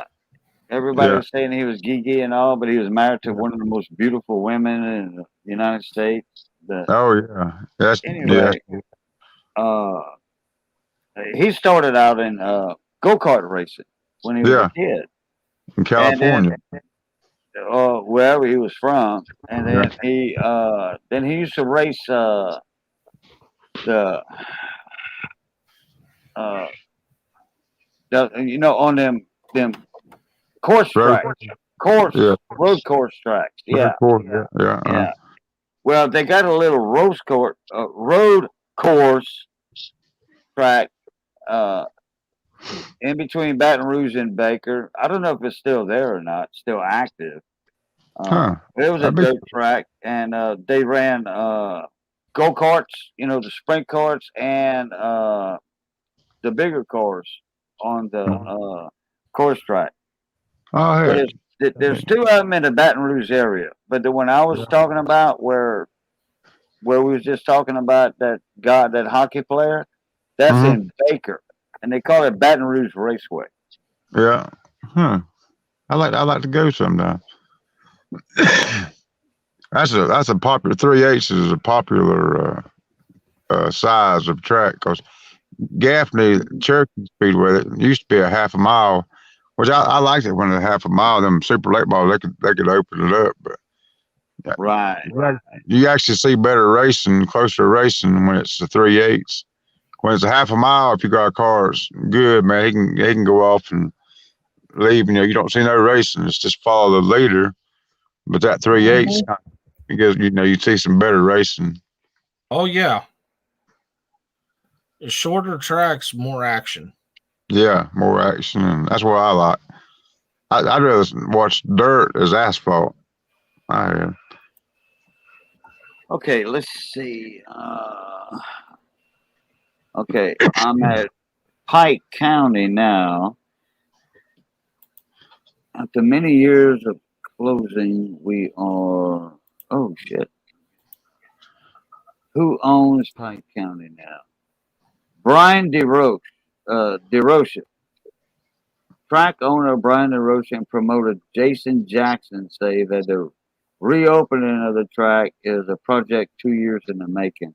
And this is said at quoted May 29th, 2020. Okay, racing returns to Pike County Speedway for the first time in 8 years. Okay, what size track is Pike County? 3/8 mile. Yep, I thought so. I thought it was a half-mile track, but it's 3/8 miles. If I said half-mile earlier, because I wasn't for sure what it was, and 3/8 mile high bank circle dirt racetrack. Pike County Speed, 85 acres. Is what it's all on, all together. You know, I guess that's a parking and all that. Facebook. Let's see. Let me look at this. Let's see what they got to say. That's where we used to race at. At Pike County. Yeah, they're racing there now. It's still going on. But you're talking about that rocket chassis. That's what it's called, rocket chassis. I forget. There's rocket chassis, and I think it's Coronet. I forget how many ones. Rockets. They've been around for years. Rocket chassis. They've been around for several years. John Snyder will be at the track filming crowd shots and all that, probably playing music. You know John Snyder, Bo Duke? Yeah. Okay. Yeah, well, he doesn't live that far from Pike County. John Snyder's got a house and a studio over. He's a Louisiana boy, John Snyder. He's right over there in about Pride, Louisiana. He's got a big house and all that over there in a music studio. Got 3 of the General Lee's, okay, quote unquote. Yeah. General Lee's. Okay. And when that hurricane came through, Hurricane Ida, it put one of them out of commission, like up a tree or something. Damn. Yeah. And then somebody said it was a Crown Vic that was made to look like a Dodge Charger. I don't know how you're going to pull that off. I forget the guy's name. He used to play on it's the Dukes of Hazzard too. He was the Roscoe P. Coltrane. What was his real name? You're talking about the original Roscoe? Yeah. Okay, his name was James Best. Yeah, he just lives. I live 60 miles above Charlotte in a town called Taylorsville, and he just lives about 20 minutes away in Hickory. Have you ever heard of Hickory, North Carolina? No, but I know where Ayden, Ayden, Ayden, North Carolina is. I got a buddy of mine. One of my best friends lives over there. Yeah, I ain't never heard of that. Ayden. Okay, you know where? Okay, the Neuse River, Neuse Sound, and Pamlico Sound. Yeah. Mm-hmm. Okay. Yeah. All right. Look. Okay. You got. Well, crap. I can't turn my hands like that. Okay. You got Pamlico Sound and the Neuse River. Okay. Yeah. You know where they go inland and kind of like halfway between. If you go 20 miles to the west of where Pamlico River and Neuse River is. Yeah. Go about that, and there's Ayden. Ayden. They're like halfway between the two, 20 miles to the west. And what was that town that got flooded? Newcastle or something like that? Yeah, probably Newcastle. Newcastle, whatever. Well, my buddy wasn't but 10 miles from there. Newcastle got like 20 foot of water in there, and my buddy in Ayden didn't get squat. Dang, that's good. you know, for that hurricane that came through there. Yeah. 3 years ago, what was that? What's the name of that hurricane that went through there? And it went Uh, kind of south. It hit by Camp Lejeune. Camp Lejeune. I'll say Camp Lejeune. It's Camp Lejeune. That's how you say it. It's French. Camp Lejeune. It was named after a Kunas, a Cajun. Anyway,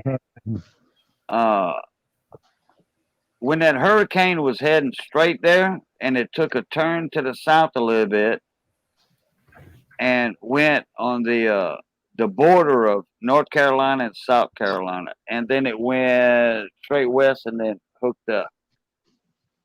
So my buddy got his house spared, big all time. right. He I was know. worried. I remember. I guess one of the worst hurricanes around here was Hurricane Hugo back in 1989. Oh, Yeah, okay. I Well, live. I don't know exactly where you at though. I live 250 miles. You've heard of Charlotte, North Carolina? Charlotte, yeah. Okay, hold on. Just keep talking. I gotta go lean over the dock. Keep talking. I can hear you. Yeah, I know where Okay. Charlotte is. Yeah, I live about 60 miles north of Charlotte. I don't know if you ever heard of North Wilkesboro. They used to have a NASCAR track in North Wilkesboro. Have you ever heard of Harry Gant? They used to, I don't know if you keep up with NASCAR racing. Mm-hmm.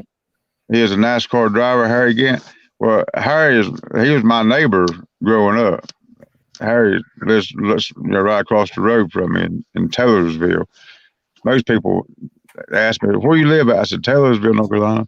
Where's that at? I said, you ever heard of Harry again? Yeah. I said, that's back when he was real popular, you know. I said, that's the hometown of Harry again. Oh, yeah, I know where, yeah. He put Taylorsville on the map, but well, most people still don't know where it's at. But trying to think of, a lot of people heard of Boone, North Carolina. Yeah. I live about an hour from Boone. Where I live is kind of like the central, there's Hickory and North Wilkesboro, Lenore, Statesville. Most people heard of Charlotte, North Carolina. Oh yeah. I heard of Charlotte, and then I heard of Charlottesville. Charlottesville. That was same thing you talking about? No, that's Charlottesville. That's a different Charlotte. It's just Charlotte, CHARLOTTE, Charlotte, North Carolina. I think it's the biggest city. I think it's the biggest city in the state. I think. Okay, let me look up Ayden, North Carolina. You can probably Google it. I live in Taylorsville, TAYLORSVILL, Taylorsville. Okay, Ayden is. Let me give you the town that's straight north of it. Not kind of straight north. I think I passed through that going to the beach. Like when I go to the beach. Probably, yeah, because it's not far off the coast. It's like 40 miles inland. Greenville. Yeah, I've been to Greenville. Yeah. Greenville, North Carolina. Ayden is, almost due south. Yeah. Almost due south of Greenville. I say Greenville because that's how y'all pronounce it, Greenville. But I say Greenville. Okay, the Pamlico Sound. Pamlico River, Pamlico Sound, and then they got the Neuse River. Yeah. Okay, and then the Neuse Sound. There's Pamlico Sound, Pamlico River, Neuse River. Let's see, what's that? What's that town that got flooded for that hurricane? It was off the Pamlico River. I want to say Castle something. Didn't it start for L? One of them was a real bad start for L. Was it Lexington? This is like 4 years ago, I want to say. Yeah, I know. Yeah. Oh, I it mean, might have been off the Neuse River. Let's see. I can't think of which hurricane that was now. We've had so many. I'll tell you what, that right there, that was, if that hurricane would have hit y'all in that area, it would have just destroyed y'all. Oh yeah. Yeah, I mean, even that far inland. Well, Hurricane Hugo, see, it came in at Charleston, South Carolina, and the time it got here, there was places around here that didn't have power for a month. Yeah. And I'm about 250 miles, 200 to 250 miles inland from Charleston where it hit. And man, it was bad around here for a long time. Trees down, I mean, all kinds of stuff. Okay, I'm looking at the North Carolina and South Carolina border. Okay, all right.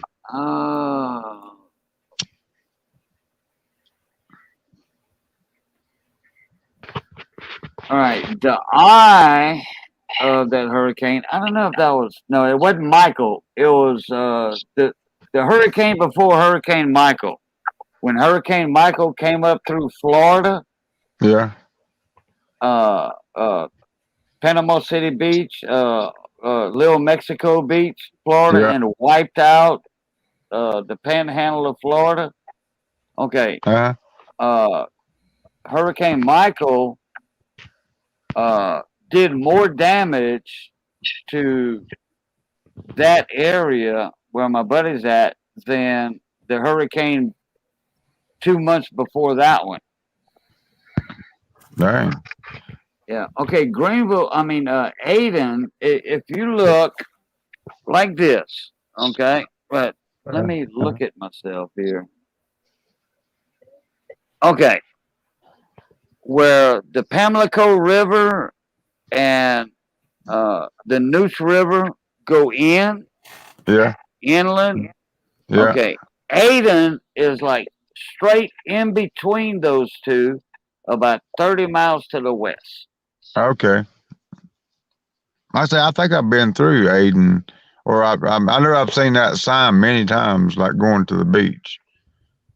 Yeah, because that's you have to go through there almost to get to the beach. Watch, wait. Yeah, yeah. Let me show you. Well, I know I've seen signs like Aden, go this way, or I've been right on top of it many times. Okay, let me share my screen here.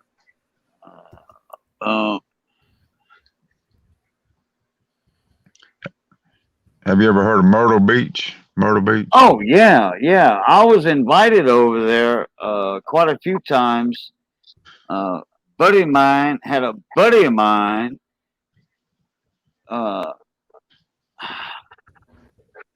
After one of the storms that passed through there, they had a lot of construction work going on, and he wanted me to go run a crew. He says, I got able-bodied guys. Mm-hmm. All you got to do is run the crew. Yeah. Bring your truck over here. I'll supply you with the trailer and the tubes and get these guys going. I got 2 houses I want you to build. And good money too. Yeah. Oh yeah. Good money. Okay, can you see this? Yeah. Map?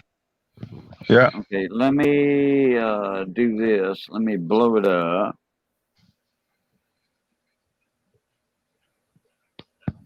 Okay, Aden is right here. Yeah. Mm-hmm. Right here. Okay, there's a Pamlico River sound. There's a sound. Yeah. There's a Pamlico River. And then right here, there's a Neuse River. Yeah. Okay, like I was saying, in between, just to the west, about 30 miles, that's where Aden is right there. Yeah. Yeah. Buddy of mine lives over there. He's a truck driver, operator. He owns his own business. Oh, okay. Yeah, he has some tractors and all that stuff. Okay, now I'm going to show you where that storm went in. That hurricane. The eye of that storm was coming right here. Okay, straight over there. But there's a town, right? Newbern. Yeah, Newbern. Yeah. Newbern. That's it right there. I said Newcastle or something. Yeah. That's the town that it was under like 15 feet of water. Yeah. That's right. When that Newbern. hurricane hit about 3 or 4 years ago. But the eye went, to give you a bigger perspective, the eye of the storm was right here. And all of a sudden, it took a southwest turn and went down from Myrtle Beach. Yeah. Down there. Yeah. Yeah. That's what spared this area right here. It went in around Myrtle Beach. That was about 4 years ago, I want to say. Yeah, I remember that. Yeah. Because we went to the beach and they were still kind of recovering somewhat from the hurricane. Yeah.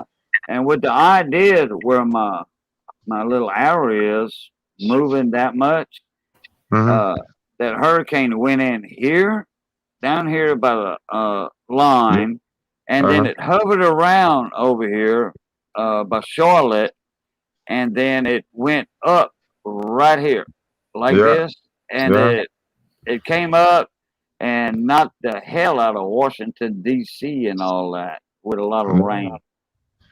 It is. I can't think of which hurricane that was. Hurricane. I'm gonna look it up right now. I said we've had so many this year. It was the one right before Hurricane Michael. Yeah. Michael came up in the Gulf as almost a Category 5, almost just like Ida. Yeah. And Michael hit Panama City Beach area, New Mexico Beach. Yeah. And oh God, it devastated all that area. Okay, let me look up Hurricane Michael, and that way I can get a year on it. 2018. Okay, October 6th to October 16th. Okay, boom, boom. What Hurricane Floyd was? It was they did state it as a Category 5. Oh, crap. Yeah. It was 162 mile an hour winds. They had called it a Category 4, but they did update it to a 5. Okay. Yeah, Florida, affected areas, Florida, Mexico Beach, Florida Panhandle, Georgia, and more. In fact, Hurricane Michael, they got more from Hurricane Michael than Hurricane, crap. Let me look up 2008, 18 hurricanes. Wasn't Floyd, was it? Remember Floyd? That's a bad one, I think. A lot of flooding. Hurricane Floyd. I think that's right. That name don't. Florence. Florence. Maybe it's Florence. Florence. Yeah. Yeah, Florence. Okay. Florence. Yeah. September. Yeah. September 2018. Yeah. They caused catastrophic damage in the Carolinas in September 2018. And then not even a month later, Hurricane Michael came up the Gulf Coast and affected the Carolinas more than Florence did. Yeah, that's right. That's right. Yeah, they got a double whammy. At one town, North Carolina. Yeah, double whammy. Correct. Double whammy. I think it's Lumberton, North Carolina. I think it was. I mean, they were just, that one whole town was just virtually, I mean, it showed houses, water on top of the houses on, I mean, that whole Florida area. In Florida, you mean? No, there's North Carolina is somewhere around. I'm Wait, saying you talking about Florence or Michael? Florence. Florence. Oh yeah, oh yeah, oh yeah, and what was that town I talked about? Newbern. New, yeah. Oh, that's the one that. Yeah, I mean Yeah. yeah, the water was over the roofs of the house. Yeah. I mean, yeah, it was terrible. I mean, over the roofs. I mean, the whole community is just like a river. Like somebody just stuck the houses in the water. You just barely could see the roofs, Yeah, and some of them you yeah, couldn't. It's under you could just see maybe the chimney sticking up or something. It's terrible. Then, like I say, then here come Michael, and some of the same areas that got Florence that got it again. I felt sorry for them. I mean, I felt yeah, like, yeah. Correct. Yeah, when Florence went through, but some of North Carolina was spared. yeah, When Michael went through, it went up to Panama City Beach, Florida, and went straight up and caused more damage because of the wind and stuff. yeah, yeah. Yeah. Oh, hey, Gary. Wait. Who said that? Who said that in chat? Redline Gary. Yeah. Everybody in chat, please read the pinned comment on top. The blue comment. Yeah. Thank you, Redline Gary. Yeah, look, I need all the help I can get right now. In fact, if I never did announce it to a couple of other certain people that have big channels bigger than mine, I only got 1,500 subscribers, but I'm well known in the coin community. Oh, you're well known in the Yeah, small end.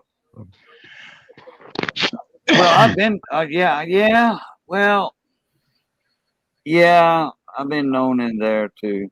Small engine community, gardening, Ken. I mean, cooking. everybody knows you. Mick, Ken, Steve. Uh, you know Steve, small engine saloon. Oh yeah. Steve Small Engine Saloon over in Canada. Yeah, Yeah, all of them. he's All of on the them. island over there. Yeah, Yeah, me and Steve's been knowing each other for a long time. Bruce Pender, yeah, Bruce Bruce. Pender. Yeah, Yeah. Both of them's been in my chats already. yeah, Panels and all that. Oh yeah, mixed mowers. Yeah. Yeah. Pate's performance. Oh you my know, God. Jungle Yeah. Bob. He called me Pate. Called me a legend. Man, you're a legend. Why you asking me about parts and stuff? I'm not no legend. I'm just asking to see if Yeah, you. if you had access to a kit, a cylinder kit. I don't like buying different parts and stuff.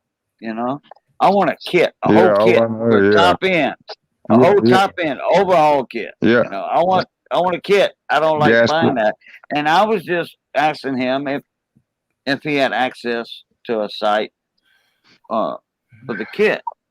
And Yeah, I never heard back from my customer yet. So, he's not in a hurry for it. In fact, his place got booked up by Hurricane Ida over in Houma. So, what kind of kit you looking for? What do you need it for? oh, it was just a 150 BT Husqvarna backpack blower. I could check around here. I got Yeah, a place. well, okay. I'm sorry. Go ahead. There's a place around here that's been in business for about 40 years called Killian's Hardware. I know you don't know where it's at, but I mean, most time if it can be got, they can get it. And they, like I say, Oh yeah, well, I can get it too. I'm a dealer, oh, that's right. authorized dealer with a lot of places, but I wanted the whole kit. Yeah, the And kit. he found a place with the whole kit, but it was somebody on eBay that bought. Excuse me, I got the hiccup. hook him up. It was somebody that bought all the parts and put it as a kit, but they wanted $40 more than I can get it for as separate parts. Oh yeah. Yeah. So I told Pate, Jason, I'm like, well, I mean, I appreciate that, but I can get it for cheaper than that. I mean, I thank you for your time. Yeah. And he was like, well, I don't know why you're asking me, Boudreaux. He said, you're a legend, in the small industry community. I'm like, no, I'm not. Yeah, you are too. Mm-mm. I think he was No, right. no, no. Well, No, I'm not. see, everybody knows you. I didn't think Ken. Yeah, I know him. I know Bruce. Boo, Cajun, or Yeah, Boudreaux and Eunice. yeah. Maybe he said Cajun. Yeah, Cajun. But I think he Yeah, said Boo. He called him they, Boo. I they said, know me as both. They know me yeah, as both. yeah, Cajun Coin Hunter or Bulu Cat. yeah. Do you, William, do you know Zombie Dave? No, I don't think I do. Zombie Dave, Ultralight, he's in Tucson, Arizona. Me and him lived not far from each other, just across town. But Yeah, Arizona's a big town, though. I was yeah. living on the southeast side, and he was up on the northwest side. No, I heard. Zombie I've heard. Dave, I've heard of the name. UK, not UK. Zombie Dave, something pilot. Ultralight. He does the ultralight stuff and all that. But he's a small engine mechanic. Where'd you? Damn. Well, there he is. He lost connection. Yeah, my phone just didn't. I'm about to get me a new Yeah. phone. It just went blank for some reason. It popped you up by yourself. I didn't have to add you. It just popped up by itself. Zombie 17's in the house. What's going on, mon ami? 17 is in the house. He said, small engine expert. No, I tell you what, though. If I can't fix it, it's junk. Put it that way. Yeah, you're from the old school. I mean, you know the old tricks. You probably forgot more than I ever know.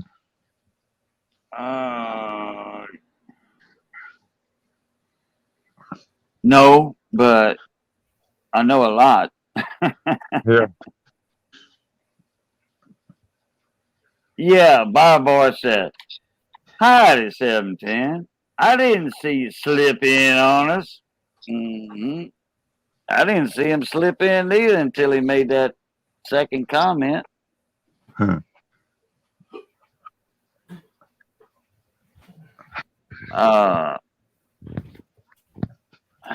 Let's see. Yeah, Cajun. Here's that link. I finally found. It's a 49cc. Something. Okay. It's on. I think we were talking about something like that a while back, but I didn't forgot what that was. I opened the link in a new tab. I'll check it out in a minute. Zombie Dave something. Ute pilot. One of them small, them hang glider kind of.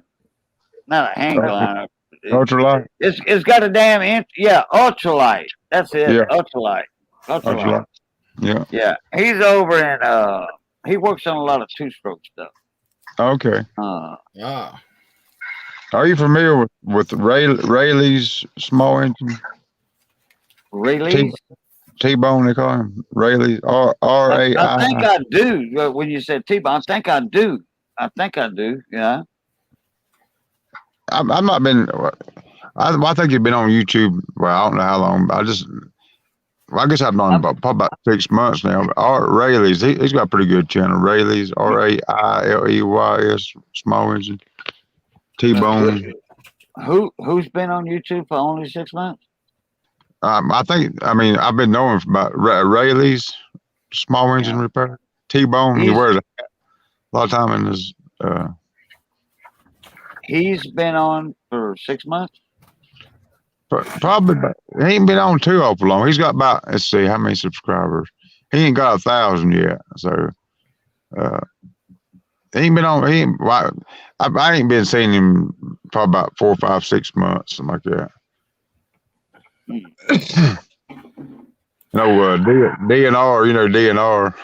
He's a case. Yeah, Oh, DNR. Dave. Yeah, yeah. I thought DNR. Small engine. he got him a job, paid him $1, and he came on. I was on with DNR in a live panel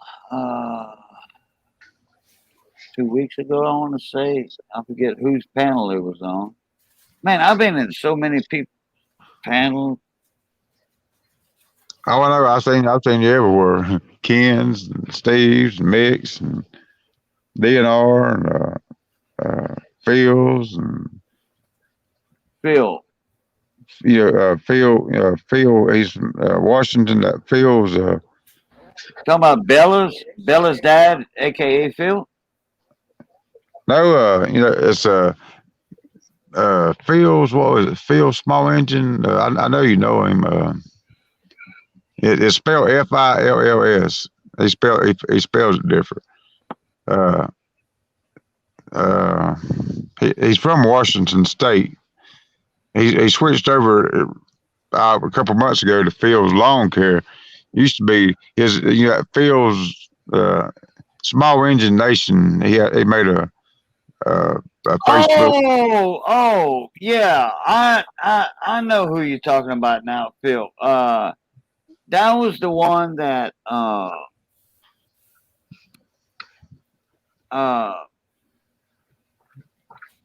got into the live chat, in the panel, and I was like,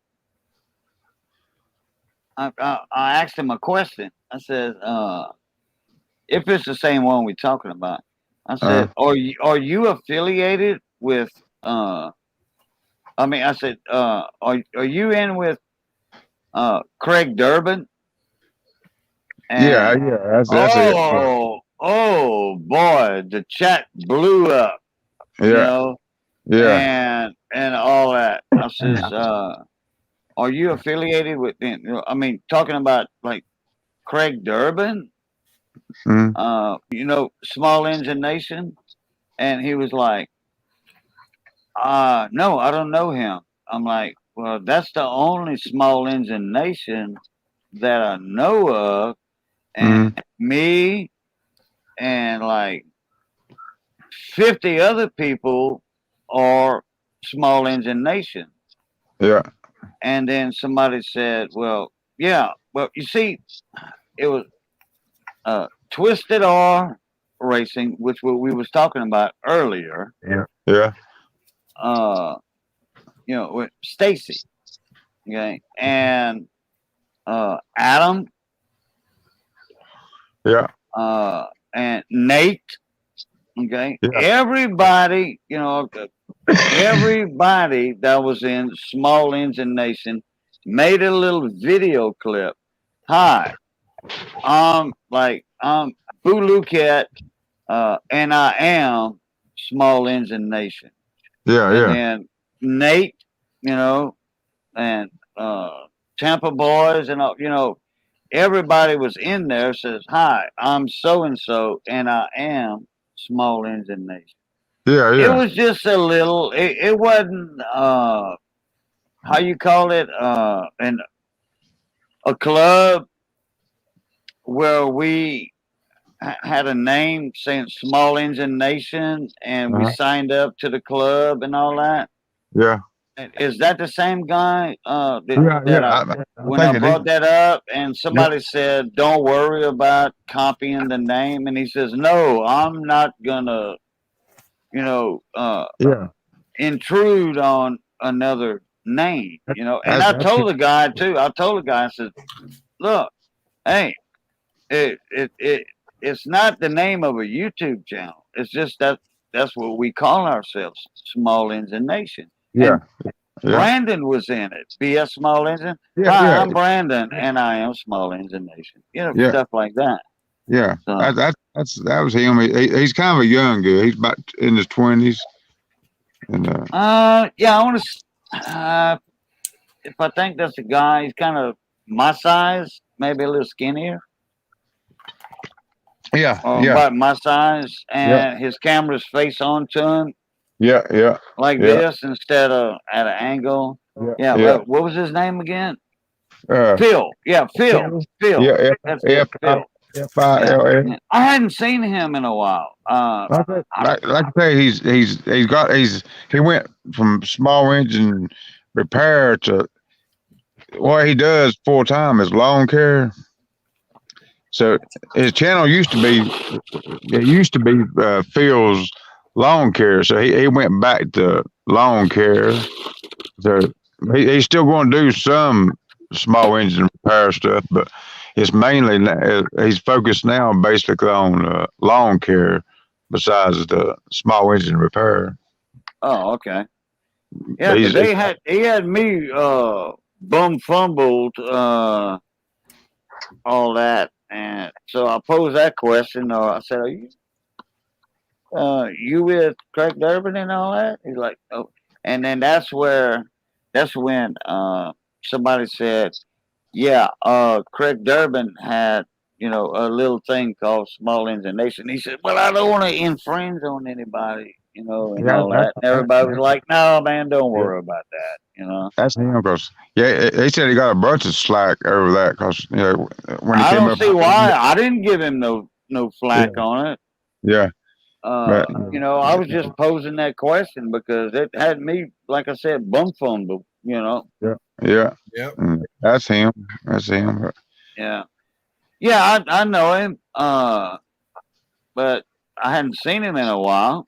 I had subscribed to him and hit the bell, all that good stuff. Like I say, he's about quit. I mean, he used to post stuff all the time, and but I don't get nothing anymore. When he's in small engine repair, just about every other day something would come up. He'd do a little short, but he went to lawn care now, basically. Yeah, that's what he was doing before. I think before he did Small Engine Nation with her. Yeah. But you see, before I started my Cajun Coin Hunter channel, the one I'm on now, like right here, my Boo Luquette. Yeah. Okay. I was doing gardening,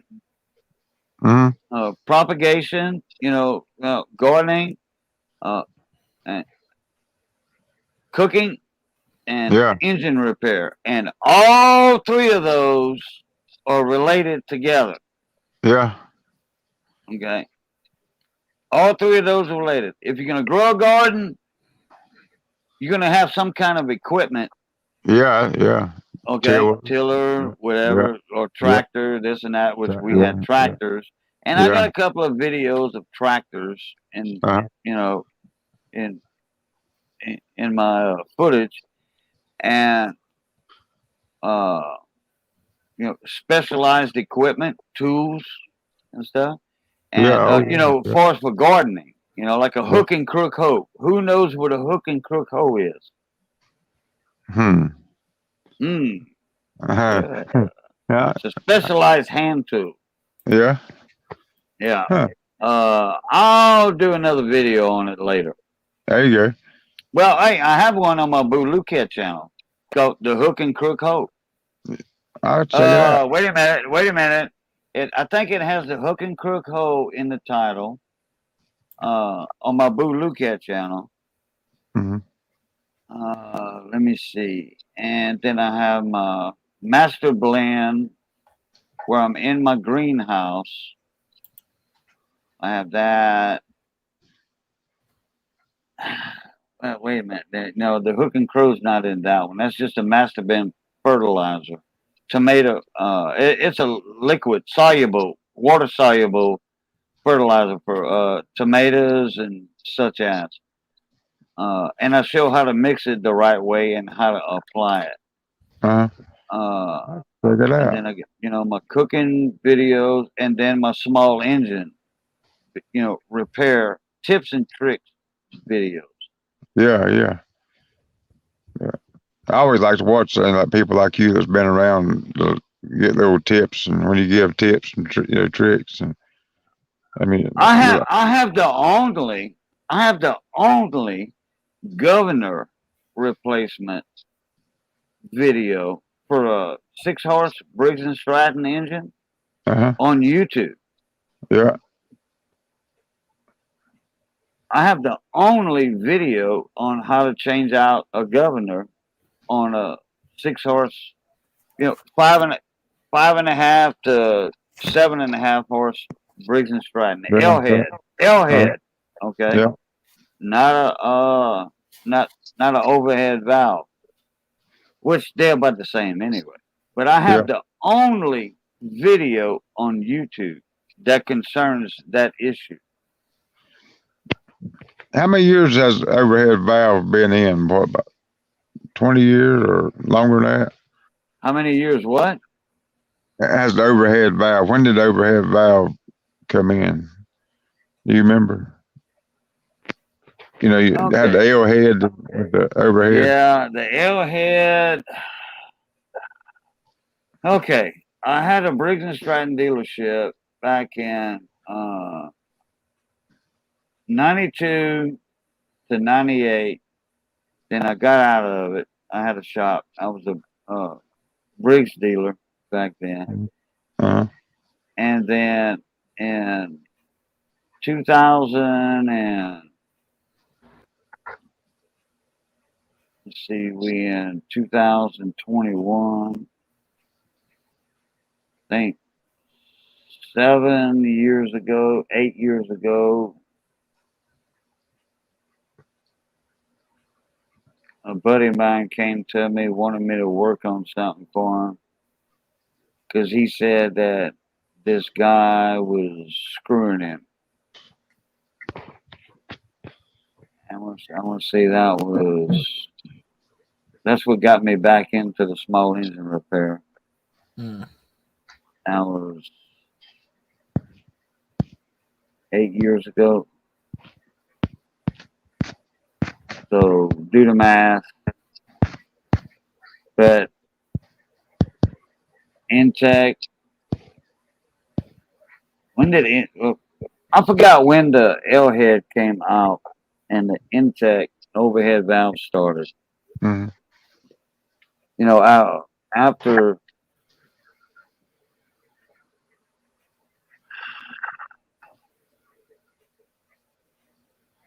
I don't know. I can't answer that question honest right now. When the L head went out and the overhead valves came in. I mean, if you find out, you've been. I cannot answer that question honestly right now. I ain't been doing the repair part maybe just about 2 or 3 years. I've been around stuff all my life. My dad. So that's what my dad used to do. He used to talk about farming and stuff. Ever since I was a kid, he always had some cows. Like he'd keep 10 or 12, 15 cows and calves, and had a garden, and had tractors and lawnmowers. And then he opened up he built houses for about 20, 30 years. Then he opened up a tractor shop. He'd go to a sale and buy like Ford 2000, 3000s or Massey Ferguson's 35, 135, and bring them back and pick them up and sell them. But I've only been in the small engine repair just tinker with myself about 2 or 3 years. So I'm just kind of learning. I'm still learning a bunch of stuff myself. Oh, okay.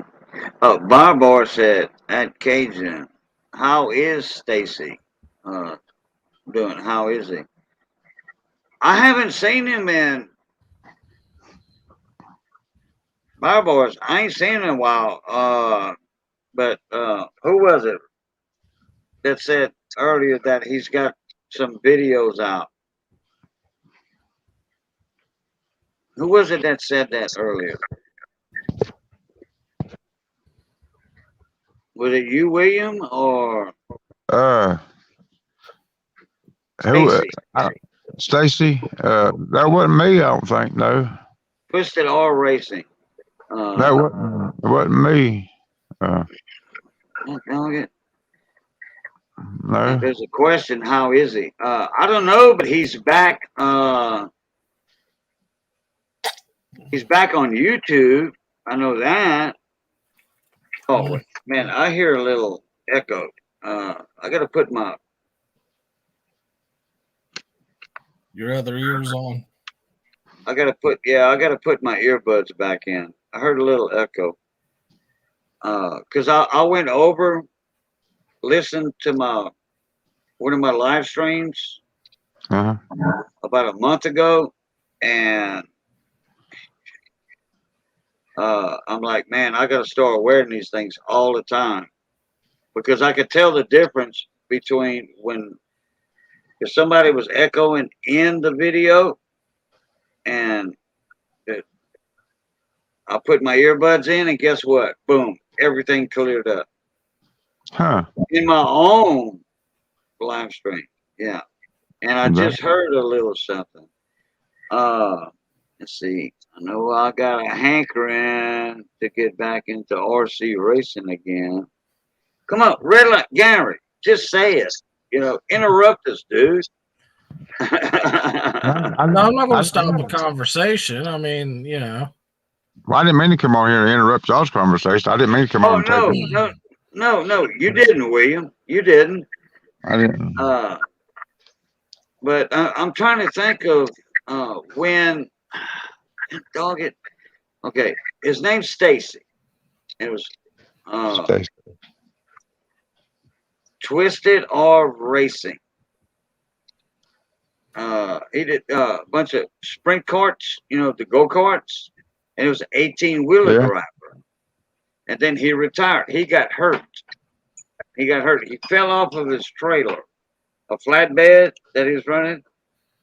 He fell off and messed up his arm and shoulder real bad. And then he retired. And then his YouTube channel went idle. No videos, no nothing at all. Yeah, that's right. Yeah, I think Dave said something about that. David Callout. I think. Yeah, it wasn't me. I don't even know him on record. But he's back again as Twisted R. Twisted R. Twisted R Racing. Wait a minute. Yeah, hold on. Let me check something. Yeah, buyer, you are right. You will go broke if it has tires. If racing's in your blood, I just have a hankering to get back into it because I've been watching a lot of the cash days and things like that and no preps and things like that RC cars are doing, and I'm like, man, the money wasn't that good back when I was doing this. We're lucky to get $50. Now they're like $5,000. I'm like, man, that's some good money.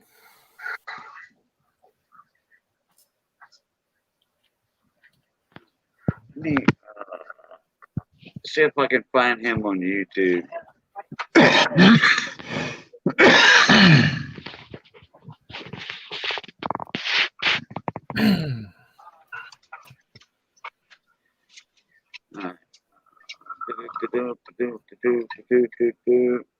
Now, 99 and 01, I was doing, I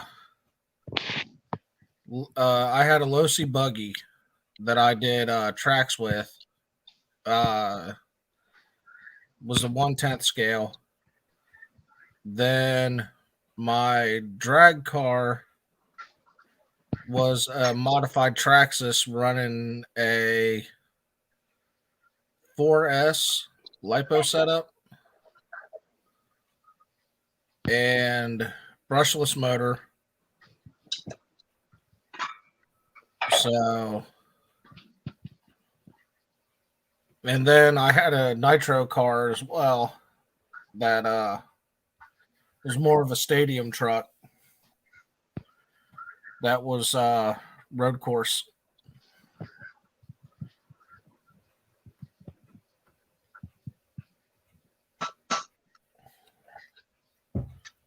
And that was also a low seat. Can't see Bama Moore's Garage, Johnny's Garage,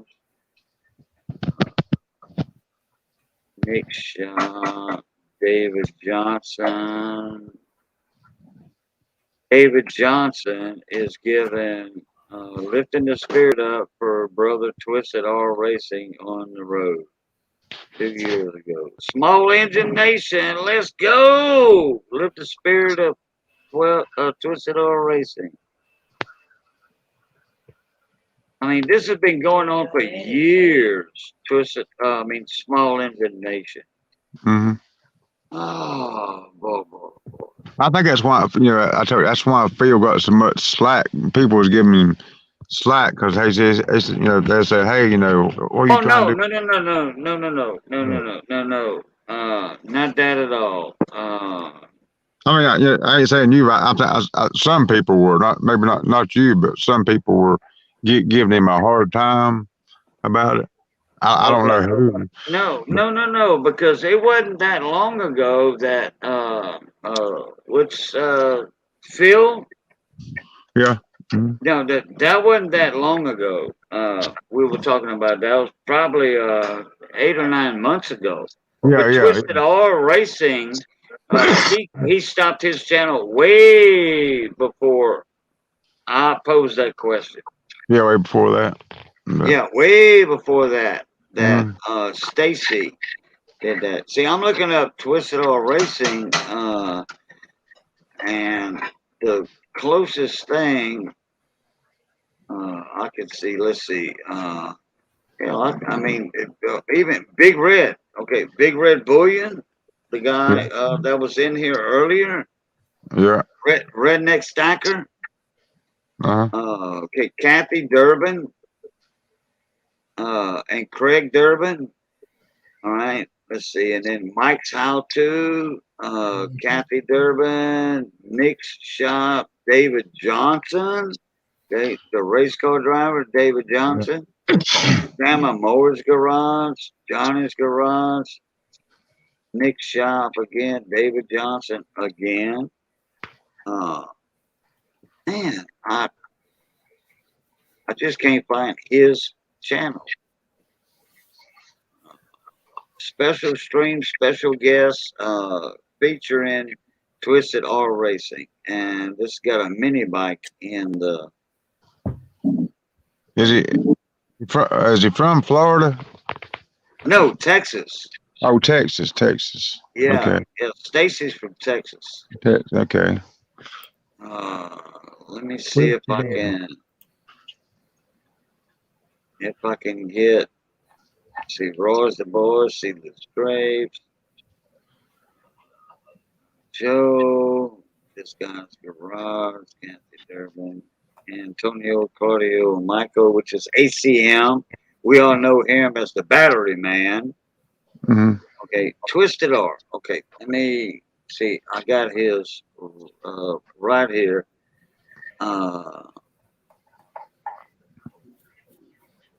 See, they said he's back on. Yeah, life update 10 months ago, 1 month ago, 4 weeks ago. Okay, all right. Yeah, I think it was Brandon that said he had a video up not that long ago.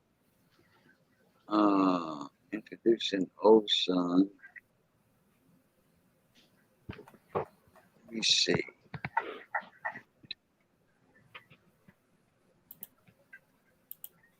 Mm.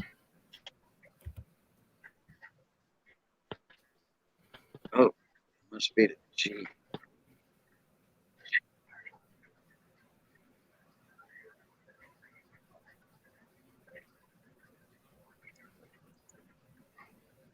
Okay. All right. Yeah, he's going now by Twisted R. All right. Let me give y'all the link to that video. Okay.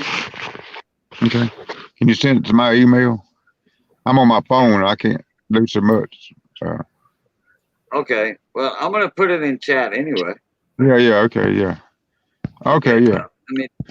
Let me do this. Yeah, but I could send it to you in the email. Not a problem. Okay. Yeah. Well, if you put it in chat, I can get it in chat here. I didn't know you were gonna put it in chat. Yeah. I can't get to the YouTube chat on my phone, but I'll. I know why. Okay. I'm afraid it'll kick me off here. He's in the Twisted R. Okay, instead of Twisted R Racing now. Okay, Twisted R video link.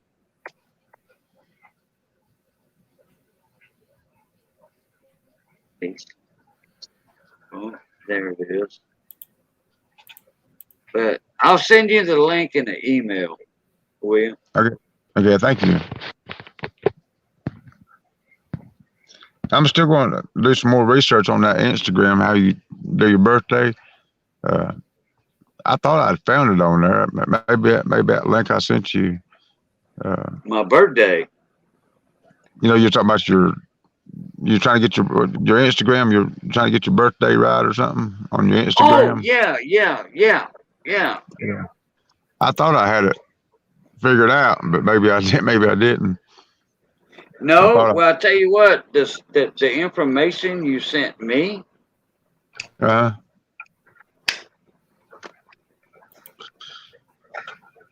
don't see that same information when I go to Instagram.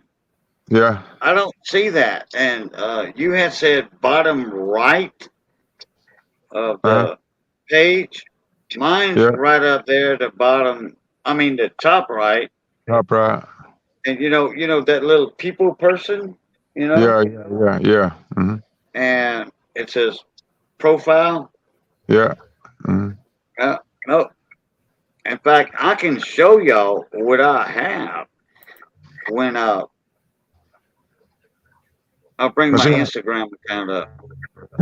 I think what you have to do, I think maybe where I messed up. Don't Facebook owns Instagram, right? Correct. Yeah. See, Okay, wait, hold on. Whoa. 1 sec. I hate to interrupt you. Oh no. Pizza Guy, what's going on, Mon Ami? He says, I don't think Redline Gary is looking at chat, David called out. Yeah, I am. Oh, okay. Pizza Guy, what's up, Mon Ami? Welcome to the live stream. And I've been trying to figure all this out. So let's see. Where did I miss Pizza Guy? Where's Pizza Guy? Okay, Xander says, was it you, David, that brought up Twisted R String? The cone,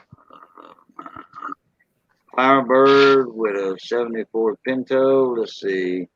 David called out Pizza Guy. Hello, gentlemen and ladies. There's Pizza Guy's comment. And Bob said, Dave not here, man. They can't see that. Hey, Pizza Guy, Bob said. Pizza Guy said, hello at Bob. David called out. The Pizza Guy, hi. Pizza Guy, hello at David called out. And Pizza Guy said, hello, David called out. Redline Gary, question mark. What's that? Okay, Bob he raced mowers as well as he had a kick-ass Kohler 18, man, that dude was wicked. If I recall, it was in the range of 35 to 40 horsepower. Pizza Guy says, I don't think Redline Guy was looking at chat, David called out. Okay, I can't find nothing on that. I am David Carlisle, Pizza Guy. Thank you for coming in, brother. Morning, me. Okay. Pizza Guy, yeah, you're not. Piece of guy, I've been like that for the last 3 days, man. I've been sick to my stomach, not getting any rest, worried about all this stuff I'm going through right now. So I know what you going through some stuff because I didn't go through what you going through when I was in the hospital for a month. But I tell you what, the way I'm feeling right now,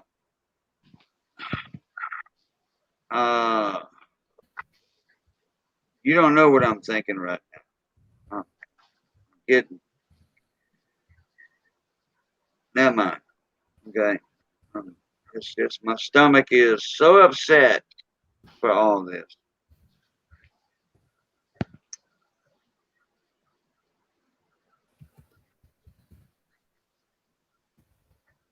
You know, everything was going good, and everything goes to pot. And I'm not talking about Willie Nelson. I got $100 bill, and it's all going to pot. I ain't talking about that because I don't do that stuff.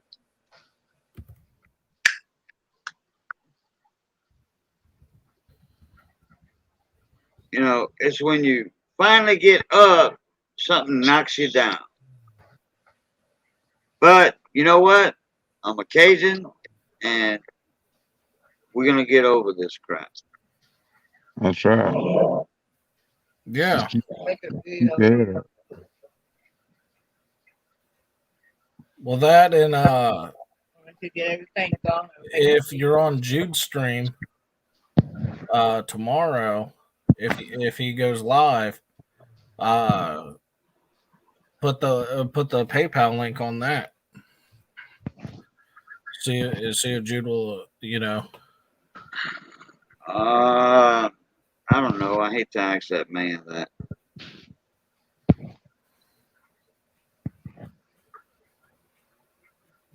I know boys, you it's Cajuns don't like asking for help, but yeah. Well, I no, I'm not saying hey, it's pinned at the top. Okay, I am asking, but in my channel, Bob said it's Twisted R Racing. Oh, wait a minute. I didn't put. I didn't even put it in the chat yet.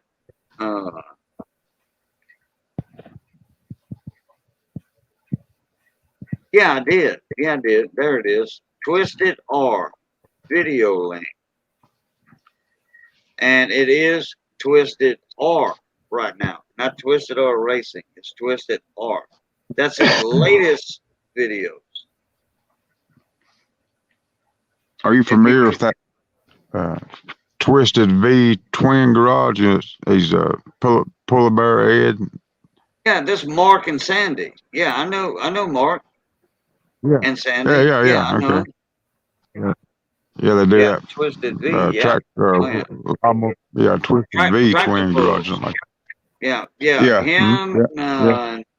Him and Polar Bear Ed, they only live like 10, 15 minutes of each other, and they go to tractor pools. Well, the lawn tractor pools. Okay, not the big ones. Yeah. I'd like to see that. That'd probably be pretty neat. Yeah, but they got videos out on it from like 2 weeks ago and all. They got live footage of it. I was in there for the live when they were doing it. I missed it. Sometimes I don't get there. I mean, I got like yours. I got notifications when you come on or something, and I don't get it. Well, maybe I'm busy when it comes on, or I don't get all my notifications like I'm supposed to. Well, what I do, when I go to a YouTube channel, I hit that because I have Google, whatever, and I reload at the top, way up here. Yeah. I hit that circle, reload that. And when I'm on YouTube. Yeah. And then the three little bars Yeah. I click on that, and that tells me who's live. Oh, really? I'd check Yeah, that out. Okay, I didn't know yeah, that. yeah. It tells me Uh, who's live that I'm subscribed to, yeah. Oh, and okay. even people that I'm not subscribed to sometimes. Yeah. Hmm. I Okay, didn't know that. Fireboy said at Cajun, here's Stacy's link. Okay. Let me let me open that in a new tab and see what it is. Because what I did, I put Twisted or that link I put in was a video link for Twisted Art. So let me see what Fireboys put in there. Bump, bump, bump, bump, bump, bump. 1990 Jeep Wrangler YJ Osun rear springs bushing. Okay. August 24th, 2021. And then Fireboy said 2 minutes ago, dang, Twisted, glad to see you back, brother. I need to holler at you, sir. But anywho, super happy to see a video from you. Craig Durbin, nice. Old son's making progress. Big Red Bullion, rock on. Good to see you're okay. Scrapping, ordering, tinkering fun. Kathy Durbin, yeah. Uh, I might add a comment. Yep. Good to see you back again.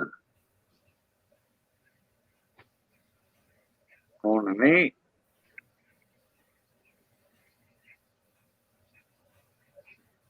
We talking about you. We talking about you. Yeah, right now. In my life.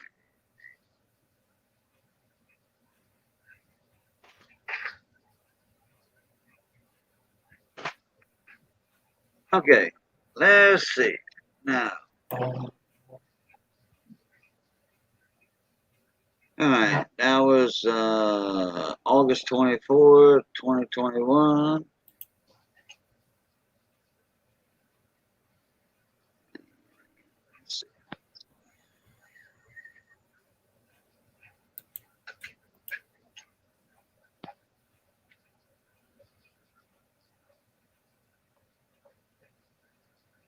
And Todd Miller, on that too. Okay, it is Twisted R.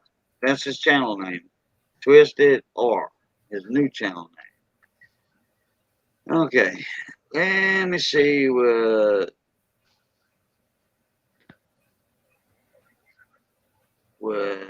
I put up earlier. Twisted R's video, right?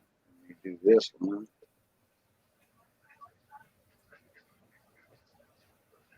Introducing Old Son.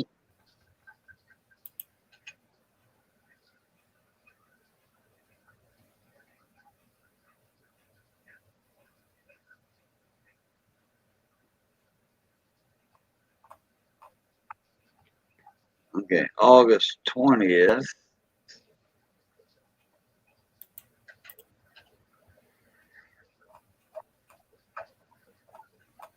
Okay, yeah. I'll put in one of the videos he was doing about it. About Old Son. Yeah, but it's still it is Twisted R.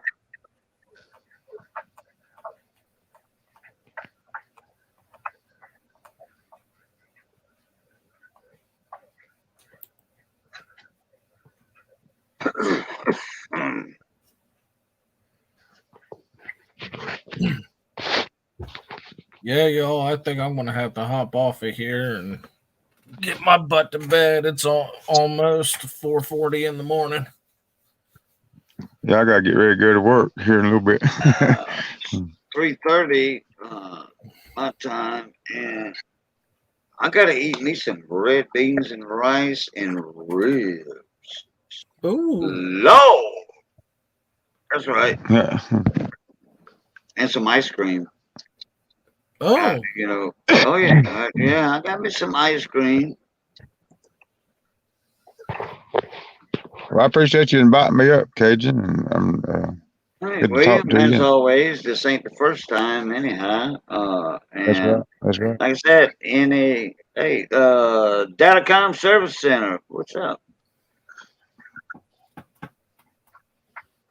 Okay, William. I'm gonna do some more research on that about getting your birthday on Instagram. I'm gonna do some more. But I think you have to maybe go to Facebook, and I think you have to do it there. I think. Well, I'm gonna find out. I'm gonna find out. yeah, I had read what you put on there, but it says here's how to do it if not connected to Facebook. Yeah. Through Instagram, and Yeah. it never did ask me my birthday. I'm gonna find out. I'm gonna find out. I'll let you know. I'll try to do some more research today while I'm at work. But like I said, I gotta get ready to. It's about time for me to get ready to head down the road. 12 hours is a long day. So, Yeah, I gotta head out myself. So hey, well, if you wanna do your outro, William, and then Red Line Gallery, I do this because I'm gonna get out of here myself. okay. It's 3:30, and man, I got a lot of phone calls to make tomorrow, and try to get some prices on what the hell I'm gonna do. Try to figure out how much this is gonna cost me. Oh boy, man. My stomach is. I hope I don't get an ulcer out of this crap. Well, I can imagine. Man, I got the measles bad. In French, that's the measles is the worries. Okay. Yeah. Yeah. I've been out of water since. Officially Friday. Thursday I was out of water, but officially Friday I was out of water, and that's almost a week. Dang. So, man, this is worrying me to death. What happened? My hot water heater busted. Oh, hey. Yeah. That's why I got my PayPal posted up there and everything. And in the description box, if anybody can just, help out a little bit on PayPal, friends and family. I forgot to put that up, friends and family, because if somebody does it, goods and services, that's 21 days it takes to come through. Mm. I can't stay out of water 21 days. I'm gonna have to go borrow money from somebody or something. See, if I was close by you, I could help you put it in. I had some bad luck too. My hot water heater went out. Yeah, but okay, all right. I'm going gas. I already called my Clico, my electrical company. Okay. Which my water bill last month was $60. Yeah. Okay. I hate to see what it's going to be this month, but it was a few days later when we found out, when I got the what the hell? What are you barking at? What are you barking at? Show me. So anyway, no, I don't have. I have Facebook, but I don't have Facebook Pay, Fire Boys. I got PayPal and Cash App, and that's down in my description box. And one of my PayPal's pinned to the top of the chat. But anyway, Thursday, okay, Monday, I found out my hot water tank was busted clean through. So that's anyway, officially Friday was when I cut my water off totally. Can't use it.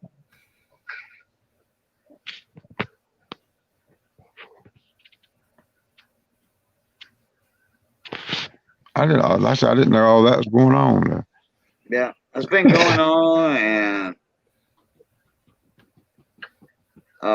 Monday I did a late night video live stream, and I had a whopping, which hey, I'm very thankful for it. $20, in donations, but nobody knew about it. I was thinking about doing an auction.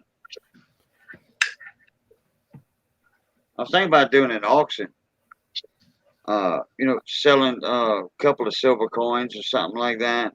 But that ain't gonna do no good, because if somebody sends it goods and services, it's gonna take 21 days to clear, which it does that on everybody's account. 21 days. I Yeah. can't wait that long. I'm gonna have to go to some friends or family or something and make a loan. How much you think it's gonna cost, you reckon? Well, I looked up the tankless hot water heaters, which Mm-hmm. that's the way to go. Tankless. Yeah. I have to build the shed outside for it, because my shed is the problem right now. That has to be rebuilt. The floor is shot on it. It's just a little 2x3. Mm-hmm. But I'm gonna build a shed. If I build it 4x4, naturally the dimensions of the lumber. Okay, I'd rather just go like 4x10. Okay, in between my windows, and it's not gonna cost but another $200 more for that. So anyway, it's probably gonna be $500 to $600 in lumber, and then $500 for the hot water heater, and then I think I can pull with some other friends. I can get my gas turned on. City gas. Mm-hmm. I can get that on. It's $125 to deposit, and if my pipes are still good, and they want a plumber I found that out. They want a plumber to make sure that the leak down test passes. And then a permit.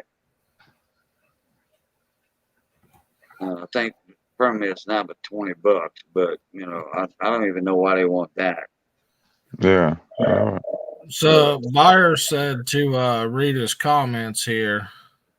He's got a bypass it till you get one. That way you have cold water. Oh yeah. Well, yeah. I will. I need to have. I thought I had a valve on it, but I don't. I thought I did, but I don't. If you have an auction, let me know. I have a few ASCs I donate to help, bro. Yeah, but I don't want nobody to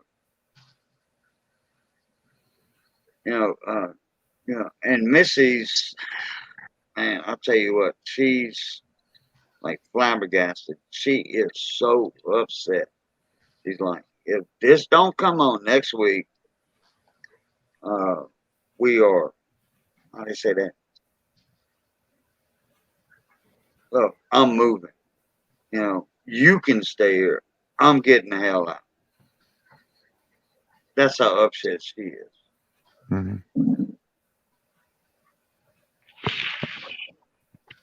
Well, I thought I could have swore I paid my water bill. I mean, most of the time my water ain't like about right around $30 a month. And I'm going through a divorce, and I went through depression through it, and all this, and anyway, I thought I'd paid my water bill, and I was getting ready to do something the other day, give my dog some water, and I got to the outside spigot, and I started turning it on. I said, "Darn, I ain't got no water pressure." I said, "Darn, what's wrong with my darn water?" Well, I forgot to pay my darn bill, and they cut it off. Oh, okay. I said, "Oh, Yeah, but crap." you see, yours is easy to get back on. All you got to do Yeah, is pay the bill, and they're gonna turn yeah, it back on with a yeah, $10 yeah. late fee or a $20 reconnect fee or something. No, it's $50 reconnect fee. $50. I said, "Oh, Oh, crap." yeah, but Fifty, yeah, fifty $50 for dollars. somebody to come out and turn your water back on. Yeah, Yeah, 1 $50. second. Yeah. Yeah, $50. That's Boy. I was only my late is like $26 what it was late. I said, Yeah. I thought I was ahead on it. I most times stay way ahead on it, Yeah. and it Yeah. just caught. I just overlooked it. I know, Bar Boys. Look, Bar Boys, I'm just so upset right now, and Missy's upset, and I don't know if I can. And I don't have that much stuff to do for an auction. Okay, I thought I had some. I looked at one of the boxes I got. Now, I don't know. I think I'll just go to one of them finance companies and see what I can do. Look, I was saying the other night, I just got one of them monkeys off my back. Okay. Uh, I had a $75 a month note with a finance company. I needed something for the house, and it was $1,100. So I had to take the loan, and we paid it back. Uh, a year and a half, but it got paid off on time, all that. So I think I'm gonna go to them and see, but it's gonna cost. I'm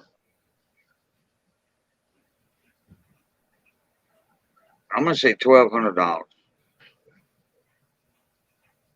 to get it done the way I want to get it done. Because I gotta have the deposit for the gas, and then if my pipes don't pass the test, uh, I gotta run new pipes. That's gonna be about $300. New pipes, all that, and then have them come put in a new meter because I don't have a meter over here. Gas meter. They came and took it a while back because they needed meters for somewhere else in town. So, but anyway, look. All right, Redline, you want to do your outro? I'll do mine. Yeah. William, you'll do yours, and I'll do mine. Yeah. I gotta get me something to eat. Oh yeah. Well, y'all take care, and good to. It's nice to meet you, Gary. Yeah. Nice to meet you. And, maybe we'll see you on the flip side on another one later on. Oh I'm yeah. gonna get ready to get to work. Y'all have a good one. Talk to you later, Cajun. All right, William. Sleep time, buddy. Get later. Yep. I'm Redline Gary. Keep it on the track. All right, Redline. All right, bye, boys. Thank you for the comment, brother. Thank you very much. Hey, Trigger Happy Customs, how y'all? All right, everybody. As always, love, peace, and crackling grease. And we'll catch y'all. Plutarch, I want to thank everybody for coming in the panel, everybody in the chat for the channel support, and a couple of PayPals we got in tonight, and the super chats we got in tonight. So, as always, Plutarch. Catch y'all later.